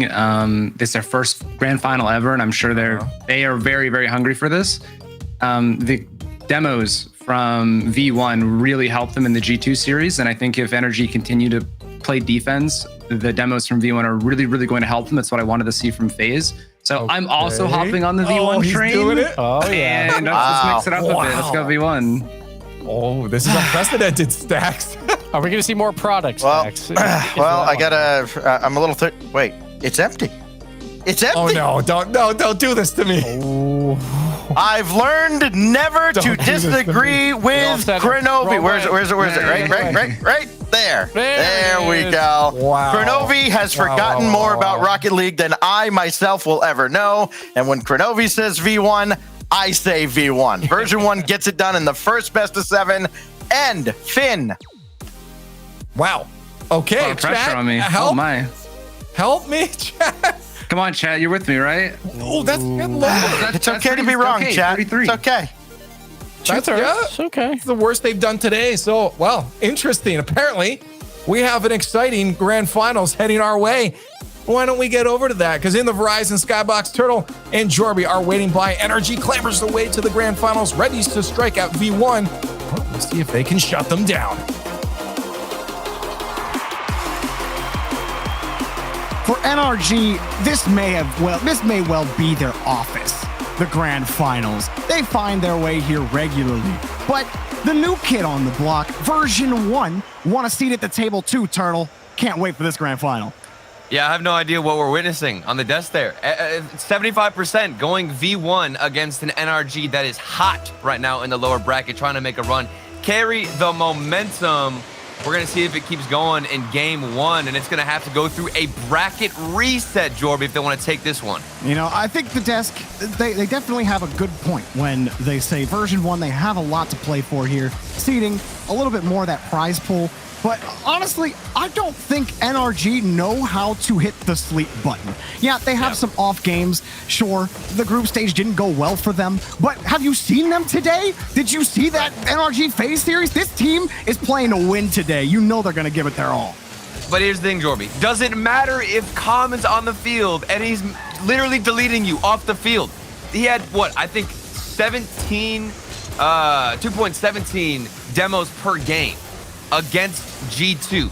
13 in total. That's madness. He's literally just taking players off the field left and right. So if Justin or Squishy's behind the ball and Calm is there he is, a demo. Justin's off the field, and look at the space that he's created for himself. It's a surefire way to break through that NRG line. But version 1, they also allow a lot of shots coming their way. You remember back in that G2 series, they were getting outshot on a factor of 2-1, and here's a couple more from NRG as Garrett G pops that one up to the ceiling. Squishy's gonna wait for it, but Calm taking it away again. He's all over the ball here in the first 2 minutes. Yep, and this also is the first finals that we've seen Torment in quite some time. I believe he tweeted out first time in about 3 years, so a lot of hype behind his name. He's excited just to be here. But like you said, Jorby, NRG, this is their office. They're used to this pressure, this scenario, being in the grand finals. They live here. They live for this. Garrett loses that touch to Torment. Version 1, a long stint on defense and finally get a breakout. Beast Mode just misses the double. Torment tried to get the bump. Calm gets over Garrett. Version 1 will keep this push going. A nice little pop from Torment. They need a little bit more to get by NRG. Right. And one thing I noticed about that last series that we just saw between NRG and G2 is that there are several gaps and holes on the defensive side for NRG. It's not this indestructible defense that we've seen several times, especially leading into the grand finals. There were several mistakes that Squishy Muffins in particular in the backfield was making. And while Squishy has been fantastic on offense, there was a big read that he missed in that previous series. And for his teammates to be able to bail him out, that's a big sign. But that initial mistake, if V1 can capitalize right away and hold that lead, things could change against NRG. Just remember having a conversation with Garrett about a month ago about version 1. Because apparently this team is cracked in scrims, and everybody knows that scrims don't translate the tournament results exactly. Hang on a second. Big demo and beast mode getting in the way for a block. But they say version 1 of the most unpredictable team to play against in scrims. And so that unpredictability, we've seen that from this team today. But NRG, they're the ones pushing the buttons. Here's Garrett G. What a save from Torment right into his bumper. And that's going to be a play that we see repeat itself time and time again. Is Torment on the goal line getting the save as that one glides across the net. Torment, he has been a stellar defender throughout his entire career, and you surely can expect the same level of performance and getting those goal line saves in this series in the grand finals. Beast mode, a nice little dribble underneath. Flip reset. Scooped it up and put it right into the net. 1-0 version 1. And there was so much time and space in the air after he beat out that first defender. He got the flip reset and then used it at the weirdest time to get around Garrett G. And that's one of those plays that no matter how early you are in the air, in the net, you're not going to find that read just because of that follow-up touch and how awkward it really was. Right on the kickoff again, beast mode, taking an advanced position. Torment, quick shot. It does force the ball out to the side. Thanks to the save from Garrett. Version 1, playing with some gumption here in the opening game. It is important to note as well, NRG's path here, as Torment takes another shot, that one's gonna go in, 2-0 Turtle, but you know, NRG played a lot of games today so far. So certainly keeping that in mind as version 1 put their second in. And it's off of another bump play from Calm. He's being aggressive. And this is a big question now. When version 1 are on fire and they get things moving like a well-oiled machine, things are working well, how do you counter them? What do you do against Calm? Do you fight fire with fire? Do you just be a bit more conscious of him on the field and know that he's going to go for bumps and therefore try and dodge them? What is the counter attack towards Calm's playstyle? That's the one you need to disrupt and you need to avoid. Your thumbstick on there it is again. Beast mode. Another goal, and version 1 rocketing out to a 3-goal start. And look at Calm being frustrating. He's going for another bump on Squishy. Calm just started that play from the midfield, then got the 50-50 win in the corner, and on top of those rotations, he's still going for a bump. So you need to handle this player, Jorby. Calm has been a lethal threat on offense, to say the least. He's got those mechanics, but more importantly, his willingness to just be physical and give Torment and Beast Mode those angles. Now he's the last man back on defense. Bit on Garrett's fake. Popped up in front, but Calm recovers. And it's another clear. And really a great start for version 1. NRG, another demo. Maybe they can get a goal here at the end of regulation. And Garrett just missed it. Made up for it. Goal for NRG. And here we go, off the bump from Squishy Muffins. That's fighting fire with fire, which I think is really the only answer to this Calm problem situation. And Squishy, he's making note of it, takes him out, lets an easier one in for Garrett G. Things start out slowly for NRG as they have to deal with the physical nature of version 1's play. Calm already in the air yesterday for that ball and Justin beat him to it. Ooh, Garrett G launching off the backboard in a very uncharacteristic way, almost caught him off guard. It didn't work out. I love the creativity. Justin looking for a touch off to Garrett G, and they need to make something. There's 10 seconds left. If they score right here, there's still a chance, but with that block, it might just be it, unless Justin can work some magic. No, he can't. And with 3 seconds left, version 1, they start out in the hot seat. Ball not going to touch the ground just yet, but you're absolutely right, Turtle. Version 1 making the most of the start of this series, getting that 3-0 or 3-1 win, excuse me, at the end.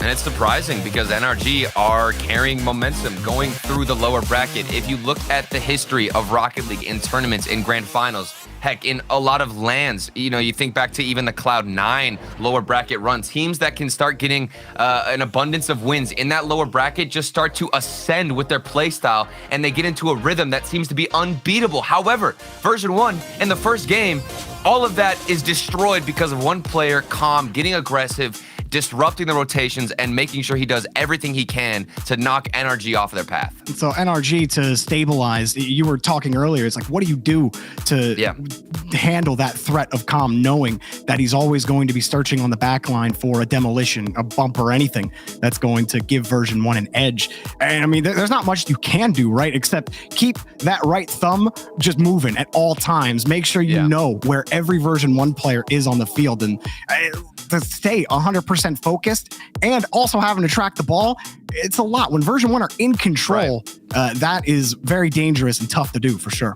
And it's an added element of paranoia to the defense of NRG. They have to worry about that, and they're giving mental energy up. And mental energy is such a valuable resource in this grand finals because you have to go through a bracket reset. So if not only are you worried about just getting the first win, you got to worry about Calm taking you out. That's another problem.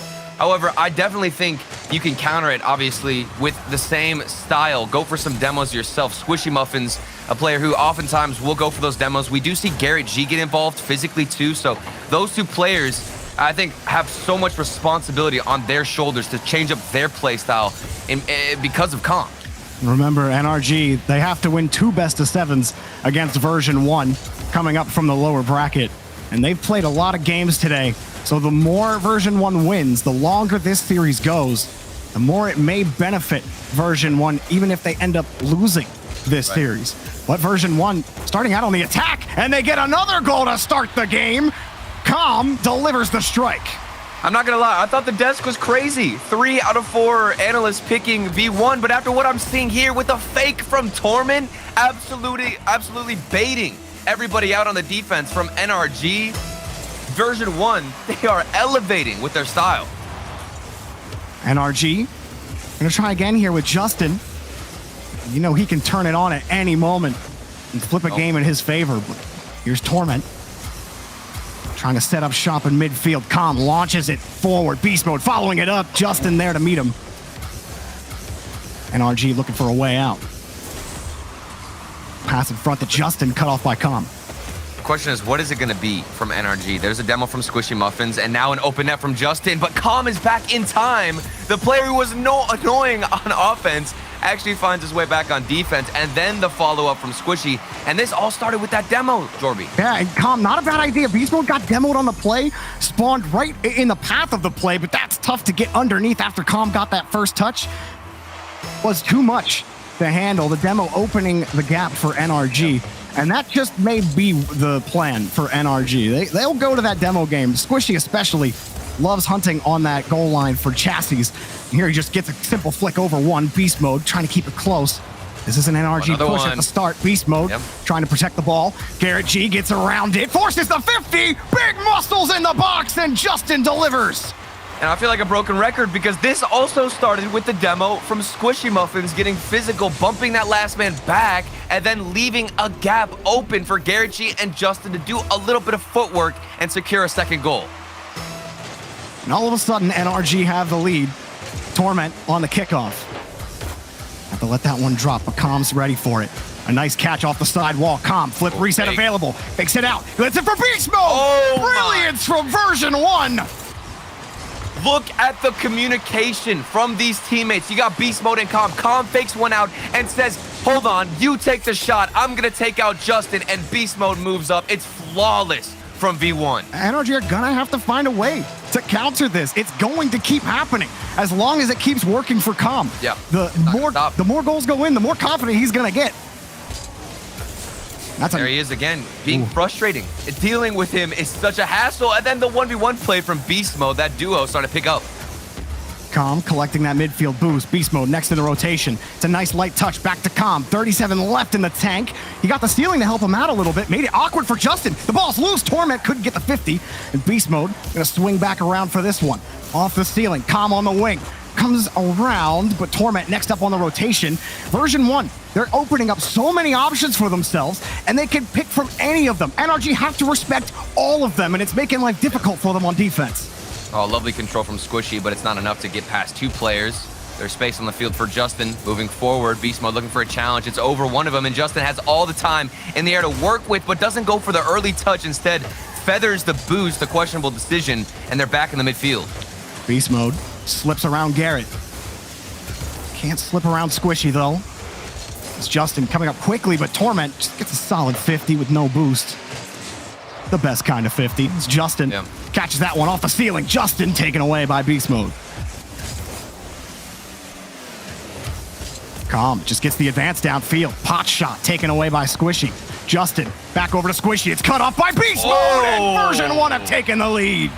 The Com and Beast Mode connection, it is too strong for the NRG defense. Justin looking for a touch off the corner wall. It's too strong, and Squishy can't recover. Beast Mode had him read the whole way through. That dynamic duo causing so much havoc on offense. Again, the kickoff going Version 1's way. They're getting so many of those on the cheat up. Right. You know, Justin will actually wrap this ball around the corner. Can he actually work his way around? Squishy got a bump, but there was just nowhere for Justin to go with the ball. Gets kicked back down to Garrett. Gets it by Torment. Garrett expends the boost, but Com is already in the air. Justin pitches it up high around Torment. Beast Mode's already there, and it drops straight down in midfield. Com racing, and oopsies, he had no boost and jumped a little too hard at that ball. Now Justin across the way. Beast Mode takes it away. And Justin didn't go for a bump there.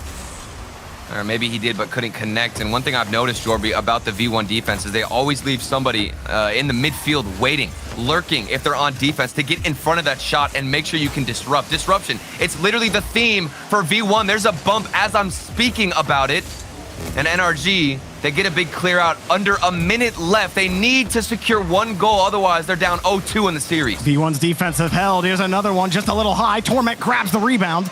Garrett waits in midfield, but Beast Mode is beating out clean. Com in the air, only Squishy back. 2 touches, but a miss. And Squishy trying to find a way out for NRG in the final minute. Torment doesn't get the touch, and Com squeezes that one away from Garrett and over Squishy.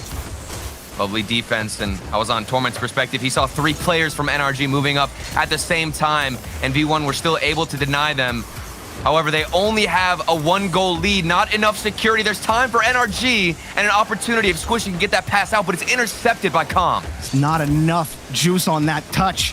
Squishy's gonna get another chance at it. Lobs it for Garrett, but Torment pre-jump that freed to keep Version 1 in the lead. And now it's a race to get back to the ball. Beast Mode has read Squishy again. And Version 1 have downloaded NRG on Forbidden Temple.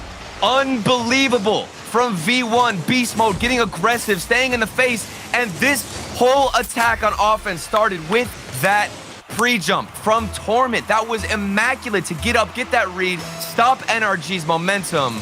And with that goal, 3 seconds left, it doesn't look like NRG have anything left in the tank. This game will fall in favor of Version 1. I didn't realize Torment had psychic powers, but Version 1 will get the win. And all of a sudden, you're talking about maybe a timeout here for NRG with a 2-0 lead in the series. And I do believe historically, NRG don't prefer going for those timeouts that much. That's true, you're right. They're going to end up getting it. I think they're just going to want to get right back into the game. However, this is a different type of matchup. This isn't your everyday, matchup against V1, because this is the grand finals, and you've got Torment, who looks so hungry, Jorby. I would not want to be in this matchup with him on the other side. It's crazy, man. Like, you talk about Garrett and Justin two players that have been around for so long. Squishy in that list as well. He's been around for so long to play it at this high of a level. To see Torment still be a peak defender in the RLCS after all of these years is absolutely insane. And Calm and Beast Mode, you said it best, Turtle. They are a dynamic duo right now on the pitch. As we head to DFH, this is a chance for version 1 to really push the pin into NRG and force them into a tough situation. And the thing about V1 right now is how layered their offense is, because you've got Torment holding it back as that third man, being defensive, and then moving forward, Beast Mode always finding these nasty redirects that you don't expect to go in, and Calm being aggressive, but also proving himself with some mechanics of his own. So it really is a three-headed monster that you've got to take down. NRG, however, we've been talking a lot about V1. NRG have what it takes, of course. We're just waiting for them to counter the play style. When will it happen, Jorby? And while Calm has been a big factor in the physical game and hasn't come in the demos, it's been bumps either way. It's gotten the job done, but only 3 demos in the last 2 games for Calm versus other series where version 1 seemed to get about 100. And even if you don't connect on the demos, Jorby, I'm still seeing Calm go for them. So it doesn't matter if you hit the demos or not. Just making that player worry about you and stress is all that matters. Torment again getting the save. However, V1, they've been stuck on defense. And of course, they do get a clear out of their own half. NRG straight up getting outbodied. Torment pass in front of Calm. He nailed it! Connection secured. 1-0 version 1. Oh my word. Version 1. They are a different breed at this moment. Beast Mode, he's even going for a bump there on Gary G, but the midfield passes continue to connect and continue to flow into that midfield. Version 1 running around the pitch right now on NRG, despite the pressure they had in the first 30 seconds. You thought Justin may have been able to create an opportunity for them, but then Torment got up, made another clutch save. Squishy with the catch to get NRG back on offense. Straight back down on the recovery. All he can do is roll around to the corner. There's just no angle to work through in midfield. Justin, a nice little touch, but still it's denied right away by Calm as V1 look to carry this one out on offense, and they're holding possession. And another pass in the midfield. What I've noticed too, Jorby, with V1 is they'll get a nice touch on the sidewall, but instantly throw that ball into the midfield and try to make a 1-2 pass connection and quickly put a shot on net to surprise NRG. There it is again, the midfield pass. It seems to be unbeatable right now. And the follow-up, they keep it coming, but Torment missed it. Oh my goodness, Torment. I mean, there was that should have been it. A lot of NRG defenders in the net, but you're right. That shot a little better placed. And it's 2-0 version 1, but they're not done with the push. Justin needs a hard clear. He gets it. Calm, slowing down the transition. You see Garrett and Squishy, they were nowhere to follow that one up. Squishy has to just react to these booming clears from version 1. And here's another little touch there from Beast Mode, taken away by Justin and Squishy. Transition again for NRG. The 50 goes back to Justin. Off the back wall. Justin can't get that touch, but now it's Garrett. And denied by Beast Mode, who just falls right on top of it. I'm still doubting the consistency of this midfield pass style from V1, because maybe if an NRG player can get that pass read, they get one big counterattack, one big clear to the other side, and it could change everything. Garrett caught out by Calm. Justin chips. It's going to force him to have to recorrect. It allowed Torment to make a 50, but Squishy still wins the follow-up. Squishy doesn't have a lot of boost here, but he can nail it. Just missed it. Torment comes in before Garrett can get the rebound. Version 1's defense holding firm. And it's going to come down to that double tap from Squishy Muffins. In that situation, you have to put that one on net. Torment, his rotation's too good, and there's Torment again with a shot on target. And you need to make sure that you do put those shots on target if you're NRG on the other side. Yeah, and it's tough too, because having to rely on the transition, so they're having to expend a lot of boost to get down the field. So Squishy, by the time he gets to that touch, he's only got 10 in the tank. But in this kind of situation, Squishy's known for being able to deliver in those tight moments. Version 1 still peppering the net. That's a nice shot from Garrett, but Calm is ready for it. Back to the corner. There might be some space on the backboard, though. I've noticed Torment, he's on the backboard here, but he's late to get up there. Maybe if NRG try to utilize that with a quick pass, a powerful one, there might not be a defender there waiting, because Torment likes to stay on that goal line, so there's an option. Squishy. Nice little catch and pop to Justin. Interesting Ball back play. and forth. Squishy, not the best placement. Garrett's got a chance at a free ball. Puts it high to bait Calm out, but Calm has made the touch. They've tested V1, and V1 have passed with flying colors with a minute left. And Garrett G even got a demo on the play, Jorby. It's not just the dribbles. It's not just the passing from Squishy. There was a demo on the field. Still, V1 holding strong, but it might break here. Their wall has tested every single battering ram that's been put onto it. But here comes another one from Garrett. Off the ceiling, trying to get the read on Calm, but there's no chance at it. And Torment high, away from the NRG rotation. Beast mode, he doesn't have enough boost to chase that, but he still used the ceiling to help himself out. He tried. He definitely tried. There was a chance there using that jump. And Beast mode, that's how you know they're feeling confident. If you're going for dunks like that, Jorby, I'm going to ask, first of all, what are you thinking? But second of all, you must be feeling confident. Ooh, you got to be careful. You can't get overconfident because NRG will punish you. Garrett G off the corner, and Squishy and Justin both rotating back. Justin a little late to this touch, allows version 1 to get to the 50. Now Beast mode just has to waste time, holding on to this 1-goal lead. Last chance for NRG.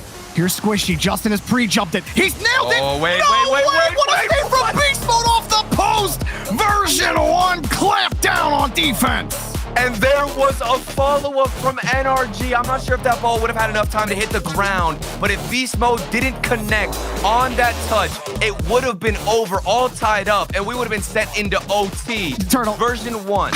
What is going up? I'm not going to lie. I saw Justin hit the shot, and I thought, it's 0 seconds. It's going in. I was thinking it beforehand, and then Beast mode grabs it. I mean, it was kind of off the post, so maybe it wouldn't have gone in if Beast mode not been in there, but like you said, the follow-up was ready.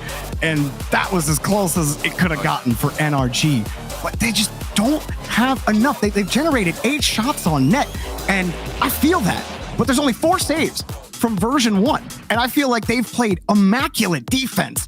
It's just prevented NRG from mounting serious pressure in the blue half. I'm just very impressed with the timing of their rotations, even watching those replays. As a defender, the best time you can possibly have is whenever somebody's taking a shot and you are rotating in and you just hit that back post and you have all the momentum moving forward. There's several times where Torment, Beast mode, and Calm, all 3 of them are in that exact spot. They have the timing lined up. They know when NRG are going to take a shot. So now the ball is in NRG's court. They need to swap it up. They need to change things up. We saw them go for a couple of dribbles with Justin and Squishy. More plays like that are necessary. Otherwise, I mean, first of all, you're looking at a version 1 on match point, Jorby. So you need to swap things up. The tail of the tape, version 1, take down G2 in 6. And then earlier on, they were in the group stage with NRG. Number 1 in that group. And qualified for the major, all in one go. This has been a breakout tournament for version 1. And you might be asking yourself, do they really deserve a spot at the table talking about being a top team in North America? Well, they took down G2. The Kings of North America are being brought to it right now on offense. Beast mode almost sank that one. And for my mark, Turtle, I would say version 1 are making a solid argument for why they deserve a seat at this table. Absolutely, and this is the final step, the final boss that you've got to take out. Squishy Muffins isn't going to make it easy for you, though, and Garrett G is going to put it in. The first goal goes towards NRG. But it is going to be a long road back. That's a nice touch from Squishy, and the follow-up, most important, keeping it close. So as soon as he lands, he has to react instantly to get that pop over Torment, but keeping that control, something that's so difficult to do, something that Squishy makes look so easy, gets them over the top, and NRG the first goal. That might be the key.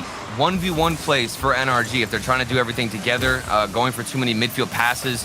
Maybe that isn't working, and that's why the rotations have been predictable for version 1 on defense. So solo plays, taking out 1, maybe 2 players. Of course, Squishy can do it. He's going for it again. A midfield pass, and then the follow-up doesn't connect towards the back of the net, but the shot was on. Because you can't let NRG think you're putting them back in the series.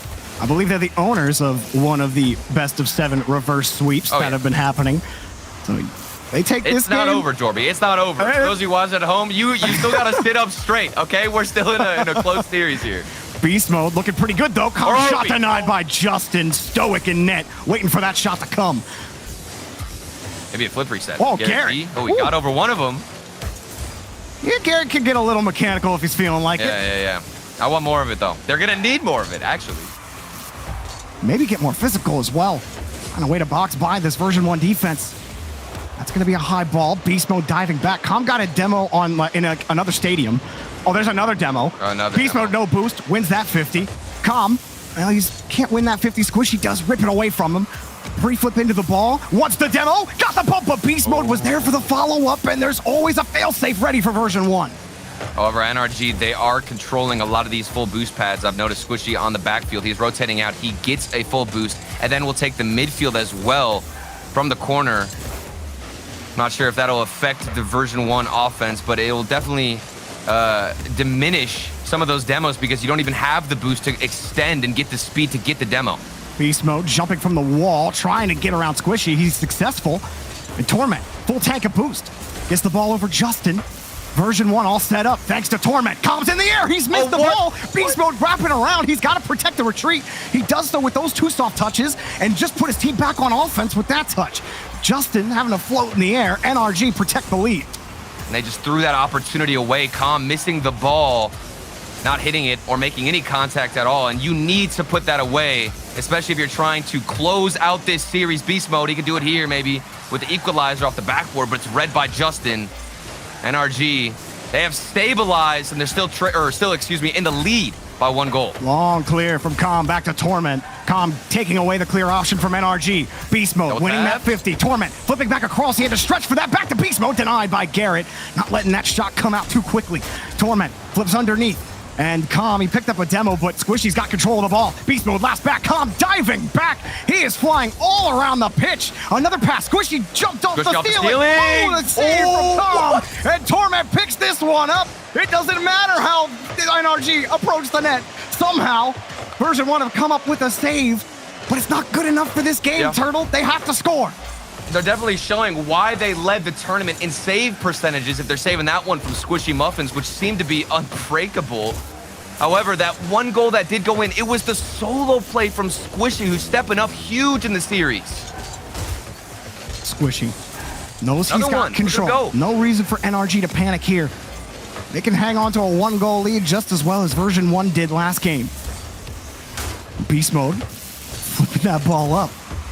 Justin trying to just keep it away from the rotation. And Calm does not care. Torment's just winning the touch. Why should Calm care when you're just winning those touches? But you got to get the shot on net. That's the one key piece that they're missing right now to put this game into potential overtime. Another demo for Beast Mode, but they don't have the ball. Garrett kicks that one out. Calm misses Garrett, and now he's got full control, taken away by Justin.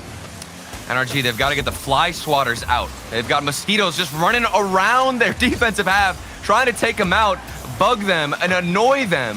So far, they've managed to hold on, and I don't know if the communication is there. There's a final 10 seconds. This could be it. Where's the follow-up? Finally connecting, and Squishy gets the save. A demo again, but Calm's got to catch this. It's got to stay off the ground. Calm, there he is, saved. Garrett was all over it, and it's going to touch the ramp. Oh, no, and it's not. Squishy off the ceiling, protecting the ball, but he's actually just given Beast Mode possession. Calm and Beast Mode getting tied up. That's not how you're going to tie the game unless he can follow it up. And NRG protect the lead and have protected the series.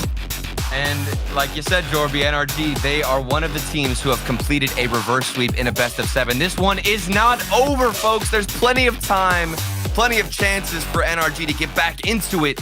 And they had to work for it. They were taken out the field several times. The demo's surely a factor in this game for V1. But NRG just...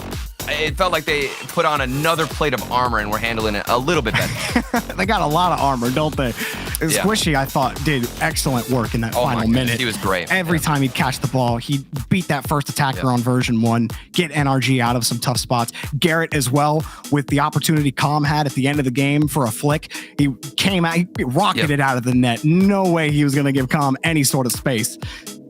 Now, Turtle, we had to Wasteland Night. NRG have started the journey, but it's a long one. This is only the first best-of-7 for them if they can get to Game 7. Version 1, despite losing that last game, still looked on form as we get underway. And when those demos did come through with the typical playstyle of Calm and Beast Mode being frustrating to handle and to deal with, there were chances where the ball was just isolated, rolling across the net of NRG. So if communication picks up a bit for V1 and the communication of when you're going for the demo to set up that striker, things could change. And that last game could have been tied up. There were chances, Jorby. Turtle, you're talking about the save percentage for version 1 throughout the season. Well, hang on a second. Oh my goodness. Beast Mode is the anvil, and Calm is the hammer. Again, this duo connects, Oh my goodness. and version 1 have the lead. And they are just erupting NRG in flames, taking them out. You take out one defender, leave the striker. He's got an easier shot. A routine play for V1, and it continues to pay off. Squishy pop. Well, what a read from Beast Mode. How did he know that Squishy was going to try to pop that up so going for high? another bump. He's going for another There bump, it is. dude. Oh, Torment Bull Mode. 2-0. And I have one question for everybody. Where's Beast Mode going? Oh, he's going for Justin. He's trying to take him out. He forces Justin to have the weirdest rotation out of net, and that means Torment can do whatever he wants with the ball and go for a 50-50 to squeeze it in. What a response after the last game. And now, with NRG, who have struggled to score in this series, Another might one? get scored on again. Another one. Calm just missed it, but Beast Mode is there. Puts it up off the crossbar. follow-up. Garrett That's can't find it. In for Torment. 2 dunks, 3-0. And it's just a strikeout here for NRG. 3-0. And they can't put one on the board. Torment, excuse me, just popping off right now. This man just doesn't miss, Jorby. I'm lost for words. I can't get a grip at how good V1 are playing. And Torment had a cool 80 points last game. So he said, you know what? No, I don't like that. I don't like saying 80, so I need a couple. Well, he's got a couple. The dude doesn't miss. And another demo from Comp. They are feeling it right now. Beast Mode with the breakaway. Squishy diving back. And you're feeling like in the opening minute alone. Unless NRG can pull some other trick out of the hat right now. Back to Torment. This is version 1's game. Justin gets in the way, but Calm diving first to it. Squishy now going to slow it down. Like NRG trying to change the pace up. Squishy denied by Beast Mode. He's been impossible to get by. He's reading the game brilliantly right now. What reaction now do we get from version 1? They're up 3-0. Do they back down with their aggression? What kind of style are they going to go for? Do they continue with the demos? Do they try and focus more on the midfield passing that's worth? Or do they just rely on Beast Mode to be an absolute menace on offense and do it all by himself, Jordan? This man is an animal. It doesn't matter. Squishy's lost on the back wall. He has to wait for Beast Mode. That ball had so much hang time. It falls off the ceiling. Garrett, he has to wait too. And what's going to happen when NRG have to wait? Beast Mode's going to score. And that's the new pickup, Beast Mode for V1. And it's got to feel good. You finally make it back to the grand finals. They've been working so hard to get here. They had such a tough journey just to make it into the grand finals. They fought through G2, and here they are to prove themselves against the Titans of North America, NRG. NRG need a Herculean comeback. We haven't seen four goals scored at all, but here's the first. Here we go. To start the roll. The clock starts early for NRG. There's plenty of time. Under 3 minutes, just under. A great pass from Garrett G, the perfect spot on the top of the stadium for Justin.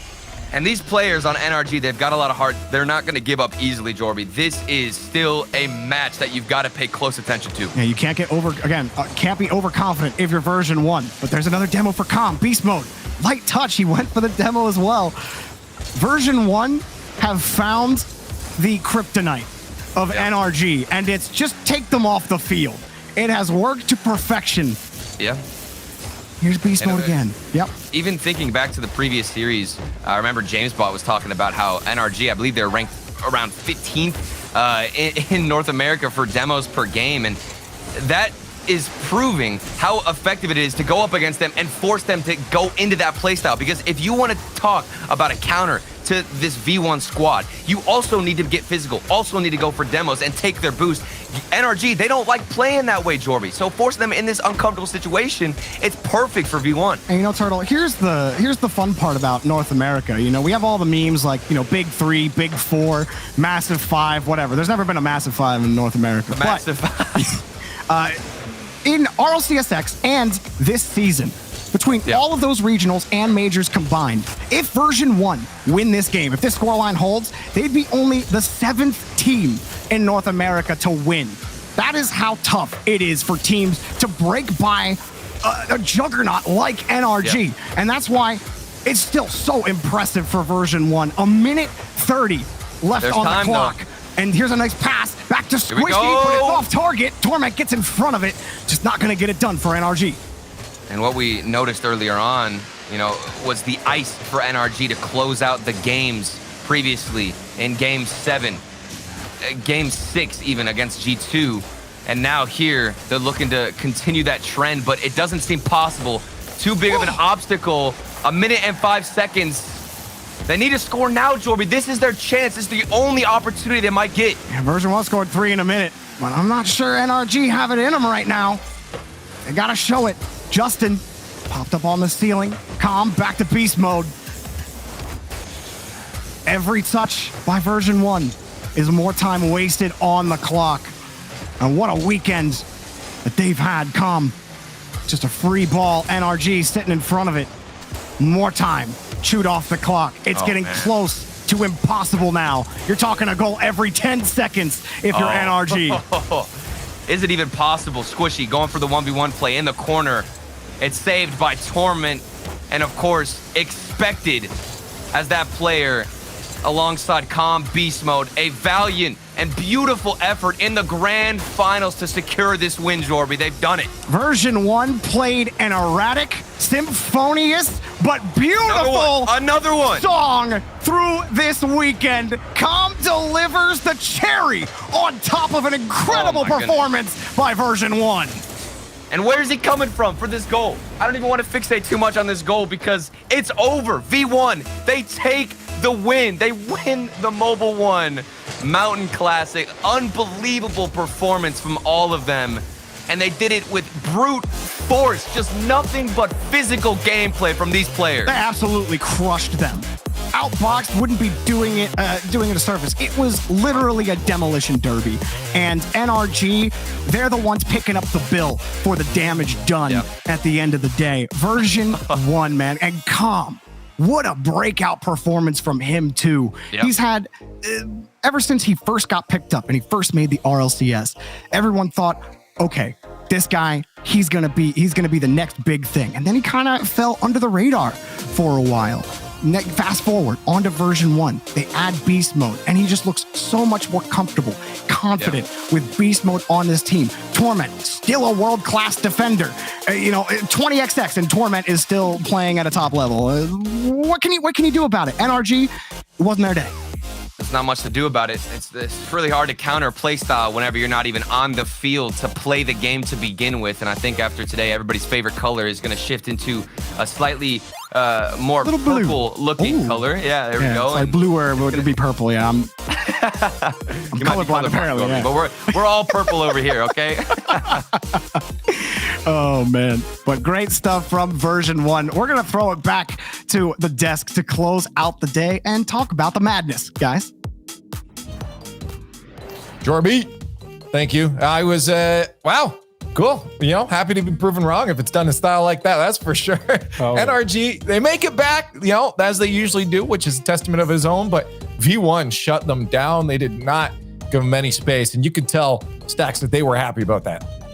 Yeah, this is a team that has fought tooth and nail to reach this point, to finally say they belong in the conversation. They are one of the top 5 teams in North America. They earned their spot in the major. They were playing from behind coming into the weekend, chasing oxygen, fighting off teams like Rogue and Shopify Rebellion that also wanted to jump up and snatch that spot from them. And in the end, version 1, backed by their org, they all came together, they boot camped, they committed to just ultimately try-harding this as much as they could, just like G2 has in the past. Endpoint, Vitality, all these orgs got behind their teams, and version 1, the latest, to reap the rewards. The boot camp buff. Torment's going to be so thrilled. It's been 2.5 years since DreamHack Dallas where he won that. He's back on top. Calm, his first grand finals, puts in an incredible performance. And Beast Mode, he's been to 2 finals in RLCS X. And both those times I felt like the bracket kind of worked in their favor. No one expected them to win them. But he comes to a new team and just shows up. And V1, this is the perfect time to win a regional. You go to LA with all the momentum. Yeah, and I really think you could see it on the players' faces and the player cams. Every single goal, they were getting up out of their seat, yelling with each other. Like you could just see the let's goes happening between each other, and no better time to do it than right now. So making the major the same weekend that you also win your first grand final as a team has got to feel good. It really does. Now the question is for this team, is, how are they going to be able to keep this up? Like it's not going to be easy to continue to maintain this. They found some sort of solution. The question is, are they going to stay there? Stacks, do you feel like this is a team that's going to continue to rise to that top 3, top 4 spot? Or you think, it's maybe there's still some hiccups that they might see? Well, I thought that Oxygen was going to do that. I thought Oxygen was going to be the team that played their way in with the addition of Gimmick. And it turns out instead, Beast Mode was the move. And yeah, with Beast Mode on this roster, I mean, it's a much more exciting, electric offense.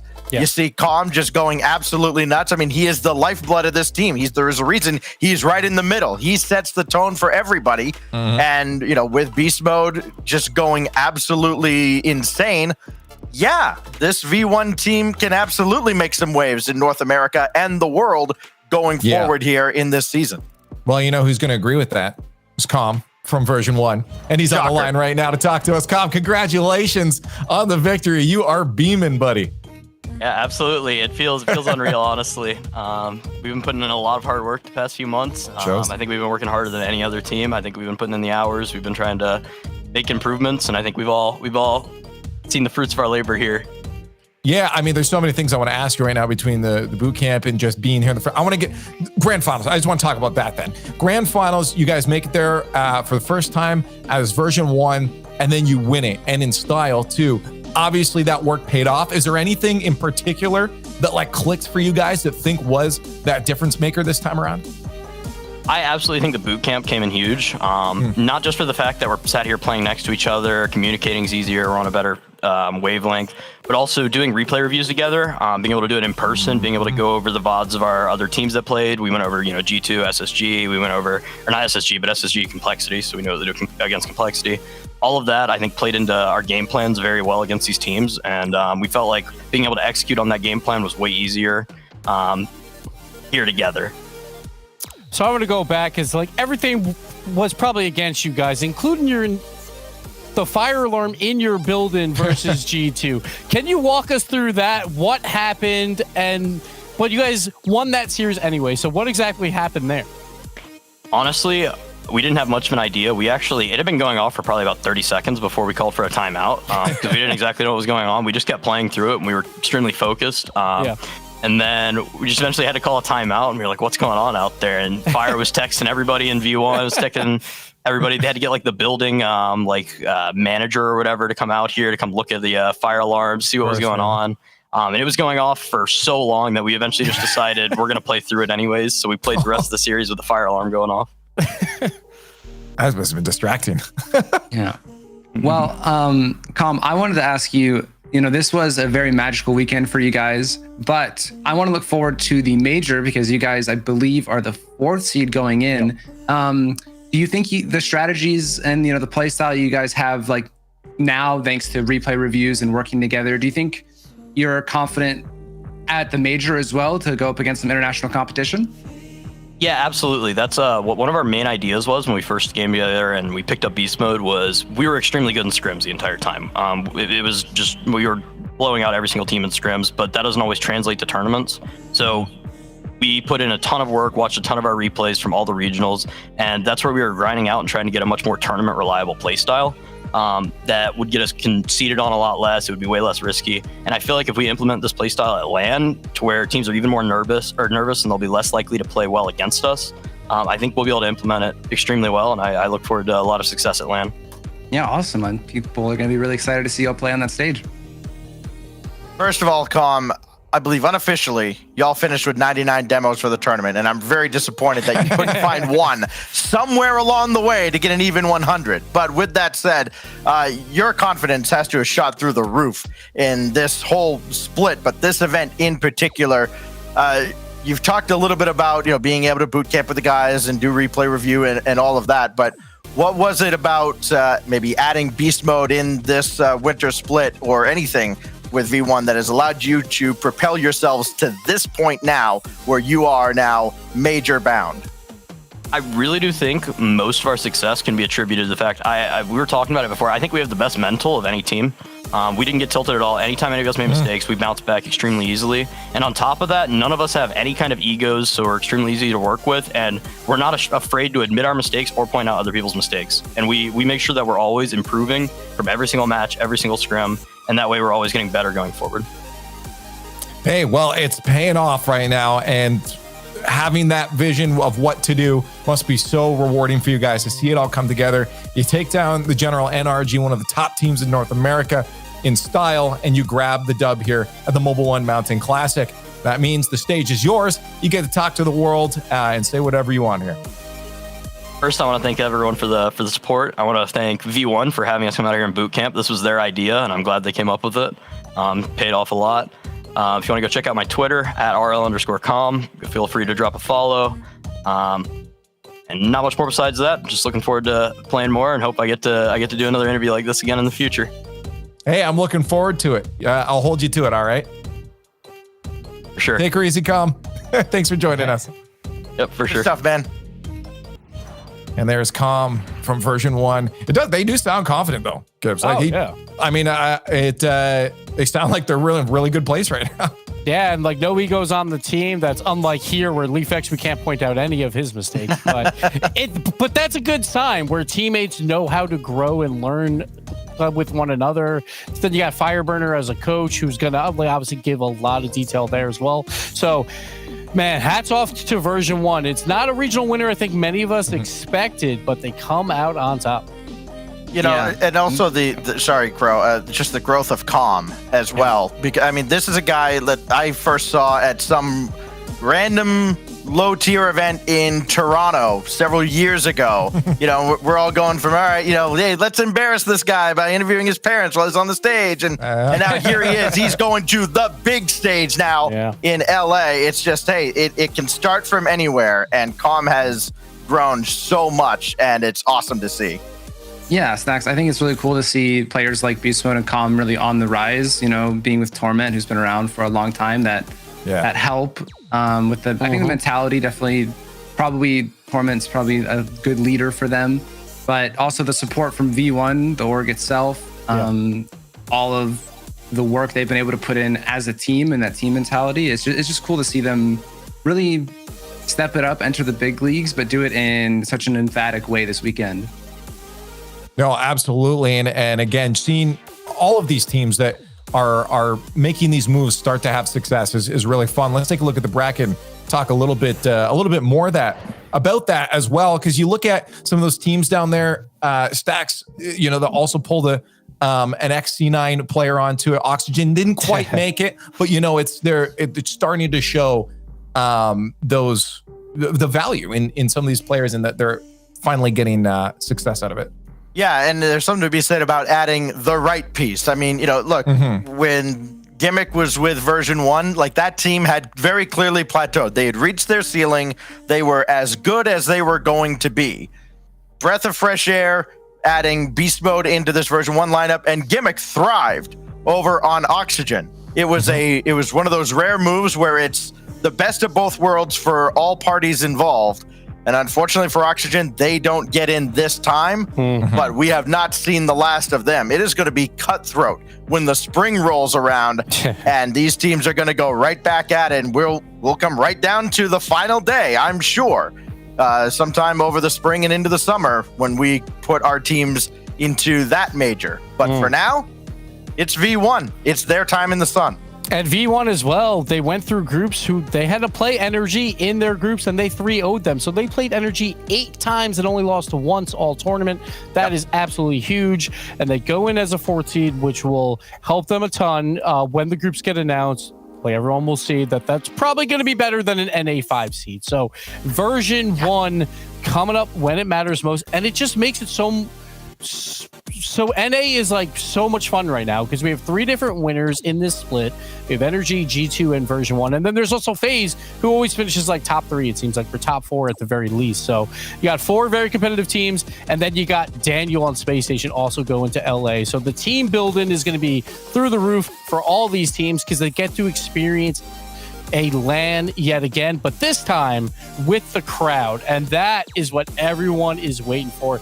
So for all 5 of these NA teams, they definitely want to make it to that top 8 finish so they get to play in front of the fans. And that is what everyone wants. It's going to be really fun to see if NA can do just a little bit better than last time around, where it was probably EU is your best region. But now North America, they're bringing their very best teams. It's going to be exciting.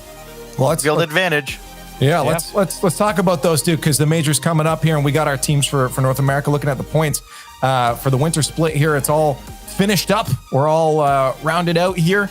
And Kronovi, looking at these top teams, the General NRG, G2 Esports, FaZe, Version 1, and Space Station Gaming, are these the teams before it started that you would have had as the major representatives? Oh, pretty much. I'm pretty sure everybody would agree that you have your, maybe your big 3, whatever you want to call it. You'd have Energy, G2, FaZe. There's no way you don't have these somewhere in the top 3. I think Space Station was pretty much a lock-in for people. People definitely rated Daniel. And the question was, who's going to get into that last spot? Is it going to be V1? Is it going to be someone like Complexity? And Oxygen almost snuck in, but ultimately V1, they actually pushed Space Station down to the 5th seed by taking the whole grand finals today. So I get to points are up. So I just assumed you had something to say. This is. I mean, I love points. I love that. One next to Version 1's name, it just looks so nice. That's a regional win. That is so important. And we talked about roster moves like all year round, or like through all of winter. Everyone's talking about FaZe Clan, how that's going to be that team, but they didn't win a regional. And we see the other 3, Energy, G2, and Version 1. I don't think anyone expected this at all. I think you could have seen them beat a top 5 team, but with maybe a lot of 4th place finishes. But Version 1, man, they go through the group of death versus Energy. They sweep them there, go through the upper bracket, flawless tournament. It is such an important run. And now their momentum, and they're going to be so happy to go to LA. It's home field, where they're the best team in NA right now because of this regional win. Well, FaZe does highlight the importance of consistency as well. Sure, they didn't win a regional. They are still the number 3 seed. They got a boatload of points throughout this whole split without actually getting the dub. And that, I think, is a sign for all the other teams out there. It's like, okay, you can win one. That's not good enough. You have to be there for all 3 to get to the major. Right. Well, yeah. I also think FaZe they still need to prove something at the major. They don't have any wins under their belt right now. And I know they're a confident team. They know in their abilities. So I think they're going to be the hungriest team from NA at the major.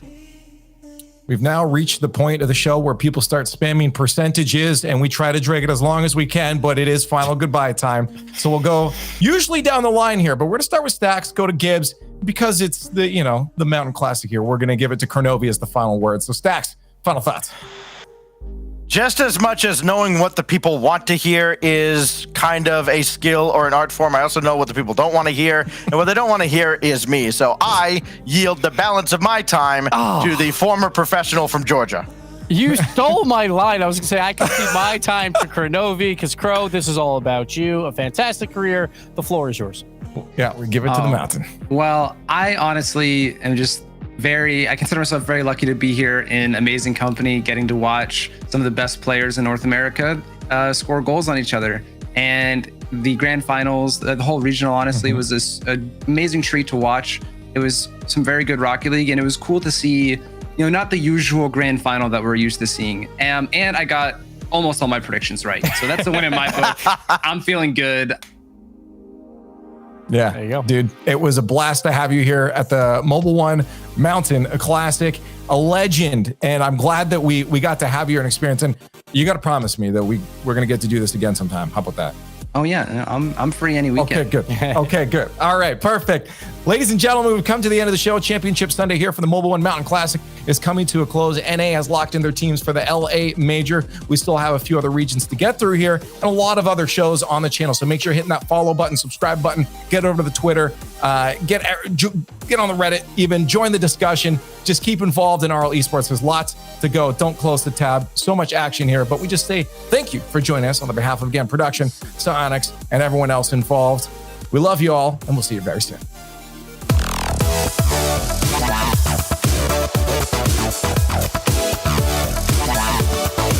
Bye.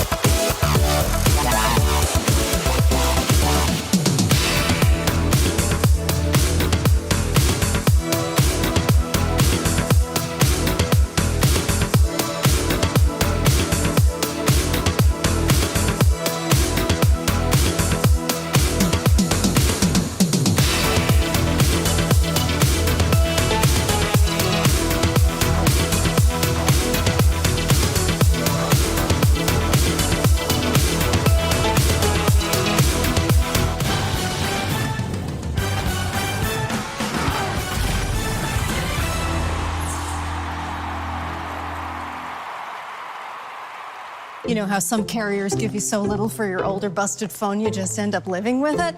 I don't think so. Verizon lets you trade in your broken phone for a shiny new one. You break it, we upgrade it. You dunk it, doggy bone it, slam it, wham it, strawberry jam it. We upgrade it. Get a 5G phone on us with select plans. Every customer, current, new, or business. Because everyone deserves better.